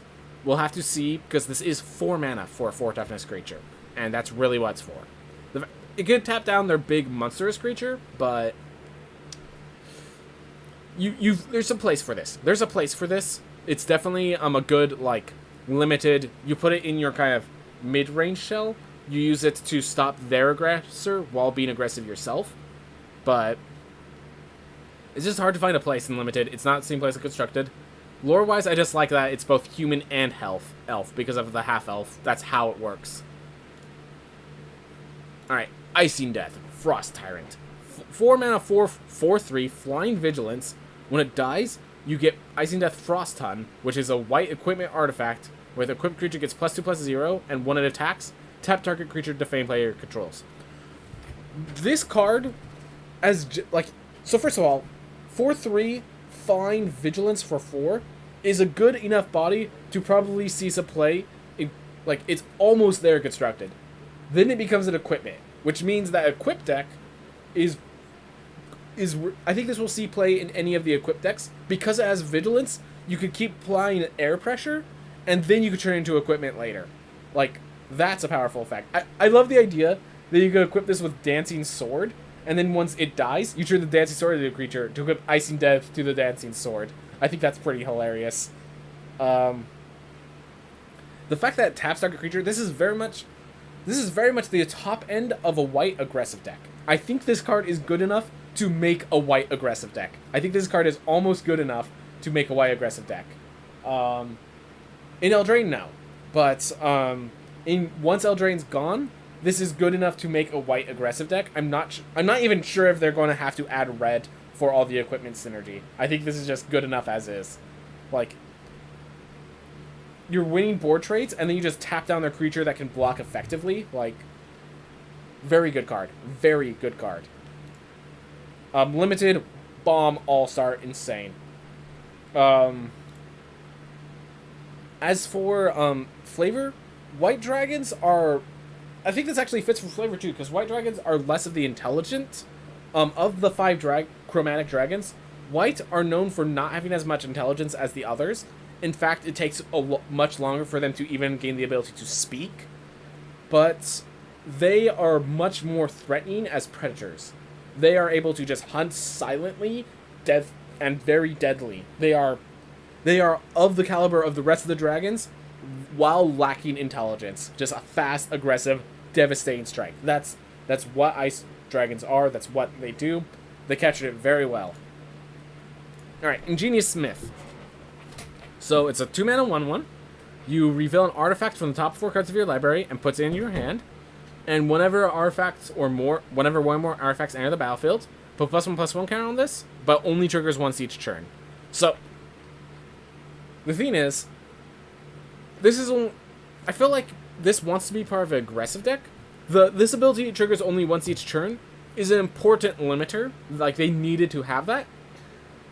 I think this actually sees play if Treasures is more of a theme. If Treasures becomes a really big theme in this, the fact that you can just, like, spawn Treasures every once in a while, like, even during your opponent's turns at times, I think is what will allow this to see play if this sees play. As for equipment deck, there's just much more threatening creatures, and the equipment deck is much faster, seeing Icing Death. Limited, you need to have artifacts. Can you hit an artifact with this? Yes or no. That's the deciding factor of whether this card's good. Because if you hit an artifact with it, it at least becomes a 2/2 bear when you play that artifact. Alright. Oof. Keen-Eared Sentry. You have hexproof. Opponents cannot venture into a dungeon more than once a turn. So, I'm pretty sure that venturing is only going to work very much in limited. I hate to say it, but like venturing is cool. I love it, but I think, well, actually, there is that aggressive venture deck. But in that aggressive venture deck, by the time you play a 2-mana 2/1, they've already by the time you play this out, they can either kill it and then venture. Like the fact that they can still keep venturing. Yeah. There's going to be at least one venture deck, I think, in Constructed.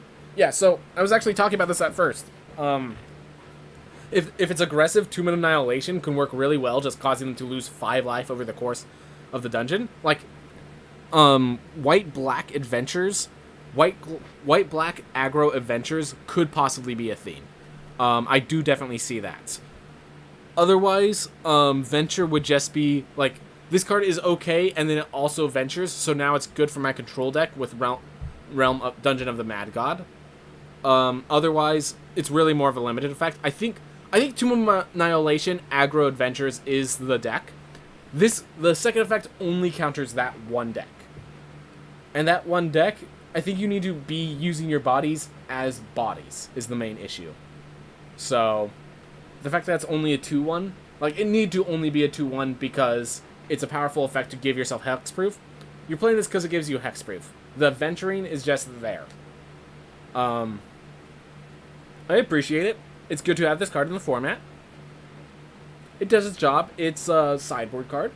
Limited, 2-mana. It's kind of a bear. It does enough. Loyal Wardhound. Alright, so there is a spell that paladins have called Find Steed. And Find Steed allows you to choose different kind of steeds. So usually it's a warhorse because that's the best. But there's also a camel, which I've used once. That was fun. And if you're a halfling, which as you can see, that's a little halfling paladin there, you have access to a mastiff as a pet. So a mastiff warhound, a trained mastiff in the art of war. I should also note that because the paladin steed is a celestial spirit in animal form. I should note that this little doggo has an intelligence score of 6. This little doggo is as smart as Grog the Barbarian and can speak. This thing can speak. And you can decide whether it's common, whether it's halfling, as long as you know the language, it can speak that language. Which I love, that this is a truly wise and intelligent dog. Like, I love that. So I just want to make sure you guys understand the lore. This is not just a good boy, this is a very smart good boy. So, throw ball. Yes, master. I will take this ball. I will launch it into the enemy. Oof. 2-mana 3/1 Vigilance. So that's 2-mana 3/1 Vigilance already makes it good enough in limited. When it enters the battlefield, if an opponent controls more lands than you, search your library for basic plains, put on the battlefield, tap, then shuffle. Guys, you're going second. You have this on turn 3. You play this, and then you play a land. Done. We succeeded. We managed to get an additional mana ramp with a 2-mana 3/1 Vigilance. This card seems good. This card's going to see standard play. I'm not sure where. I'm not sure how. But it's a 2-mana 3/1 Vigilance, which is good enough in stats. And then it's probably going to get you a land a lot of the time. Keep in mind, Ugin Ramp is still a theme. So it could even see... you could still even see play before rotation. as like this deck needs another threat. Like this might just be part of white aggro where you're facing the Ugin deck, you slot this in, and now you're actually ramping at the same time they are. Like, this card's really good. I love this card. Wins on flavor, wins on limited, wins on constructed. Loyal Rundown's a great card. I love it. What a good doggo. What a good doggo. And yeah, we're starting to flood in. As we get more good doggos, Good Boy Tribal actually becomes a theme that we can see in the future. Alright, Minimus Containment. So there is a high-level spell that what it does is it actually traps your body inside the diamond used to cast the spell. So Minimus Containment, yes, you would actually... It traps the person inside the diamond, which I think is actually great. The spell isn't called Minimus Containment, but oh well, I'll accept it because I'm thinking the actual spell has a name already in Magic Gathering. Also, I can't think of its name right now. It's like Imprison. Oh yeah, it's Imprison. The spell's Imprison. Yeah, they're not going to have that. Alright, so it's enchant non-land permanent. Okay, so you can only do it... You can do it to more than creatures. And the enchant permanent becomes a treasure token. Like, I love that. Enchant permanent becomes a treasure token. Which is really cool. Yeah, it's more flavorful, yet worse Oblivion Ring. Perfect way of describing it. Because they can still sacrifice it and get an effect. There is... So I don't know if this works with Hateful Eidolon, because Hateful Eidolon, whenever a creature dies, have had enchantment on it, but it wasn't a creature, it was just a treasure artifact. But it loses all of their abilities. Does it... If it was a creature, it's no longer a creature. That's what I need to hear right there. If it's a creature, it's no longer a creature. Okay, yeah. It's a worse Oblivion Ring, but it's common. Oblivion Ring's always uncommon, so... I think this is a good card. In Limited. In Constructed, it's worse than Oblivion Ring. And we have Banishing Lights. And Banishing Light doesn't see play much. Alright, Monk of the Open Hand. So this is the monk that Bahamut gets you. 1 mana, 1/1. Whenever you cast your second spell each turn, put +1/+1 counter on it. Yeah. Limited, can you get a second spell each turn? Alright, then it's okay card. Like, the thing is, this card's power is limited by how many times you can cast spells. And the fact that you can't, like, it's not, the fact that it's not, whenever you cast the spell other than your first, you get +1/+1. The fact that only can trigger once each turn really limits its growth. I think this card's okay. Because of Bahamut, it seems like it will work. But once again, I do not see a constructed deck for it. For Limited, are you casting enough spells to trigger this constantly? I don't think... you'd have to play this as like a 3-drop. You play this, like it'd be a 3-mana 2/2 that you also play a 2-drop. Like, on turn 3, you play it as a 1-mana 2/2. That's why I think it will see play as in Limited. I'm not sure if you need to... So it's very much for a board Swarm deck instead of a second spell deck, is my guess. Oof. Moon Blessed Cleric. When it enters the battlefield, you search your library for enchantment, reveal it, put it on the top. So I will say, like, putting it on the top feels bad until you realize this is a 3-mana 3/2. This card's perfectly acceptable in stopping your opponent's aggression, and then, you know, giving you an Elspeth's Conquered death for now. Like, until rotation, this could give you an Elspeth's Conquered death.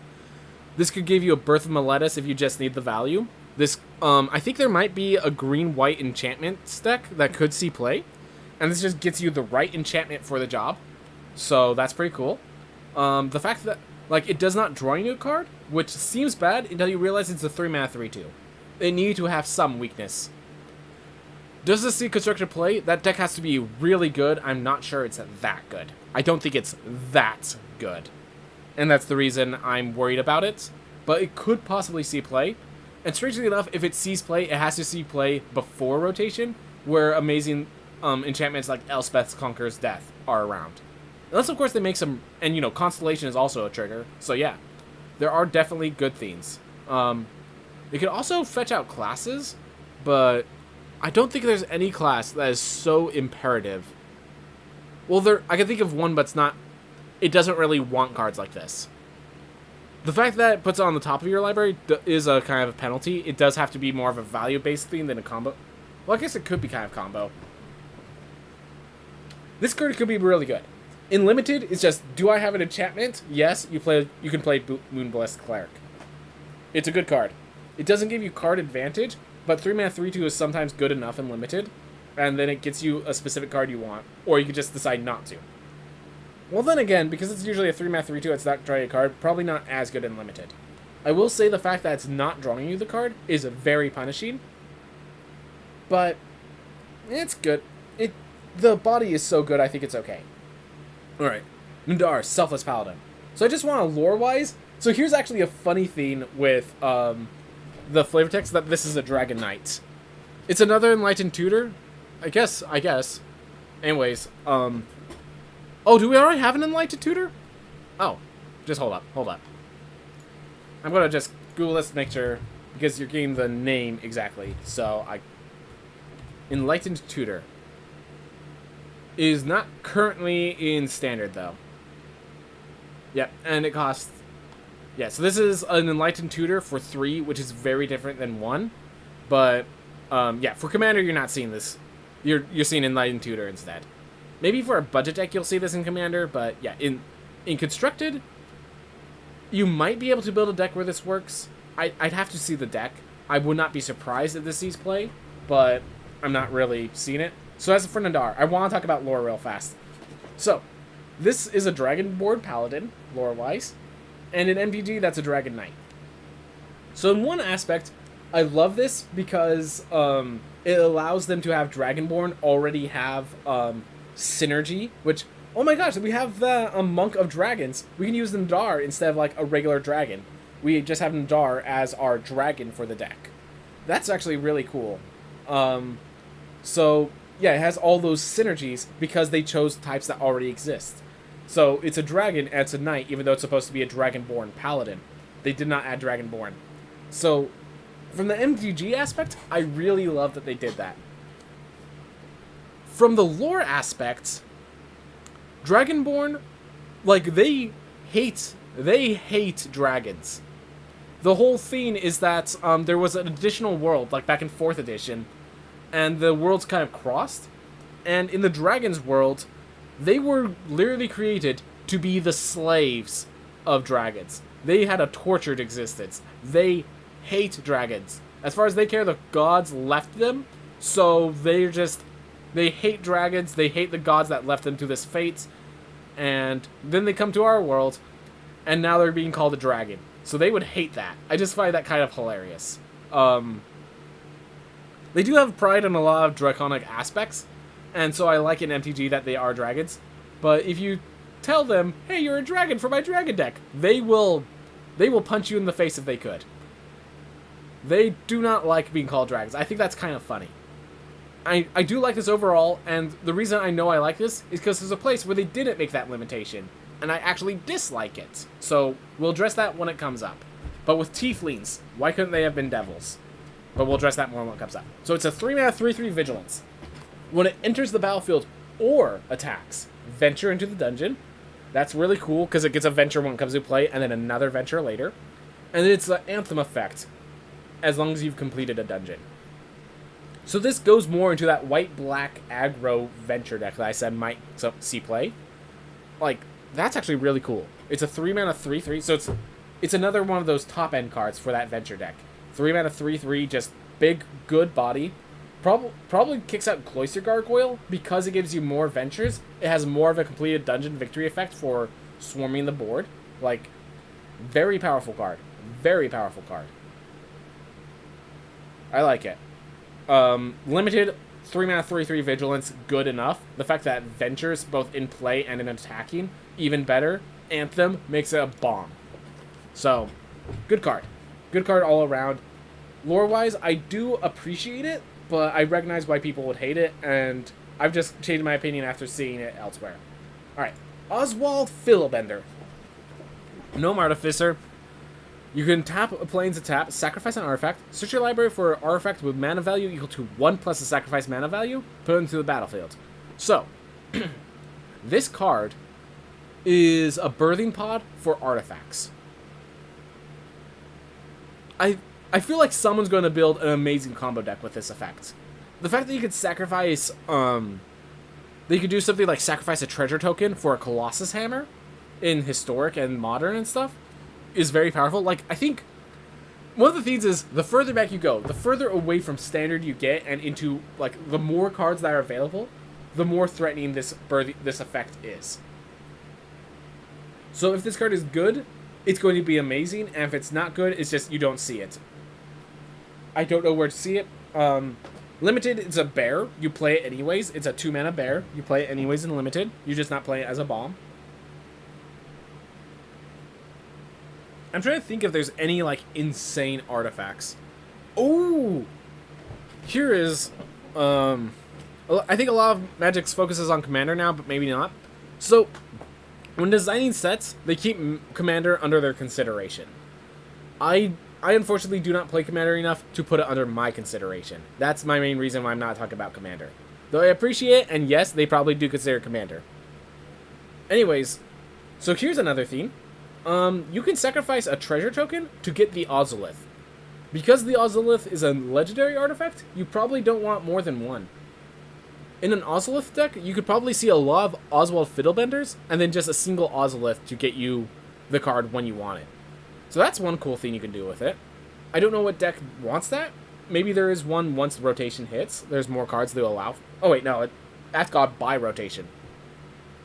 So yeah, maybe just before rotation hits, there's enough artifacts to make this work. Maybe someone has figured out their perfect Machinations combo deck that works with Oswald.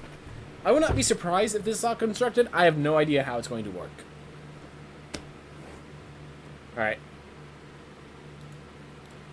Paladin class. Alright, so another class card. So, the first effect, spells your opponent's cast cost 1 more during your turn.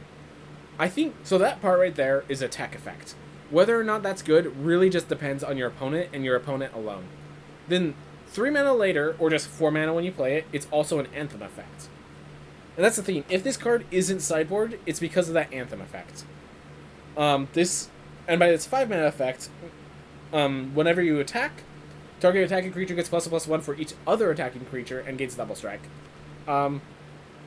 Because you have to declare that before blockers, that's either going to be used as a kill shot, or because you attacked with one creature and you gave it double strike. I actually think the 5 mana ability of the Paladin class is the least important about whether, like, I've been noticing that with a lot of these class cards. The final ability is more of, I have all this mana and nothing to do with it. Sink. That's what it's for. In Limited, a 4 mana Anthem is already awesome, so still playable in Limited. In Constructed, I think you play like 2 copies of this, and then you have 2 in your sideboard, and you're doing it for the Anthem effect, but also because it messes with your opponent's counterspells.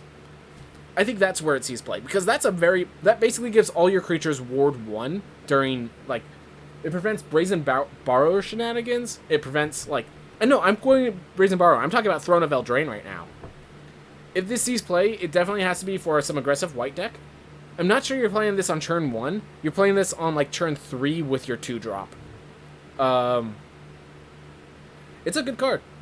I think the first ability could be very tech-focused, and so it's like, you play in best of 3, you have 2 copies, and then against some decks, you pull them out because you need other cards, and in other decks, you pull 2 more in.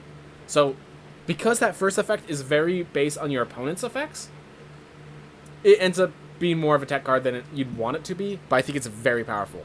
I think the fact that it's also an Anthem kind of tells you what kind of deck this is, which is an aggressive Swarm deck, which is already how it fits, so I think it's a good card. I do think it's a good card that can see constructed play. Again, Limited, 4-drop. Let's actually talk about Paladin class as in D&D. So, the first effect is kind of like the Aura of Protection, giving a bonus to everyone's saving throws, which is their 6th level ability. The Anthem effect is like, I wouldn't know what that is. That might be casting the spell Mantle of, or what's it, Crown of Command or something like. I can't remember the 3rd level spell, but there are some effects. I noticed that everything here is Anthem based. Paladins in 5th edition are not as Anthem based as they've been in previous editions. They actually, yeah, Paladins in this edition have like Oath of Vengeance, where they literally just care about themselves and just hunting down their enemy. They have Oath of Ancients, which is insane at protecting our enemies and protecting our allies in different ways. Basically, they just seem to focus very heavily on the anthems here, which are not... It's not the focus of 5th edition, but it has been the focus of like 4th edition and previous editions of Paladin. So I'm 100% down with it. It's just... It doesn't feel like a 5th edition Paladin, but that might actually be a good thing. I do appreciate the design. Paladin's Shield. So, note that this is a flash equipment, and while it costs 3 to equip, it attaches immediately upon entering. Equipped creature gets +0/+2. I think this is more used... So this is, I think, a limited card that you use to just have one of this creature's attack equipped, you get a special effect. The fact that it could both... The fact that this is basically a combat trick that then sits around as equipment later is awesome. In Limited, this card is awesome because it's a combat trick for later. For D&D, this is basically the protection fighting style, where you throw your shield in the way of an attack to give it disadvantage on the attack roll. So, generally speaking, design-wise, this is actually pretty good. I do like this card. For Constructed, not playable. There's just better equipment. For Constructed, there's just better equipment. It'd be very hard. You'd be very hard-pressed to see this card in Constructed. And I already could think of... There's a card, Leather Armor, we're going to see later, which is better for Paladin, Shield, and Constructed. If that's what we want. Alright. Planar Ally. Whenever it attacks, you venture into the dungeon. Alright, so it's just a 5-mana Angel. This is a very much limited card. The Constructed deck isn't reaching turn 5. The Constructed deck for venturing is aggressive and hopefully wins by turn 5. Not time to play a 5-mana 3/3 and then attack with it later. Limited, flying plus a consistent venturing is probably going to be good enough. As like a top end. Lore-wise, Planar Ally, I'm pretty sure that's a 6th level spell that just, you basically summon a Celestial of some sort to protect yourself. I think you can also use it to summon demons, because it's a Planar Ally. Not, it's extra planar. It doesn't care whether it's a Celestial plane or an Infernal plane. I have to go check that later, but yeah, Planar Ally is a thing. I like it. It's it's not supposed to be, when you cast Planar Ally, it's a support. You're not using it to solve, if you're using it to solve a problem, it's because the problem would take too long for us to do it alone, because it's just a stupid long problem. It's a problem that someone else could handle that's below us. So we call in the Planar Ally to do it for us, which I think is perfect. 3/3 ventures into a dungeon, dealing with a bunch of gnolls. Yeah. Plate Armor. Plate Armor is the cherished armor that you want if you're a tank. If you're a tank, you love Plate Armor, but it's so expensive. So the whole idea of Plate Armor in the game is it's the best armor, hands down, but it costs 1,500 gold. You have nowhere near 1,500 gold at the beginning. There are magic items that cost less than a suit of plate armor. And because they have to be fitted, you can't just loot one off the corpse. Alright. So, gives +3/+3 and has Ward 1. Already good. Equip 3. That's good enough in Limited. This ability costs 1 less to activate for each other equipment, meaning this card could cost 0. I think this card can see Constructed play? Maybe. The reason I think it might not make it to Constructed is simply because the equipment deck might be so aggressive that they actually do not have time to play this and equip things to it. They might not have enough equipment. They just need a mix of creatures and equipment. They don't need 1,000 equipment. That's the only reason I see this not seeing play in Constructed, because they're literally just killing them too fast to take the time to equip plate armor. Which, fair enough. That's a perfect lore connection. That's beautiful. Portable Hole. When Portable Hole enters the battlefield, exile target non-land permanents with mana value 2 or less until it leaves the battlefield. I think this will see Constructed play. Constructed has Luris right now. This exiles anything in the Luris deck. If it's not Constructed play, it's it might be a tech card in Constructed, but I think this card sees Constructed play. Limited. I mean, it stops their early game, but you draw this in the late game, and it doesn't really help you in limited. And for flavor, Portable Hole is closer to a Bag of Holding. It's a Bag of Holding with cool effects, like, making a pit trap. But the thing is, they can make a save and just get out of the Portable Hole even after you've already folded it up. So this isn't really a trap, the way that Portable Hole is being used. So slight flavor fail, but I love the Portable Hole. This is how they did it in Magic the Gathering. I accept it. Potion of Healing. When enters the battlefield, draw a card. You could tap one. You could tap one, sacrifice it, and you gain 3 life. If this sees play, it's because artifacts are important. This is a Revitalize, except it costs 1 more and is not instant speed. Revitalize doesn't always see play. The fact that it's an artifact has to be important for this card to see play. Constructed, or flavor-wise, yeah, that's perfect. Potions of Healings are just these cheap potions that you pour down people's throats when they're unconscious to give them 2d4 plus 2 hit points, get them back into the fight. Perfectly fine, perfectly how it works. Oof. Priest of Ancient Lore. 3 mana 2/1. When it enters the battlefield, you gain 1 life and draw a card. So, in Limited, this is an efficient card. It's a bear for a turn later, but also draws you a card. In Constructed, and you'd be like, oh, not even considered Constructed. It's a common, it's not meant to be. If that life gain can trigger some effects, I think this could see play in Constructed. Like, I've been building a Cleric deck, and it's been needing some way to draw cards. And, like, I'm seriously considering putting a Priest of Ancient Lore in there, so I could play the Priest of Ancient Lore, sacrifice it to get Aura, and if they kill Aura, I get another Priest of Ancient Lore to draw another card before sacrificing it for another Aura. So I've been building a Magic deck specifically built for a single Priest of Ancient Lore to fit into the deck. So I'm really actually happy about that. Also, it looks like SunkyCon just raided me. I appreciate Sunky. I appreciate it. Alright, so yeah. We've been going through all the new cards of Magic the Gathering. We're giving our time frame. We're probably going to stop once we're done with White, but we're going to finish White at the very least. So yeah, Priest of Ancient Lore is unassuming. It's very unassuming. It's never like the staple, but I think randomly, that life gain, if you can make that life gain valuable, Priest of Ancient Lore will actually see Constructed play. Limited, it's good. Constructed, I guess it's a Cleric of... Yeah, there's a Cleric of Knowledge that I think this would be. And I like Clerics of Knowledge. They don't wear full plate, though. They wear medium armor. Maybe that's half plate? Maybe it's just the fact that it's a dwarf? Rally Maneuver. Target creature gets +2/+0 on first strike. Another one gets +0/+2 on lifelink. In Limited, this is an absolute blowout. In Constructed, I don't see 3 mana fast enough. If you're playing it, they're going to be able to play around it, or that's not going to be enough to stop it. How's it going, SunkyCon? Thank you very much for the raid.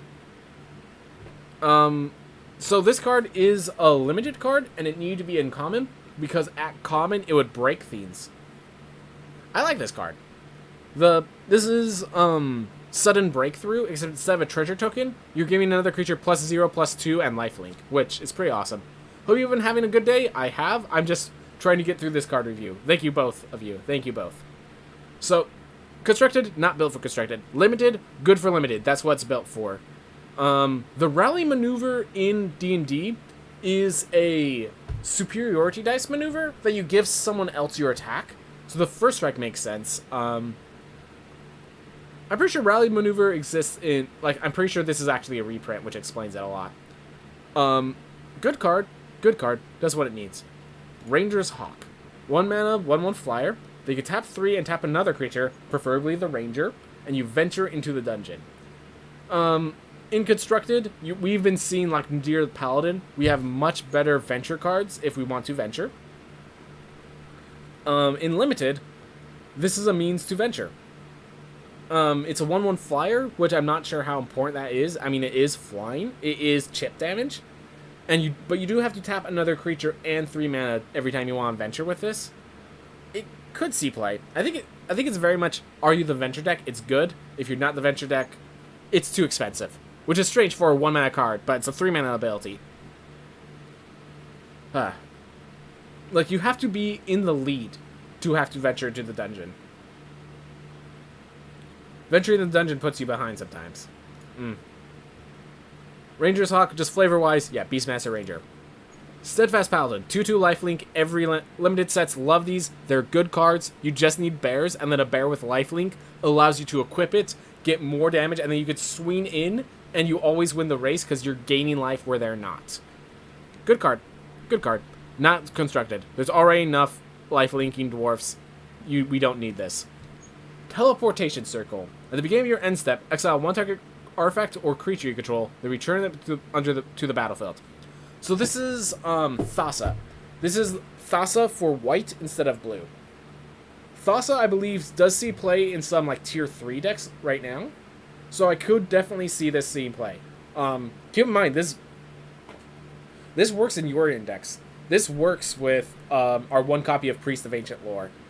This works... Oh my gosh, this could even work in my Cleric deck, technically. Yeah. If you have good Enter the Battlefield triggers, this is a really good card. Like, Thassa sees play because it's a good card. This is a good card. I don't see in Constructed how you play this over Thassa, unless, of course, you're not playing blue. That's the way you play this over Thassa. Fair enough. Limited, you do need some sort of trigger. You do need enough Enter the Battlefield effects for Teleportation Circle to matter. Something that when it enters the battlefield, you venture to a dungeon. Something that draws you a card, something like that. Then Teleportation Circle is very good. Yeah, you love winning cards? Exactly. I could definitely see this scene play. It's competing with Thassa, which is Teleportation Circle, except it could also tap creatures. It could also become a 6/5 indestructible monster. But it is white. You might just play both, because you need more copies of Thassa and more non-legendary copies of Thassa. I don't know. I don't think it's used play right now, but it is definitely a good card. Veteran Dungeoneer. When it enters the battlefield, venture to the dungeon. Hey! So you need Teleportation Circle with this. Notice that's common. Limited card. Constructed, as we were saying, hyper-aggressive. I don't even think... This is the price of a top end for that deck, and I don't think it's the top end for that deck. So... yeah, nah. Limited, it's good enough. Limited, it's venturing I treat as about half a card draw. 4 mana 3/4, half a card draw. Good card. I think, at least. Alright. Venture Dungeoneer. Oh, quick lore feed. She is actually in the Yawning Portal. She is standing with her sword out over the pit of the Yawning Portal down into the realm of the Mad Mage. The Great Dungeon below. I'm assuming they're telling a story before, either of when they were down there to the other patrons, or about to go down there themselves. Just quick lore theme. I noticed that suddenly. I thought you'd like to hear it. Alright, White Dragon. As I said, these are just monster states. 6 mana, 4/4 flyer. When it enters the battlefield, you tap target creature of both controls, and it doesn't untap. Fits what White Dragons do. So in case you're wondering, they have an uncommon dragon in each, for each color.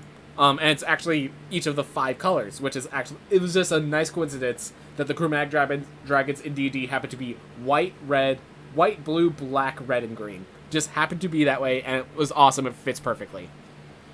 White dragons are not very white for loyalty and stuff, but it is, like, I will say that. Flavor-wise, white dragons don't fit into white because they have no care for loyalty or anything like that. They're just monsters. Like, it fits into green more than anything else, but I don't think they care. I don't think people care about it.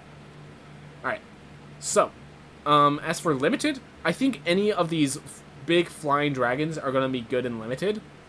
Like, just flat out, it's a 4/4 flyer. Like, you'll pay premium price. You'll pay extra. You'll pay 7 for that if you need to. It depends on the format. It does seem like there's quite a bit of flyers in this format. Constructed, there's better dragons. There's better cards.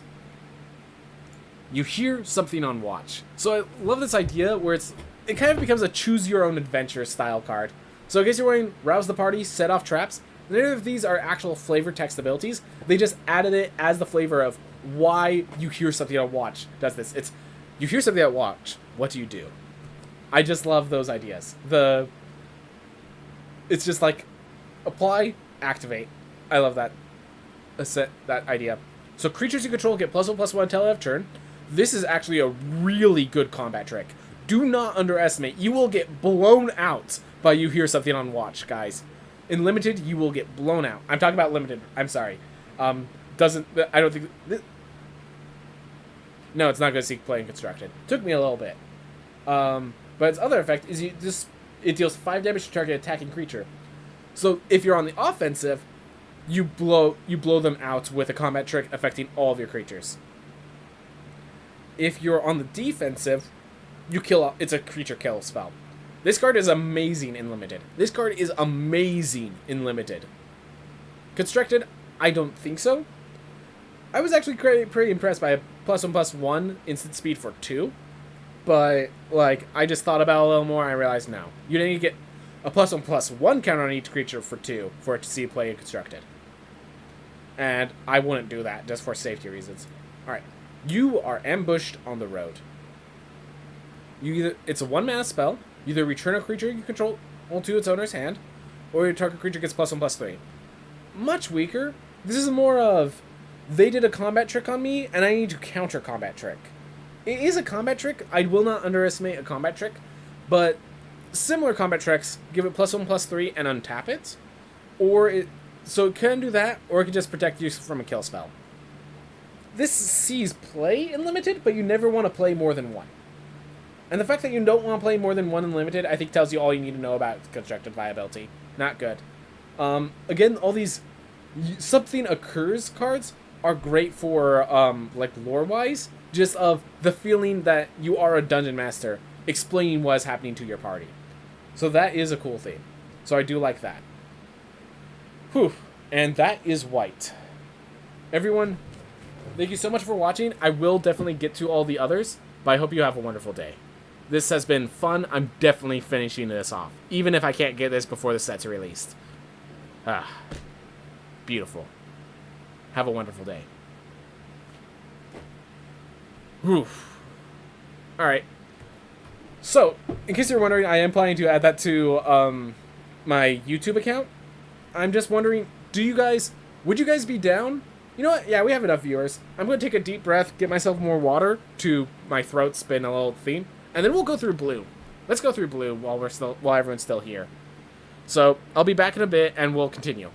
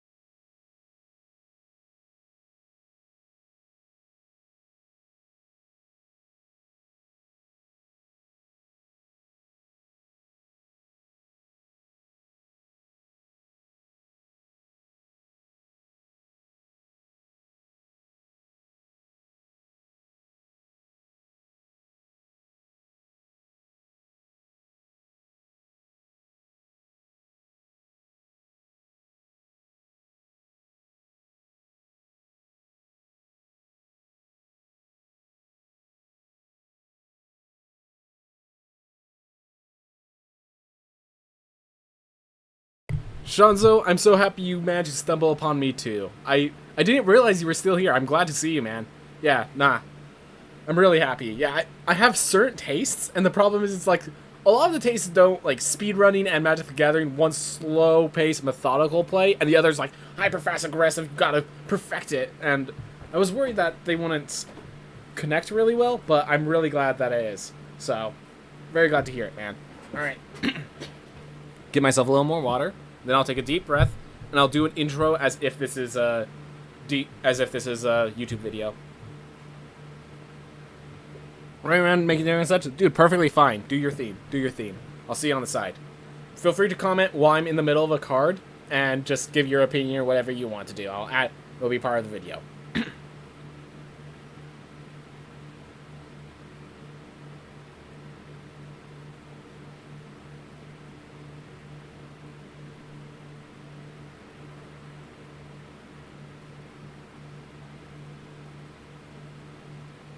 Hey everyone, and welcome back to our review of the Magic the Gathering set for Adventures in the Forgotten Realms. Again, we are going to worry about constructed, limited, and flavor. I guess we don't worry about that one, we just kind of figure out what it is. I will kind of reference whether it's after rotation or before rotation, because generally speaking, with Throne of Eldraine around, it's hard to talk about before rotation. Like, very few things make it in standard with Eldraine. Alright, so, we're going to start with Aberrant Mind Sorcerer. When it enters the battlefield, you choose to target instant or sorcery card in your graveyard, and then roll a d20. You either put it on the top of your library, or you return it to your hand. So, this introduces us to the new roll a d20 mechanic. It took a lot of thought for me to consider whether or not rolling a d20 is good for the game. Because, like, let's just imagine this. Let's imagine the roll the d20 deck, because there's a full-on archetype here. Let's imagine that deck made it to constructed viability. Would that be good for the game? And my answer is yes, as long as rolling a natural 20 doesn't win them the game. If the deck is reliant on, like, okay, there's this effect that on a natural 20 is so good, it can basically win, like, let's imagine Vorpal Sword.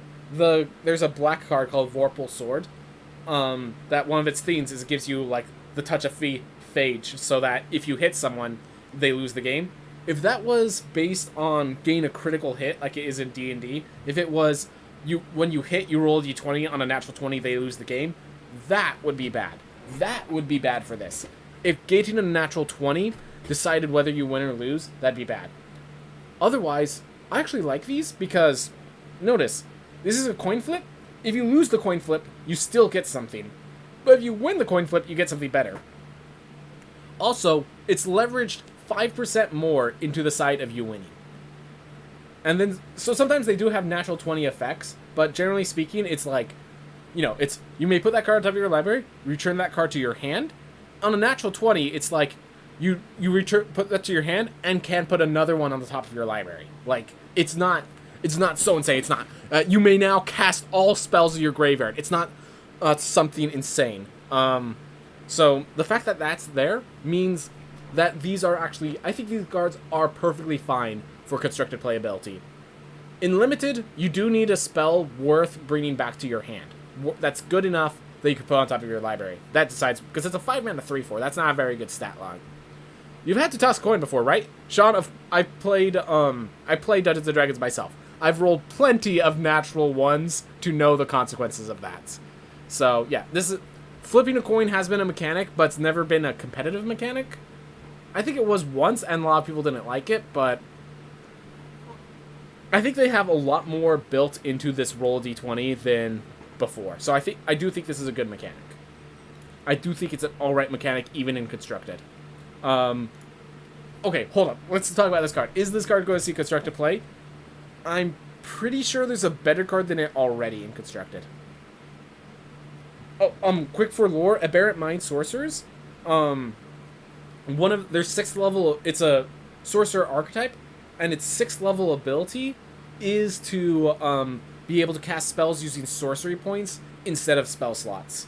So that actually works. That actually is pretty good with lore. The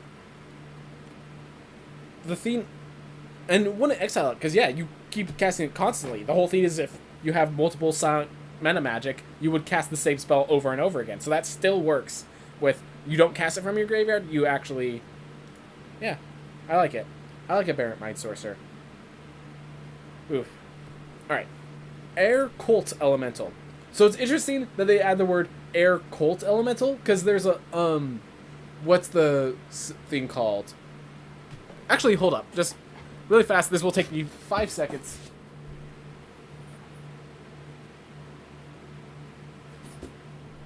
Princes of the Apocalypse. I was planning to pull out the book to show you, but I just realized I left the book out. Oh, there's where the book is. Okay. But anyways, there's a book called Princes of the Apocalypse, which is a cult of elementalists. So, and their elementals are slightly different than the actual elementals. So the air cult elemental would be their specific air elemental they're summoning, because they're using a different kind of magic to summon it. They're calling on gods instead of just using arcane magic. It's complicated. I did not actually finish. I've actually been hiding a bit of the story. I know the general synopsis. I have not actually played through the story because every time I've tried to play it through, I bought it so that I could be a player in that story. And every time, we get about 4 sessions in, and then the DM gives up. Alright, so let's read the theme itself. So it's a 6-mana 2/5 flyer. When it enters the battlefield, return up to 1 other target creature to its owner's hand. Alright, so in limited, it's a big late-game bounce spell that lets you get through. And that's the theme. This card lets you get through. This card is part of your means to get a win condition. It's common. This is not construct. The prices are not good for constructed. But in limited, sometimes you just need that effect, and you just need a good body at the same time, and this does both. I don't think you run more than one. You get this as like, okay, I'm the top end, tempo-y blue deck. This is very much a tempo card. It is not an aggro card. It is not a control card. It's not big enough to be a control card. It's not fast enough to be an aggro card. This is a tempo card. This is the definition of, this comes into play, and then I swing in because next turn I'm winning. If I didn't win the turn I played it. Alright. Arcane Investigator. 2 mana, 2/1. And then if you have a bunch of mana, you can pay 6 and roll a d20. On 1 through 9, you draw a card. Already good. On 10 through 20, you look at the top 3, put 1 into your hand, and the rest at the bottom. So, this is... So, limited, first of all, this is amazing. 2 mana, 2/1 is basically a bear. And then, the fact that if you get a bunch of mana, you could sink it into card draw? That's really good. Now, in Constructed, there's already one of these that costs 1 mana, and it gives 4 mana draw a card. And it's also a flyer, and it's also a rogue. So, and that's not seen play in the... Did that one already rotate out? I feel like I'm talking about a card that's already rotated out. Spectral Sailor, or something like that. Yeah, I think I might be talking about a card that's already rotated out. Nonetheless, the cost is not competitive worthy. The cost is too expensive for competitive. But it's a really cool ability. I'm trying to think of any lore stuff before I just move to the next. What are they using as a light? Huh. Bar the Gates. Counter target creature or planeswalker spell. Venture into the dungeon. So it looks like what he's doing is he's... So I'm pretty sure teleportation circle and the like, you can't actually cut someone in half. Like you can't... You can close portals, but you can't close it with someone in between. I think you just get jerked into one side or another. Like mechanically speaking. I'd have to go check, but I know for a fact I cannot use teleportation circle as a guillotine. So that's an issue for the visual, but not an issue for the mechanic. So I think this card in limited, like, first of all, countering creatures is good enough in limited. Counter creature or planeswalker in limited basically says counter target spell. So in limited, this card's good enough. Constructed, very tech-like, and I'm not sure venturing is good enough. I'm not sure venturing is good enough in constructed unless you're specifically the white-black adventures aggro deck. Black Staff of Waterdeep. Sorry. You may choose not to untap it, and you tap 2-tap, and as long as it remains tapped... Whoa. Target non-token artifact you control becomes a 4/4 artifact creature. So, there are some good 1-mana artifacts that you could probably use with that. Some good 2-mana artifacts. This is an artifact itself. So this could see play in the... what's the deck called? Dance of the Manse.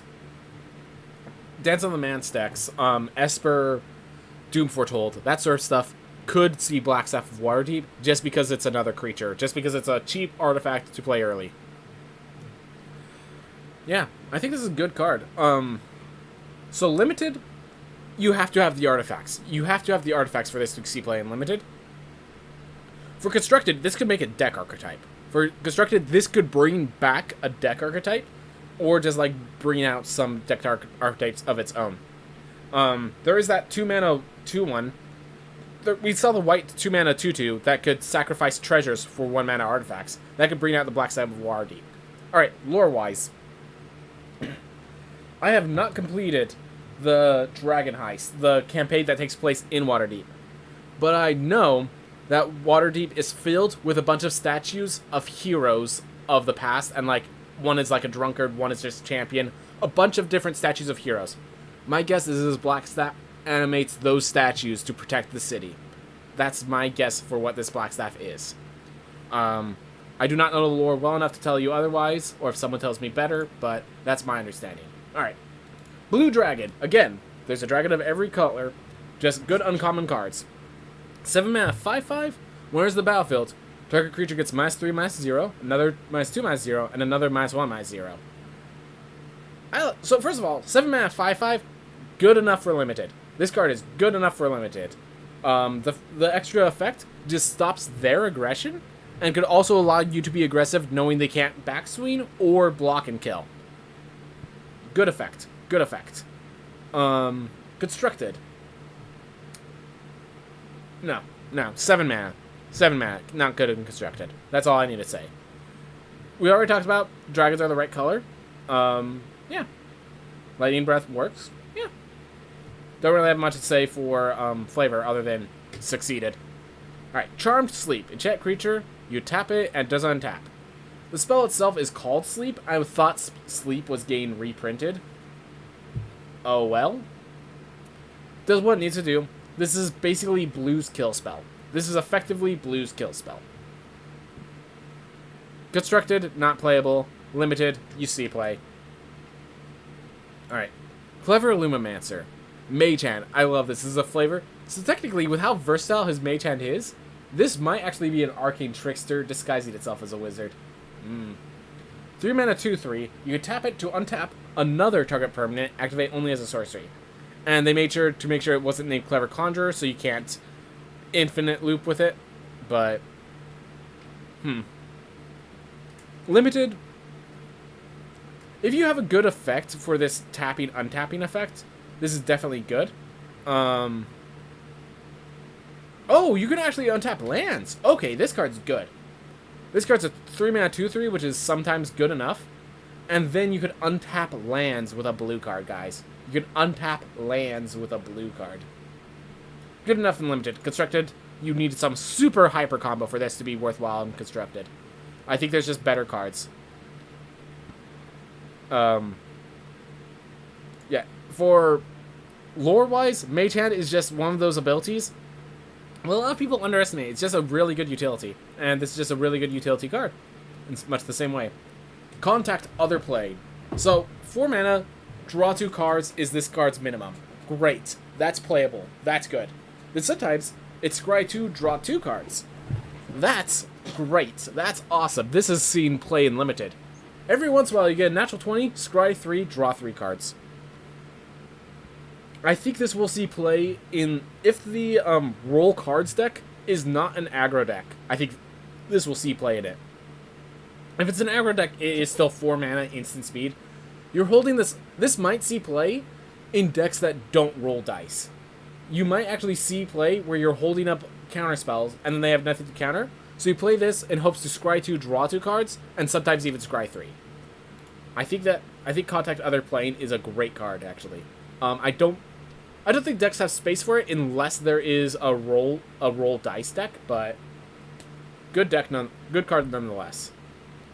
Demi-Lich. Alright, hold up. Contact Other Plane. I'm trying to think. So it is... Yeah, lore-wise, this is pretty accurate. It's not as cool of a visual. Like, this is much cooler of a visual than the actual Contact Other Plane spell. But that's good enough. It does the flavor. You go to the other plane, you look for knowledge, you find knowledge. Demi-Lich. Here we go. So Demi-Lich, if I remember correctly, this is what happens to a Lich when they don't have enough souls to devour. They become just a single skull that's alive by these crystals, and they're just forced to basically suck up souls to try to gain their power back so that they can become an actual Lich once more. I could be wrong on that lore, but that's pretty accurate to what I remember. They're actually very powerful. So the way I would explain it is they're far more threatening, like physically, but they lack the grand wizardry that makes the Lich dangerous. It's the 20 intelligence that makes a Lich dangerous. The Demi-Lich is a devastating spellcaster, but it's not a great wizard. You know, it's not a grand wizard, it's a devastating monster. Alright, so 4 mana 4/3. This spell costs a blue less to cast for each instant or sorcery spell you cast. When it attacks, you can exile instant or sorcery, which you're using to cast it, and you can copy it. You copy it, and you may cast the copy. And you may cast Demi-Lich from your graveyard by exiling 4 instant or sorceries. So this is basically... The way I would explain this is... What's that? There's a Phoenix that I can't remember its name right now. It's a 4 mana 3/2 with flying and haste. That as long as you cast 3 instants or sorceries, it comes back from the grave during combat. This is a lot like that, in which you could get a free 4/3, but here's the thing. The Phoenix, the reason that Phoenix deck got off the ground was because it's an aggro deck. It had a bunch of 3/2s with evasion through flying and attacked the turn they came into play. They were insane because of that. This does not have evasion. This is going to get chump blocked all day, every day. The power of this is the recursion of not just itself, but of any important instants or sorceries that you need to play. That's what makes this powerful. I think this card sees play, but it's not the win condition, it's the power condition. You play 4 copies of this in your kind of Izzet super speed deck, but you don't play it as the win condition. You play this as just another card that is really good and worth the slot. Yeah. I think that really says it. It's going to see play in Constructed. In Limited, I'm not sure you can actually pull this out. But yeah, mid-game this seems nuts. The deck wins before you make it to the late game. The deck is built to win before you make it to the late game. If it sees play, it is awesome. It's just where the previous one won you the game itself, this, I think, puts you into the position where you can win the game. This isn't go from, like, winning to win. This goes from neutral board state to winning, which is very important. I think this will see play. I definitely think this will see play constructed, even in the current format. I think this could actually allow a deck to exist because of this card. I don't think that deck... I don't think this wins the game for it. I think this card is put in there because it's a good card, not because it's an insane game-winning card. This isn't the thing that wins the game. This is the thing that powers you so you can do that. Yeah. You're losing and now perhaps you're not. Something like that. Good. Yeah, that's a good example. That's a good explanation. Something like that. It doesn't win you the game. It helps you get there. Was actually the theme. It's my idea was even board state to winning, not losing to not losing. But it does that too. It's a 4/3. It's a good body. It's still a good body. Yeah. I think Demi-Lich will see play. Displacer Beast. And the flavor really tells you all you need to know about the lore of it. The only place you can be sure it's not is wherever it appears to be. Displacer Beasts are... the whole theme is you attack them with disadvantage. They're very hard to find. They're really hard to hit. When they enter the battlefield, you venture, and then you could also return it to your hand. Displacement works perfect. I guess they could be found in dungeons and stuff. It's a good card. It's a 3-mana 3/2 that ventures into a dungeon. That right there makes it playable and limited. In Constructed, as I said, it's not the black-white venture deck. It costs way too expensive to do the recurring. So that ETB has to be extremely powerful for displacement to be worth its while. That's good enough. It's good enough. Yeah, even if you don't displace, this is good enough in Limited, so it's seen play in Limited. Flavor-wise, I'm just glad the Displacer Beast is here.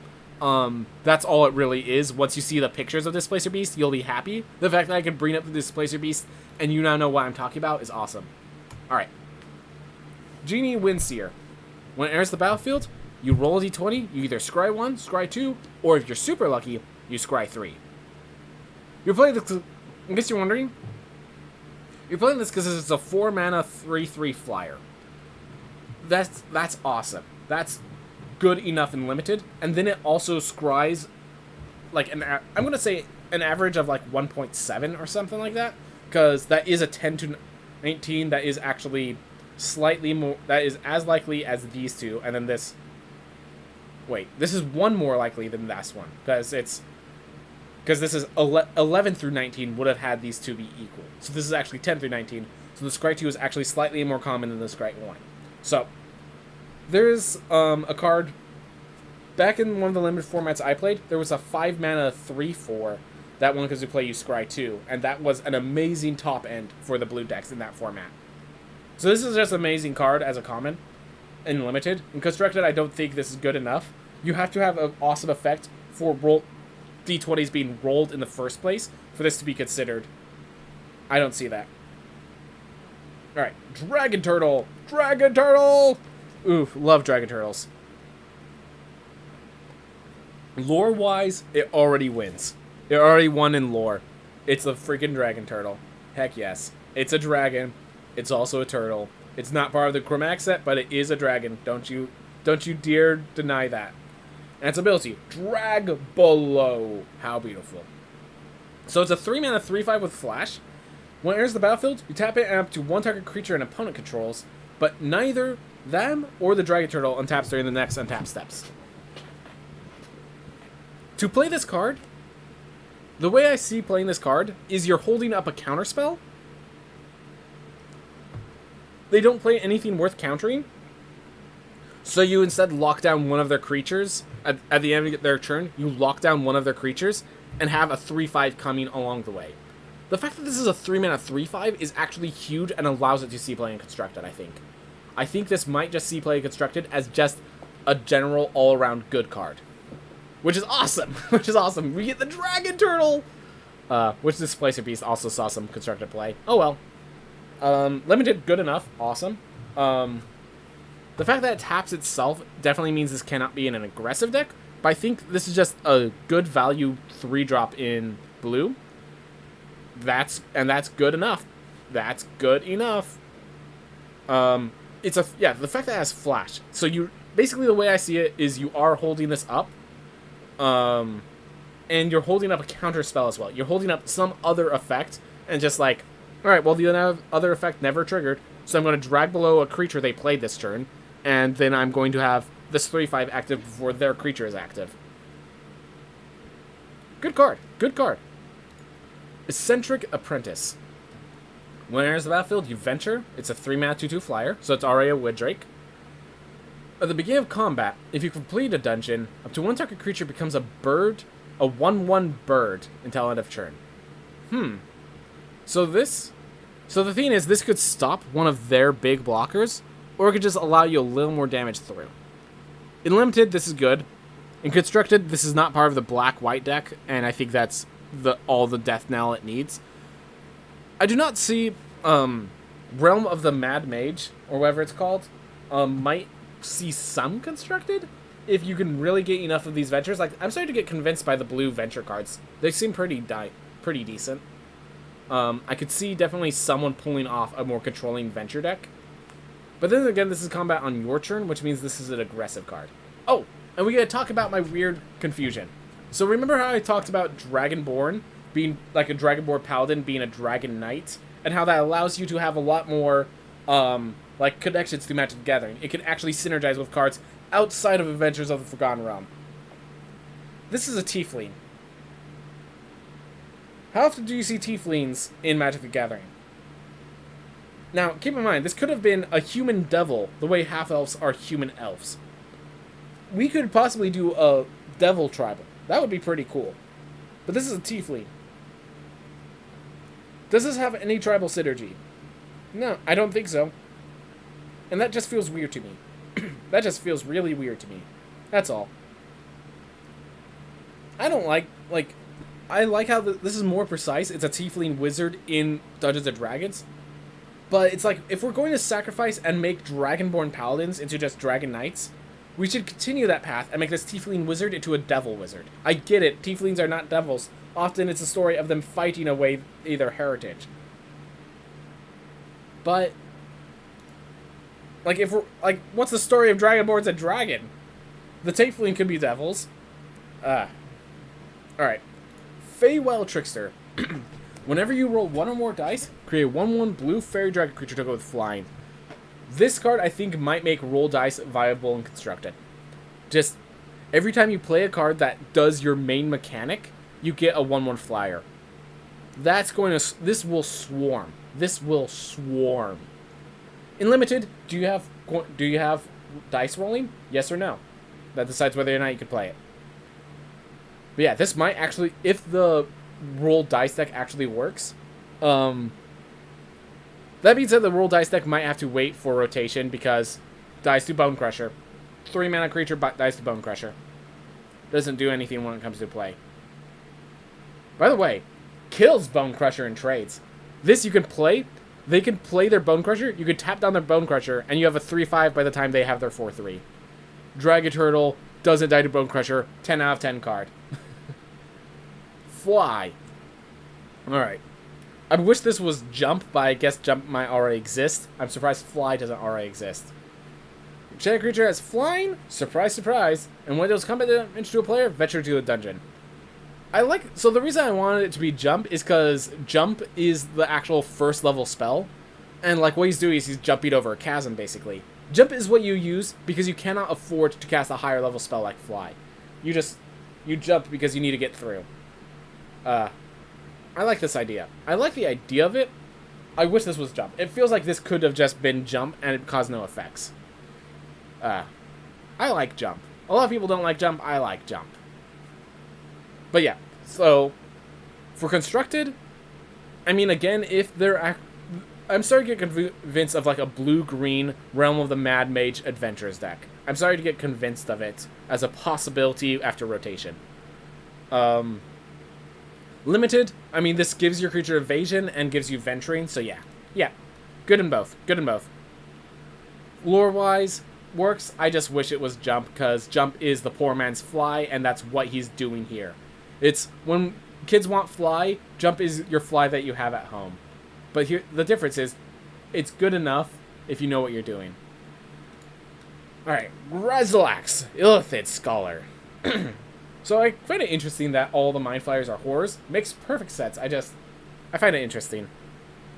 Might actually work with Pyre of Heroes stuff with horrors. Anyways, whenever a creature you control becomes blocked, you may return it to your hand. And whenever one more creature is controlled to combat damage, you draw a card. So here's the awesome thing here. You can attack with a bunch of 1/1s, or like a bunch of cheap creatures, and anything that they block, you just return those to your hand, and the others get through. Like, this allows you to basically ninjutsu your way to victory. There might be a Grazilax deck. Like, this might spawn an archetype, because you could just be kind of low to the ground aggressive. I don't think it will. In current constructed, no. May have to wait till rotation. Limited, 3-mana 3/2 is good enough. This effect basically allows you to always win trades in combat. Like, as long as you're the aggressor, you win the trades in combat. Which is amazing. That's amazing.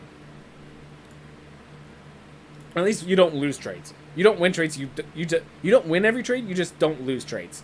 Good enough. Guild Thief.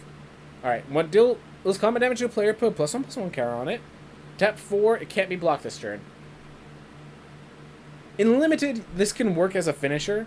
In Constructed, you have much better rogues. That's basically it. I don't really have much more to say.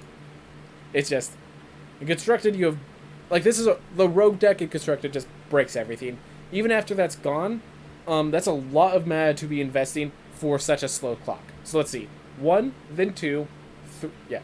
So, we'll count out its damage. So 1, 3. So when it gets to 2, then it gets to 3 counters. That's going to bring it to 6, 10. So it needs to get to, it needs to attack with 5 +1/+1 counters to land the killing blow. So it needs to attack, yeah, it kills on turn 8, assuming you're attacking even one, assuming you're attacking every turn and it's not getting blocked on the turns you can't spend that mana, it doesn't win till turn 8. So it's slow. But it's a win condition that's good enough and Limited a lot of times. Alright.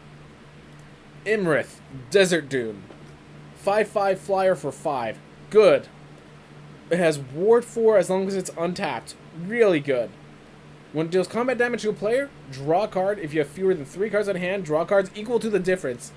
Imarith goes with Grazilix. Just a fast, you dump your hand with a bunch of small creatures, swarm the board, swing in. And this is the top end. That's amazing. This is a constructed deck once rotation occurs. I think this is a constructed deck once rotation occurs. I don't even need to see the rest of the cards. There's just too much power here. Limited, amazing. It's card draw. It's a 5/5 flyer for 5. Like, this is amazing. Alright. Mind Flayer. Ooh. Gain control of target creature as long as you control Mind Flayer. Hey, look! It's a fix to Agent of Treachery. You can't just bounce it and grab every single card they have, including lands. Limited, having a 5-mana 3/3 that also takes their best creature is good. Constructed, 5 mana for this effect is... 5 mana for... Oh, be safe, do well. You too, man. Gotta see you later. See you later, man. I appreciate it. I appreciate you being here, Shanzo. Alright. So, I think in Limited, this is definitely good enough. It takes over a creature. Like that, gain control of a creature is like a removal that also makes a creature. Keep in mind, if you just hold Mind Flayer on the back end until they kill off their own creature in the process, you're good. Doesn't die to Bone Crusher. That sort of stuff. And yeah, Dominate Monster, I think, is a perfect description of telling you how this ability works lore-wise in Dungeons & Dragons. This is why this effect is why Mind Flayers are scary. They'll just, if they don't devour your brain, they'll do something like this to your allies. This is why Mind Flayers are scary in Dungeons & Dragons. I like this card. I like this card. Alright, and we get Mordenkainen, the Great Mage. So many spells. Mordenkainen's Magnificent Mansion. Mordenkainen's Faithful Hound. Yes, you are a good boy. You very faithful. Just, Mordenkainen is a very popular guy.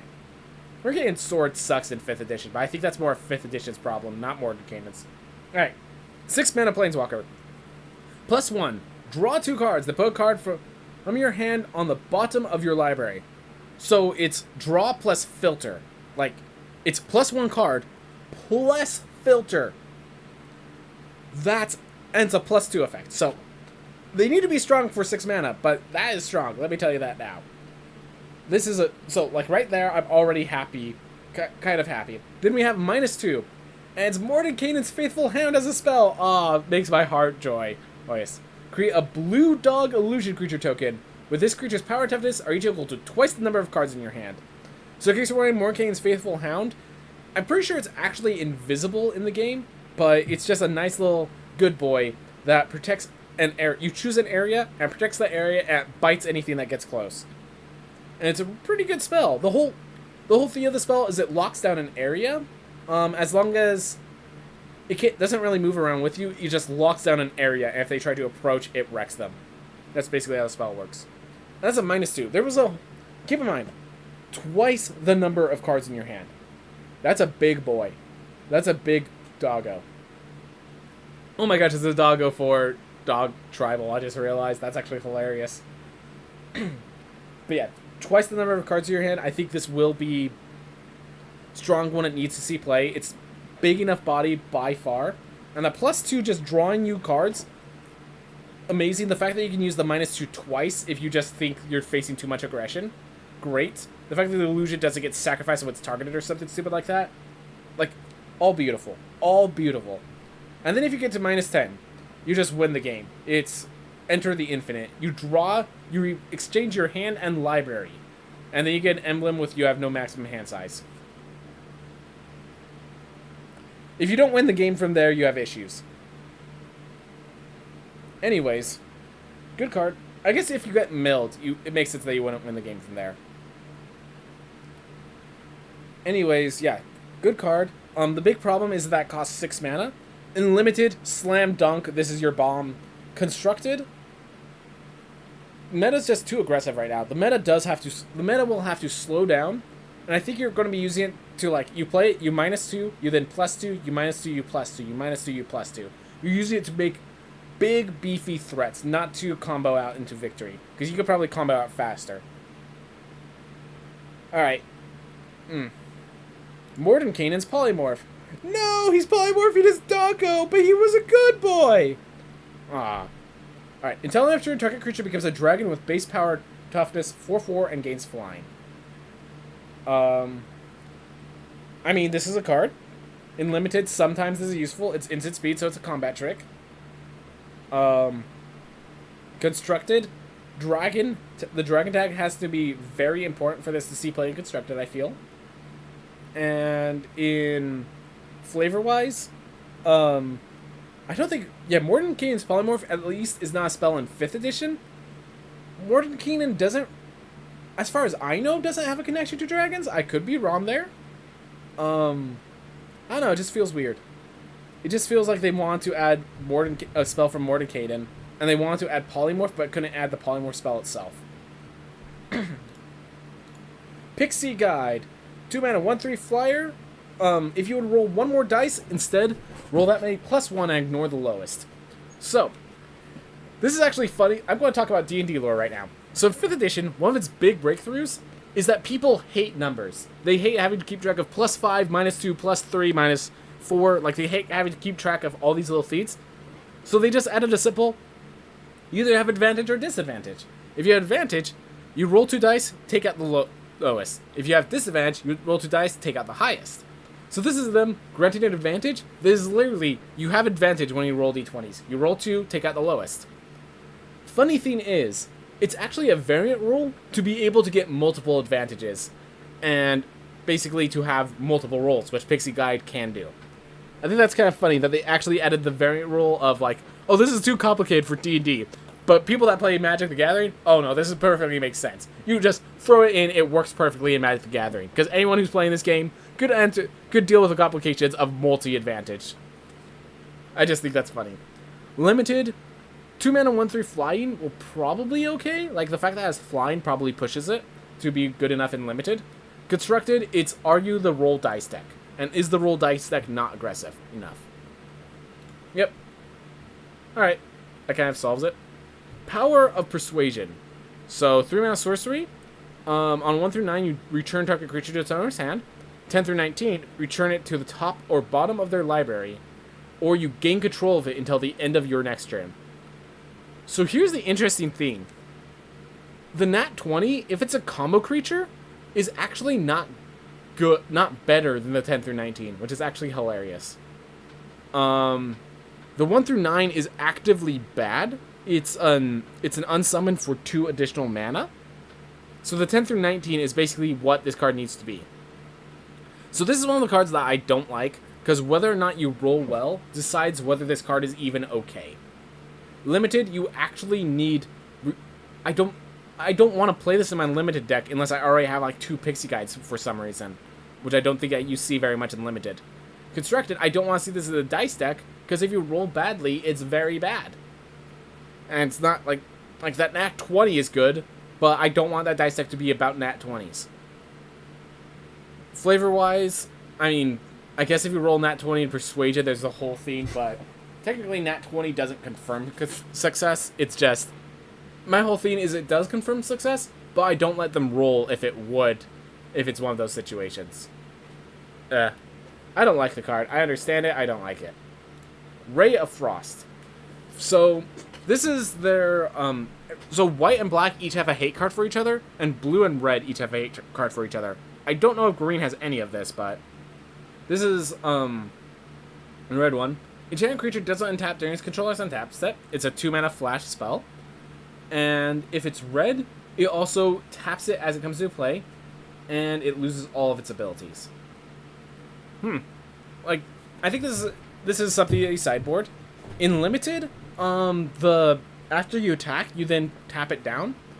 I would say with limited, you need to have, in limited, you need to be holding up the 2 mana for something. If you have an instant speed to hold up your mana for, and then you switch out to Ray of Frost, this makes sense. Otherwise, not really good in limited. For D&D, this isn't really the effect. Ray of Frost slows down their movement speed, but it's really a damaging spell. Fair enough, they can't have damage. every damaging spell can't be a damaging spell, because that would just ruin... We can't have a super burn deck because D&D has damage because it's a different game. You know? Rhyme Shield, Frost Giant, Ward 3.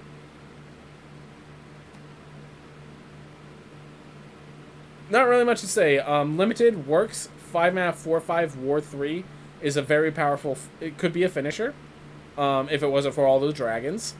Constructed, not going to see play, just not good enough. Story-wise, Rhyme Shield is a theme. Frost Giants are people. Like, they're big, scary monsters. Frost Giants are warriors. Like, yeah, the lore tells you everything. I can't really tell you anything the lore doesn't. Oh, hey, look, he has a pet. So he has a pet polar bear. Usually they're white wolves or winter wolves. That's another theme that they usually have. Alright. Skin of Stygia. Flash. You choose like a creature, and you either tap it, or you tap that creature and it doesn't tap during its next untap step. The fact that this is a 3 mana 2/1 with Flash with that ability is the really important part. In the D20 deck, if it's more mid-range, it can work. But really, this is a 3 mana 2/1 with Flash, and that's why you play it. And that's good enough to see play in Limited. Constructed, I'm not sure. We really need to see that Roll20 deck later, and it's not seeing play while Throne of Eldraine. It has too many pieces that needs to figure out that I don't think we're going to figure out in time. Stygia, Stygia real fast is, so with the Tiefling backgrounds, if you, in Mordenkainen's Tome of Foes, which is a book that you can grab, there's different versions of Tiefling, and one of the versions is the, like there's Summons of Asmodeus is the most common Tiefling, but if they're from Stygia, they have Ray of Frost as their cantrip. So notice how Stygia has a lot of the effect of Ray of Frost. That's where the Stygia, that's where that name comes from, for lore real quick. Secret Door. So, 1 mana, 0/4, tap 5, venture to the dungeon as a sorcery. If this wasn't sorcery speed, I'd be like, maybe constructed? But nah, not... I'm not even sure if this is a limited, given that it's sorcery speed. It's just so much mana for sorcery speed. That's the problem. There's a 6 mana for drawing a card on a 2/1. Other than that, secret passages are just something you find. Yeah, it's just part of being in a dungeon. So it makes sense as venturing into a dungeon. Shocking Grasp. This is a spell. So, as I was talking about advantage, Shocking Grasp is a damaging spell that has advantage if the opponent is wearing metal, which is where the metal armor, poor choice, comes in. And it allows you to run away, which makes sense that it reduces the damage you take, and you draw a card, which I think just fits. For if this card sees play, I think in the there might be like a Monk Demi-Lich deck that comes into play. Monk class being a card that we'll see later. I'll explain the deck idea later, but I don't have the cards to craft it, unfortunately. If that deck sees play, this would be just a good cantrip in it, but that's the only way I see this scene playing constructed. Limited. It is a combat trick. It is a combat trick. Yeah, could see play. Shortcut Seeker. 4 mana 2/5. When it deals combat damage to a player, venture into the dungeon. This creature attacks, gets blocked by their 3 mana 2/3, and that's it. And that's what happens for 13 turns. So this is just a 4 mana 2/5. Not good enough. If it's not good enough in limited, it's not good enough in constructed. Who knows? Maybe we have another limited format like Strixhaven, where it's super weird and not like normal limited formats. I would love that, but I'm not counting on it. Lore-wise, yeah, he's fighting a trapdoor just like the secret door. Yep. Which, hold up, if he's doing that, shouldn't this have evasion of some sort? Silver Raven. 1 mana 1/1 flyer. When it enters the battlefield, scry 1. So remember I was talking about that blue flood deck with Ilmarith and the other dragon? We have a 1/1 flyer that also gets you to your pieces.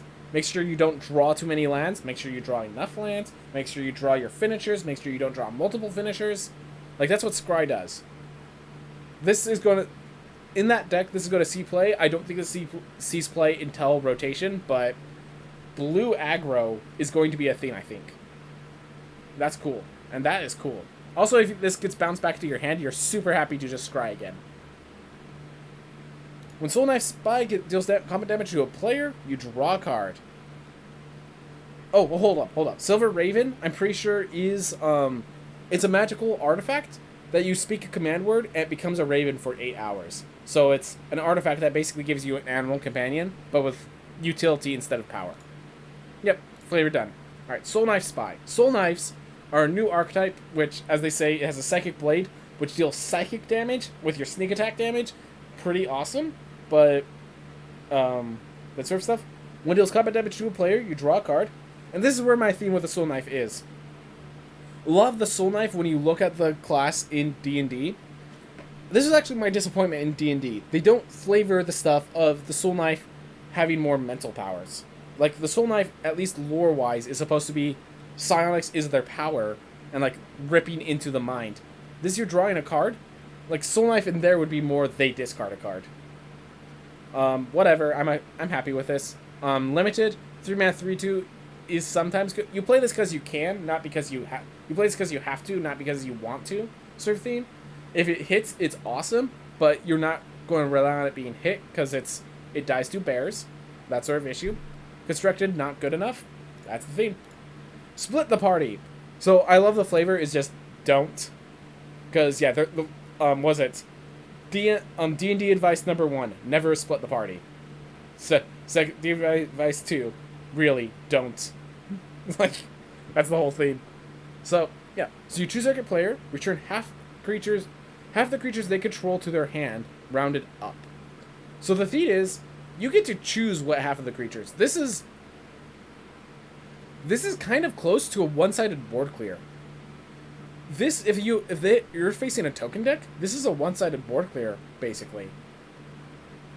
This, I think, because of that, I think this is a tech card, but it's a very powerful tech card. It could see play as a tech card. Again, after Throne of Eldraine, but... Well, actually, maybe... I don't know, what deck... It'd have to be a swarmy deck that is in the meta that I can't really think of right now. Limited, good. Everything's a creature game, so being able to just bounce half their board, start swinging in for victory. Like, blue seems to be the tempo deck in Limited, which is really cool. Sudden Insight. Draw a card for each different mana value among non-land cards in your graveyard. Ooh. I like the idea of that. So, this... If you could get this right, this is 6 mana, draw 7 cards at instant speed. And that instant speed is why I think this might even see constructed play. Who knows? This might actually see constructed play. Which is really, really cool. Limited, I think it draws 4 cards? The fact that it's instant speed is what makes this playable. Just to be clear, if this wasn't instant speed, I wouldn't even consider it. But because it's instant speed, I think this could see constructed play, this could see limited play. Not sure what deck has space for it, but decks are coming into creation. There's a new set, decks are coming into creation. Lore-wise, lucky draw from the deck of many thieves. Oh boy.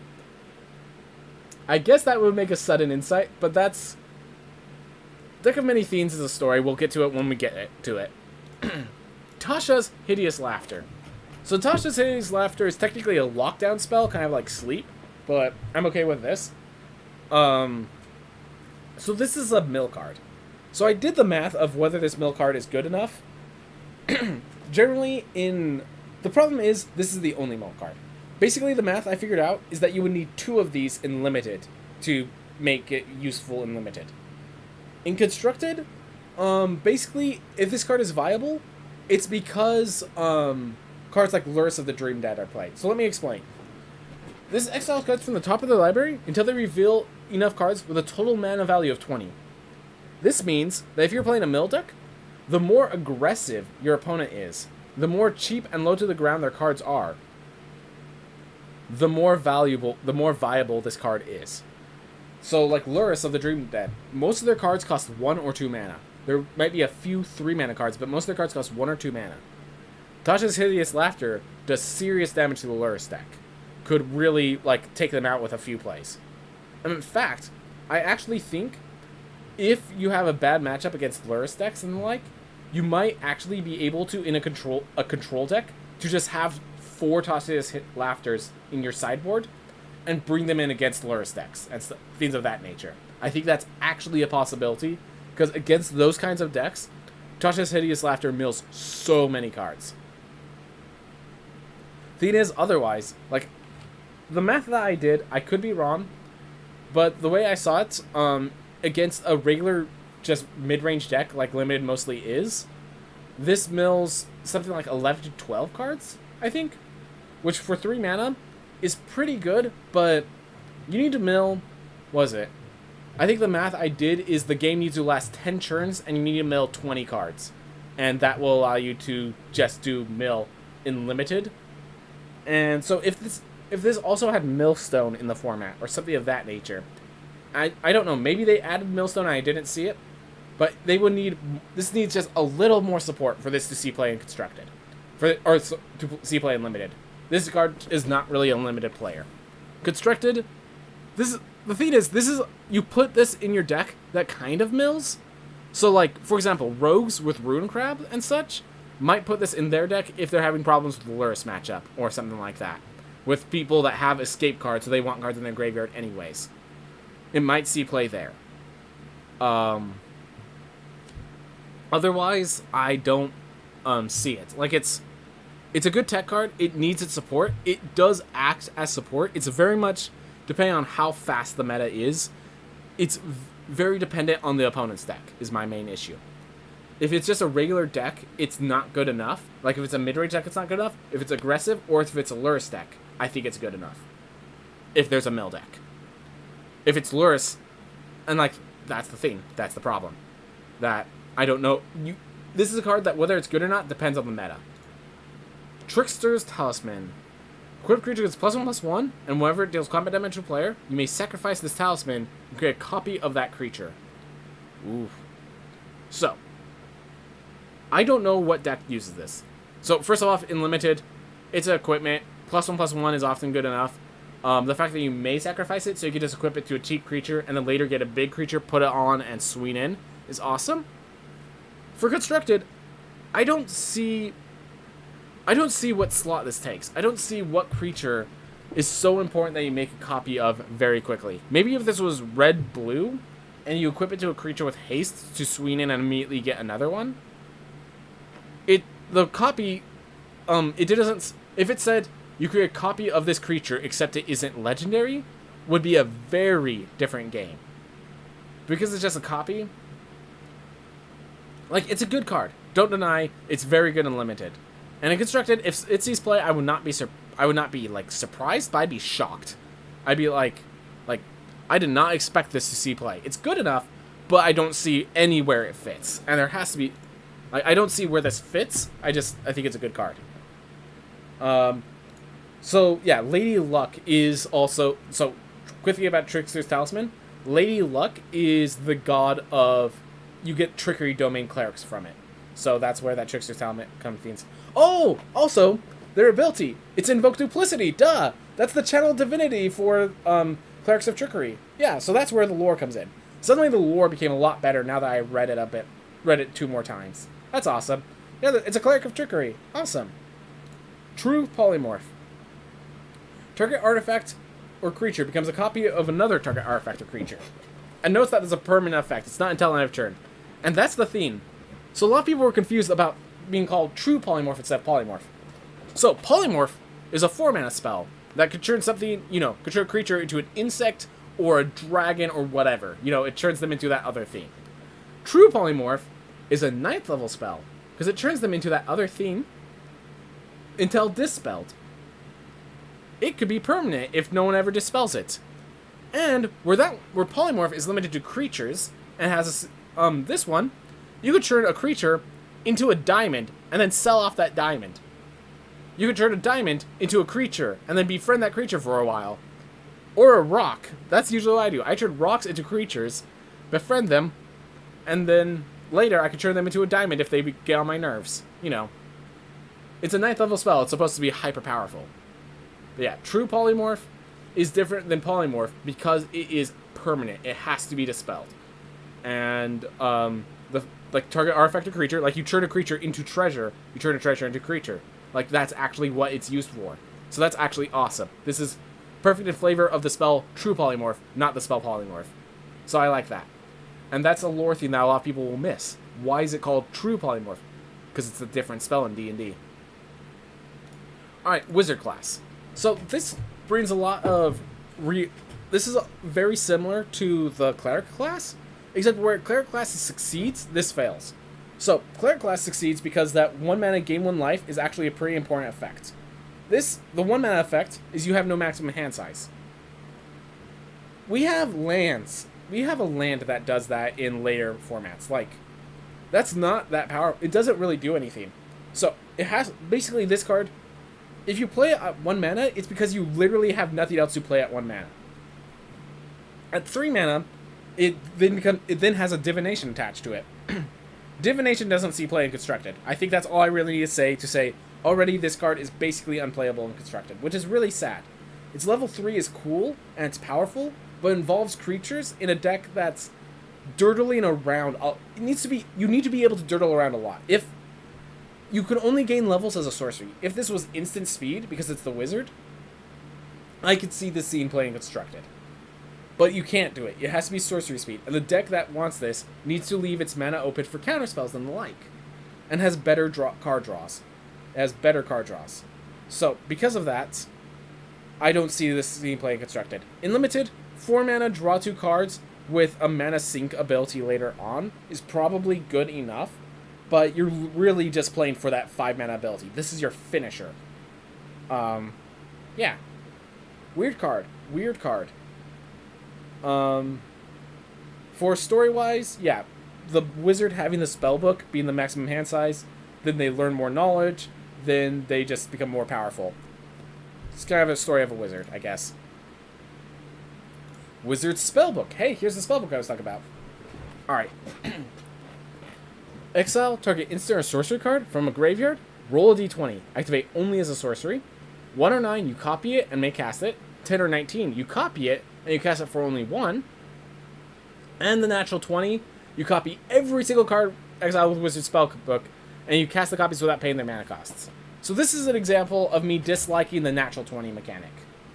That, you could actually be building up a instant or sorcery pile, that once that natural 20 rolls, you win the game, which means you'll be banking on, please get me a natural 20. Alright, you have 2 turns to get me a natural 20, and I don't want that kind of thing in Constructed.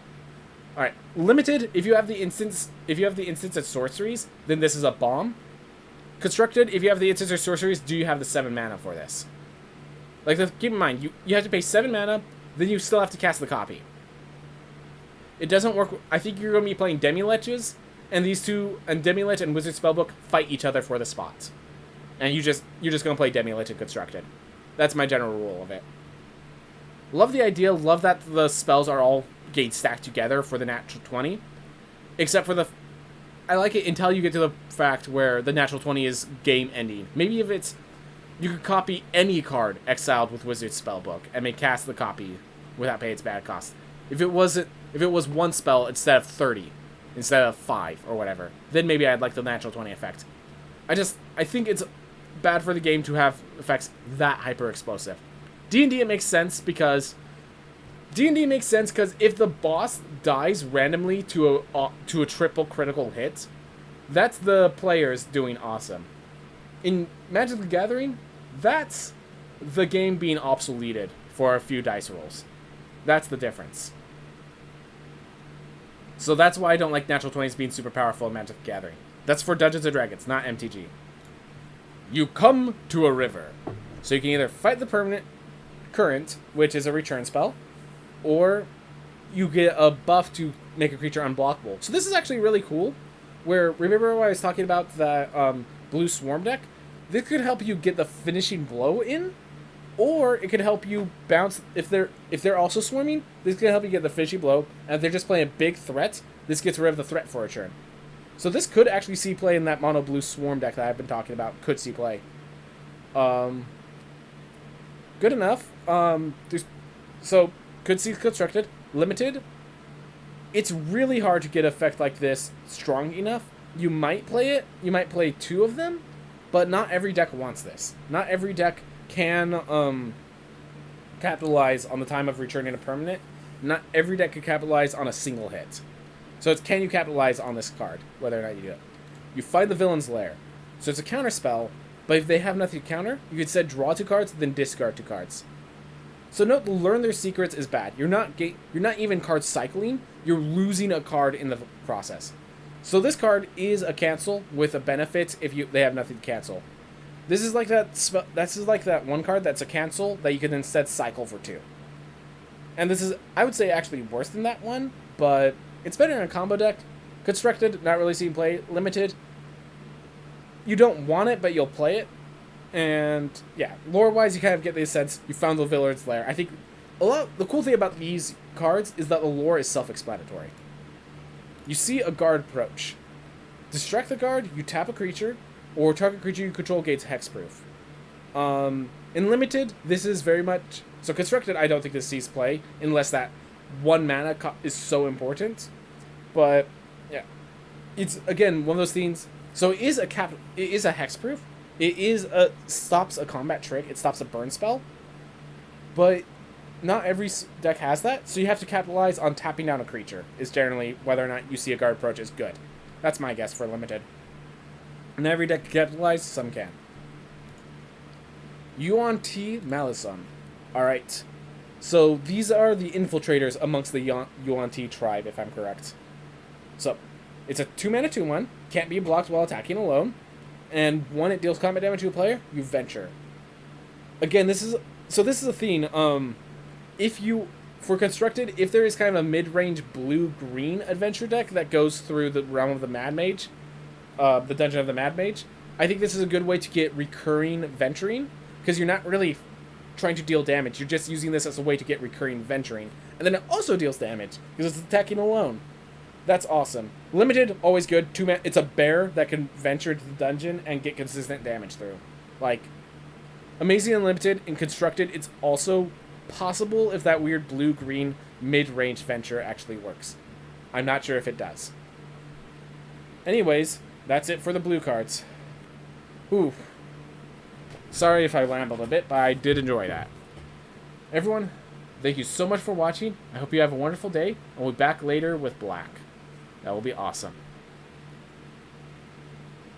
Alright. Everyone, let's do a raid. Oof. Who do I even raid?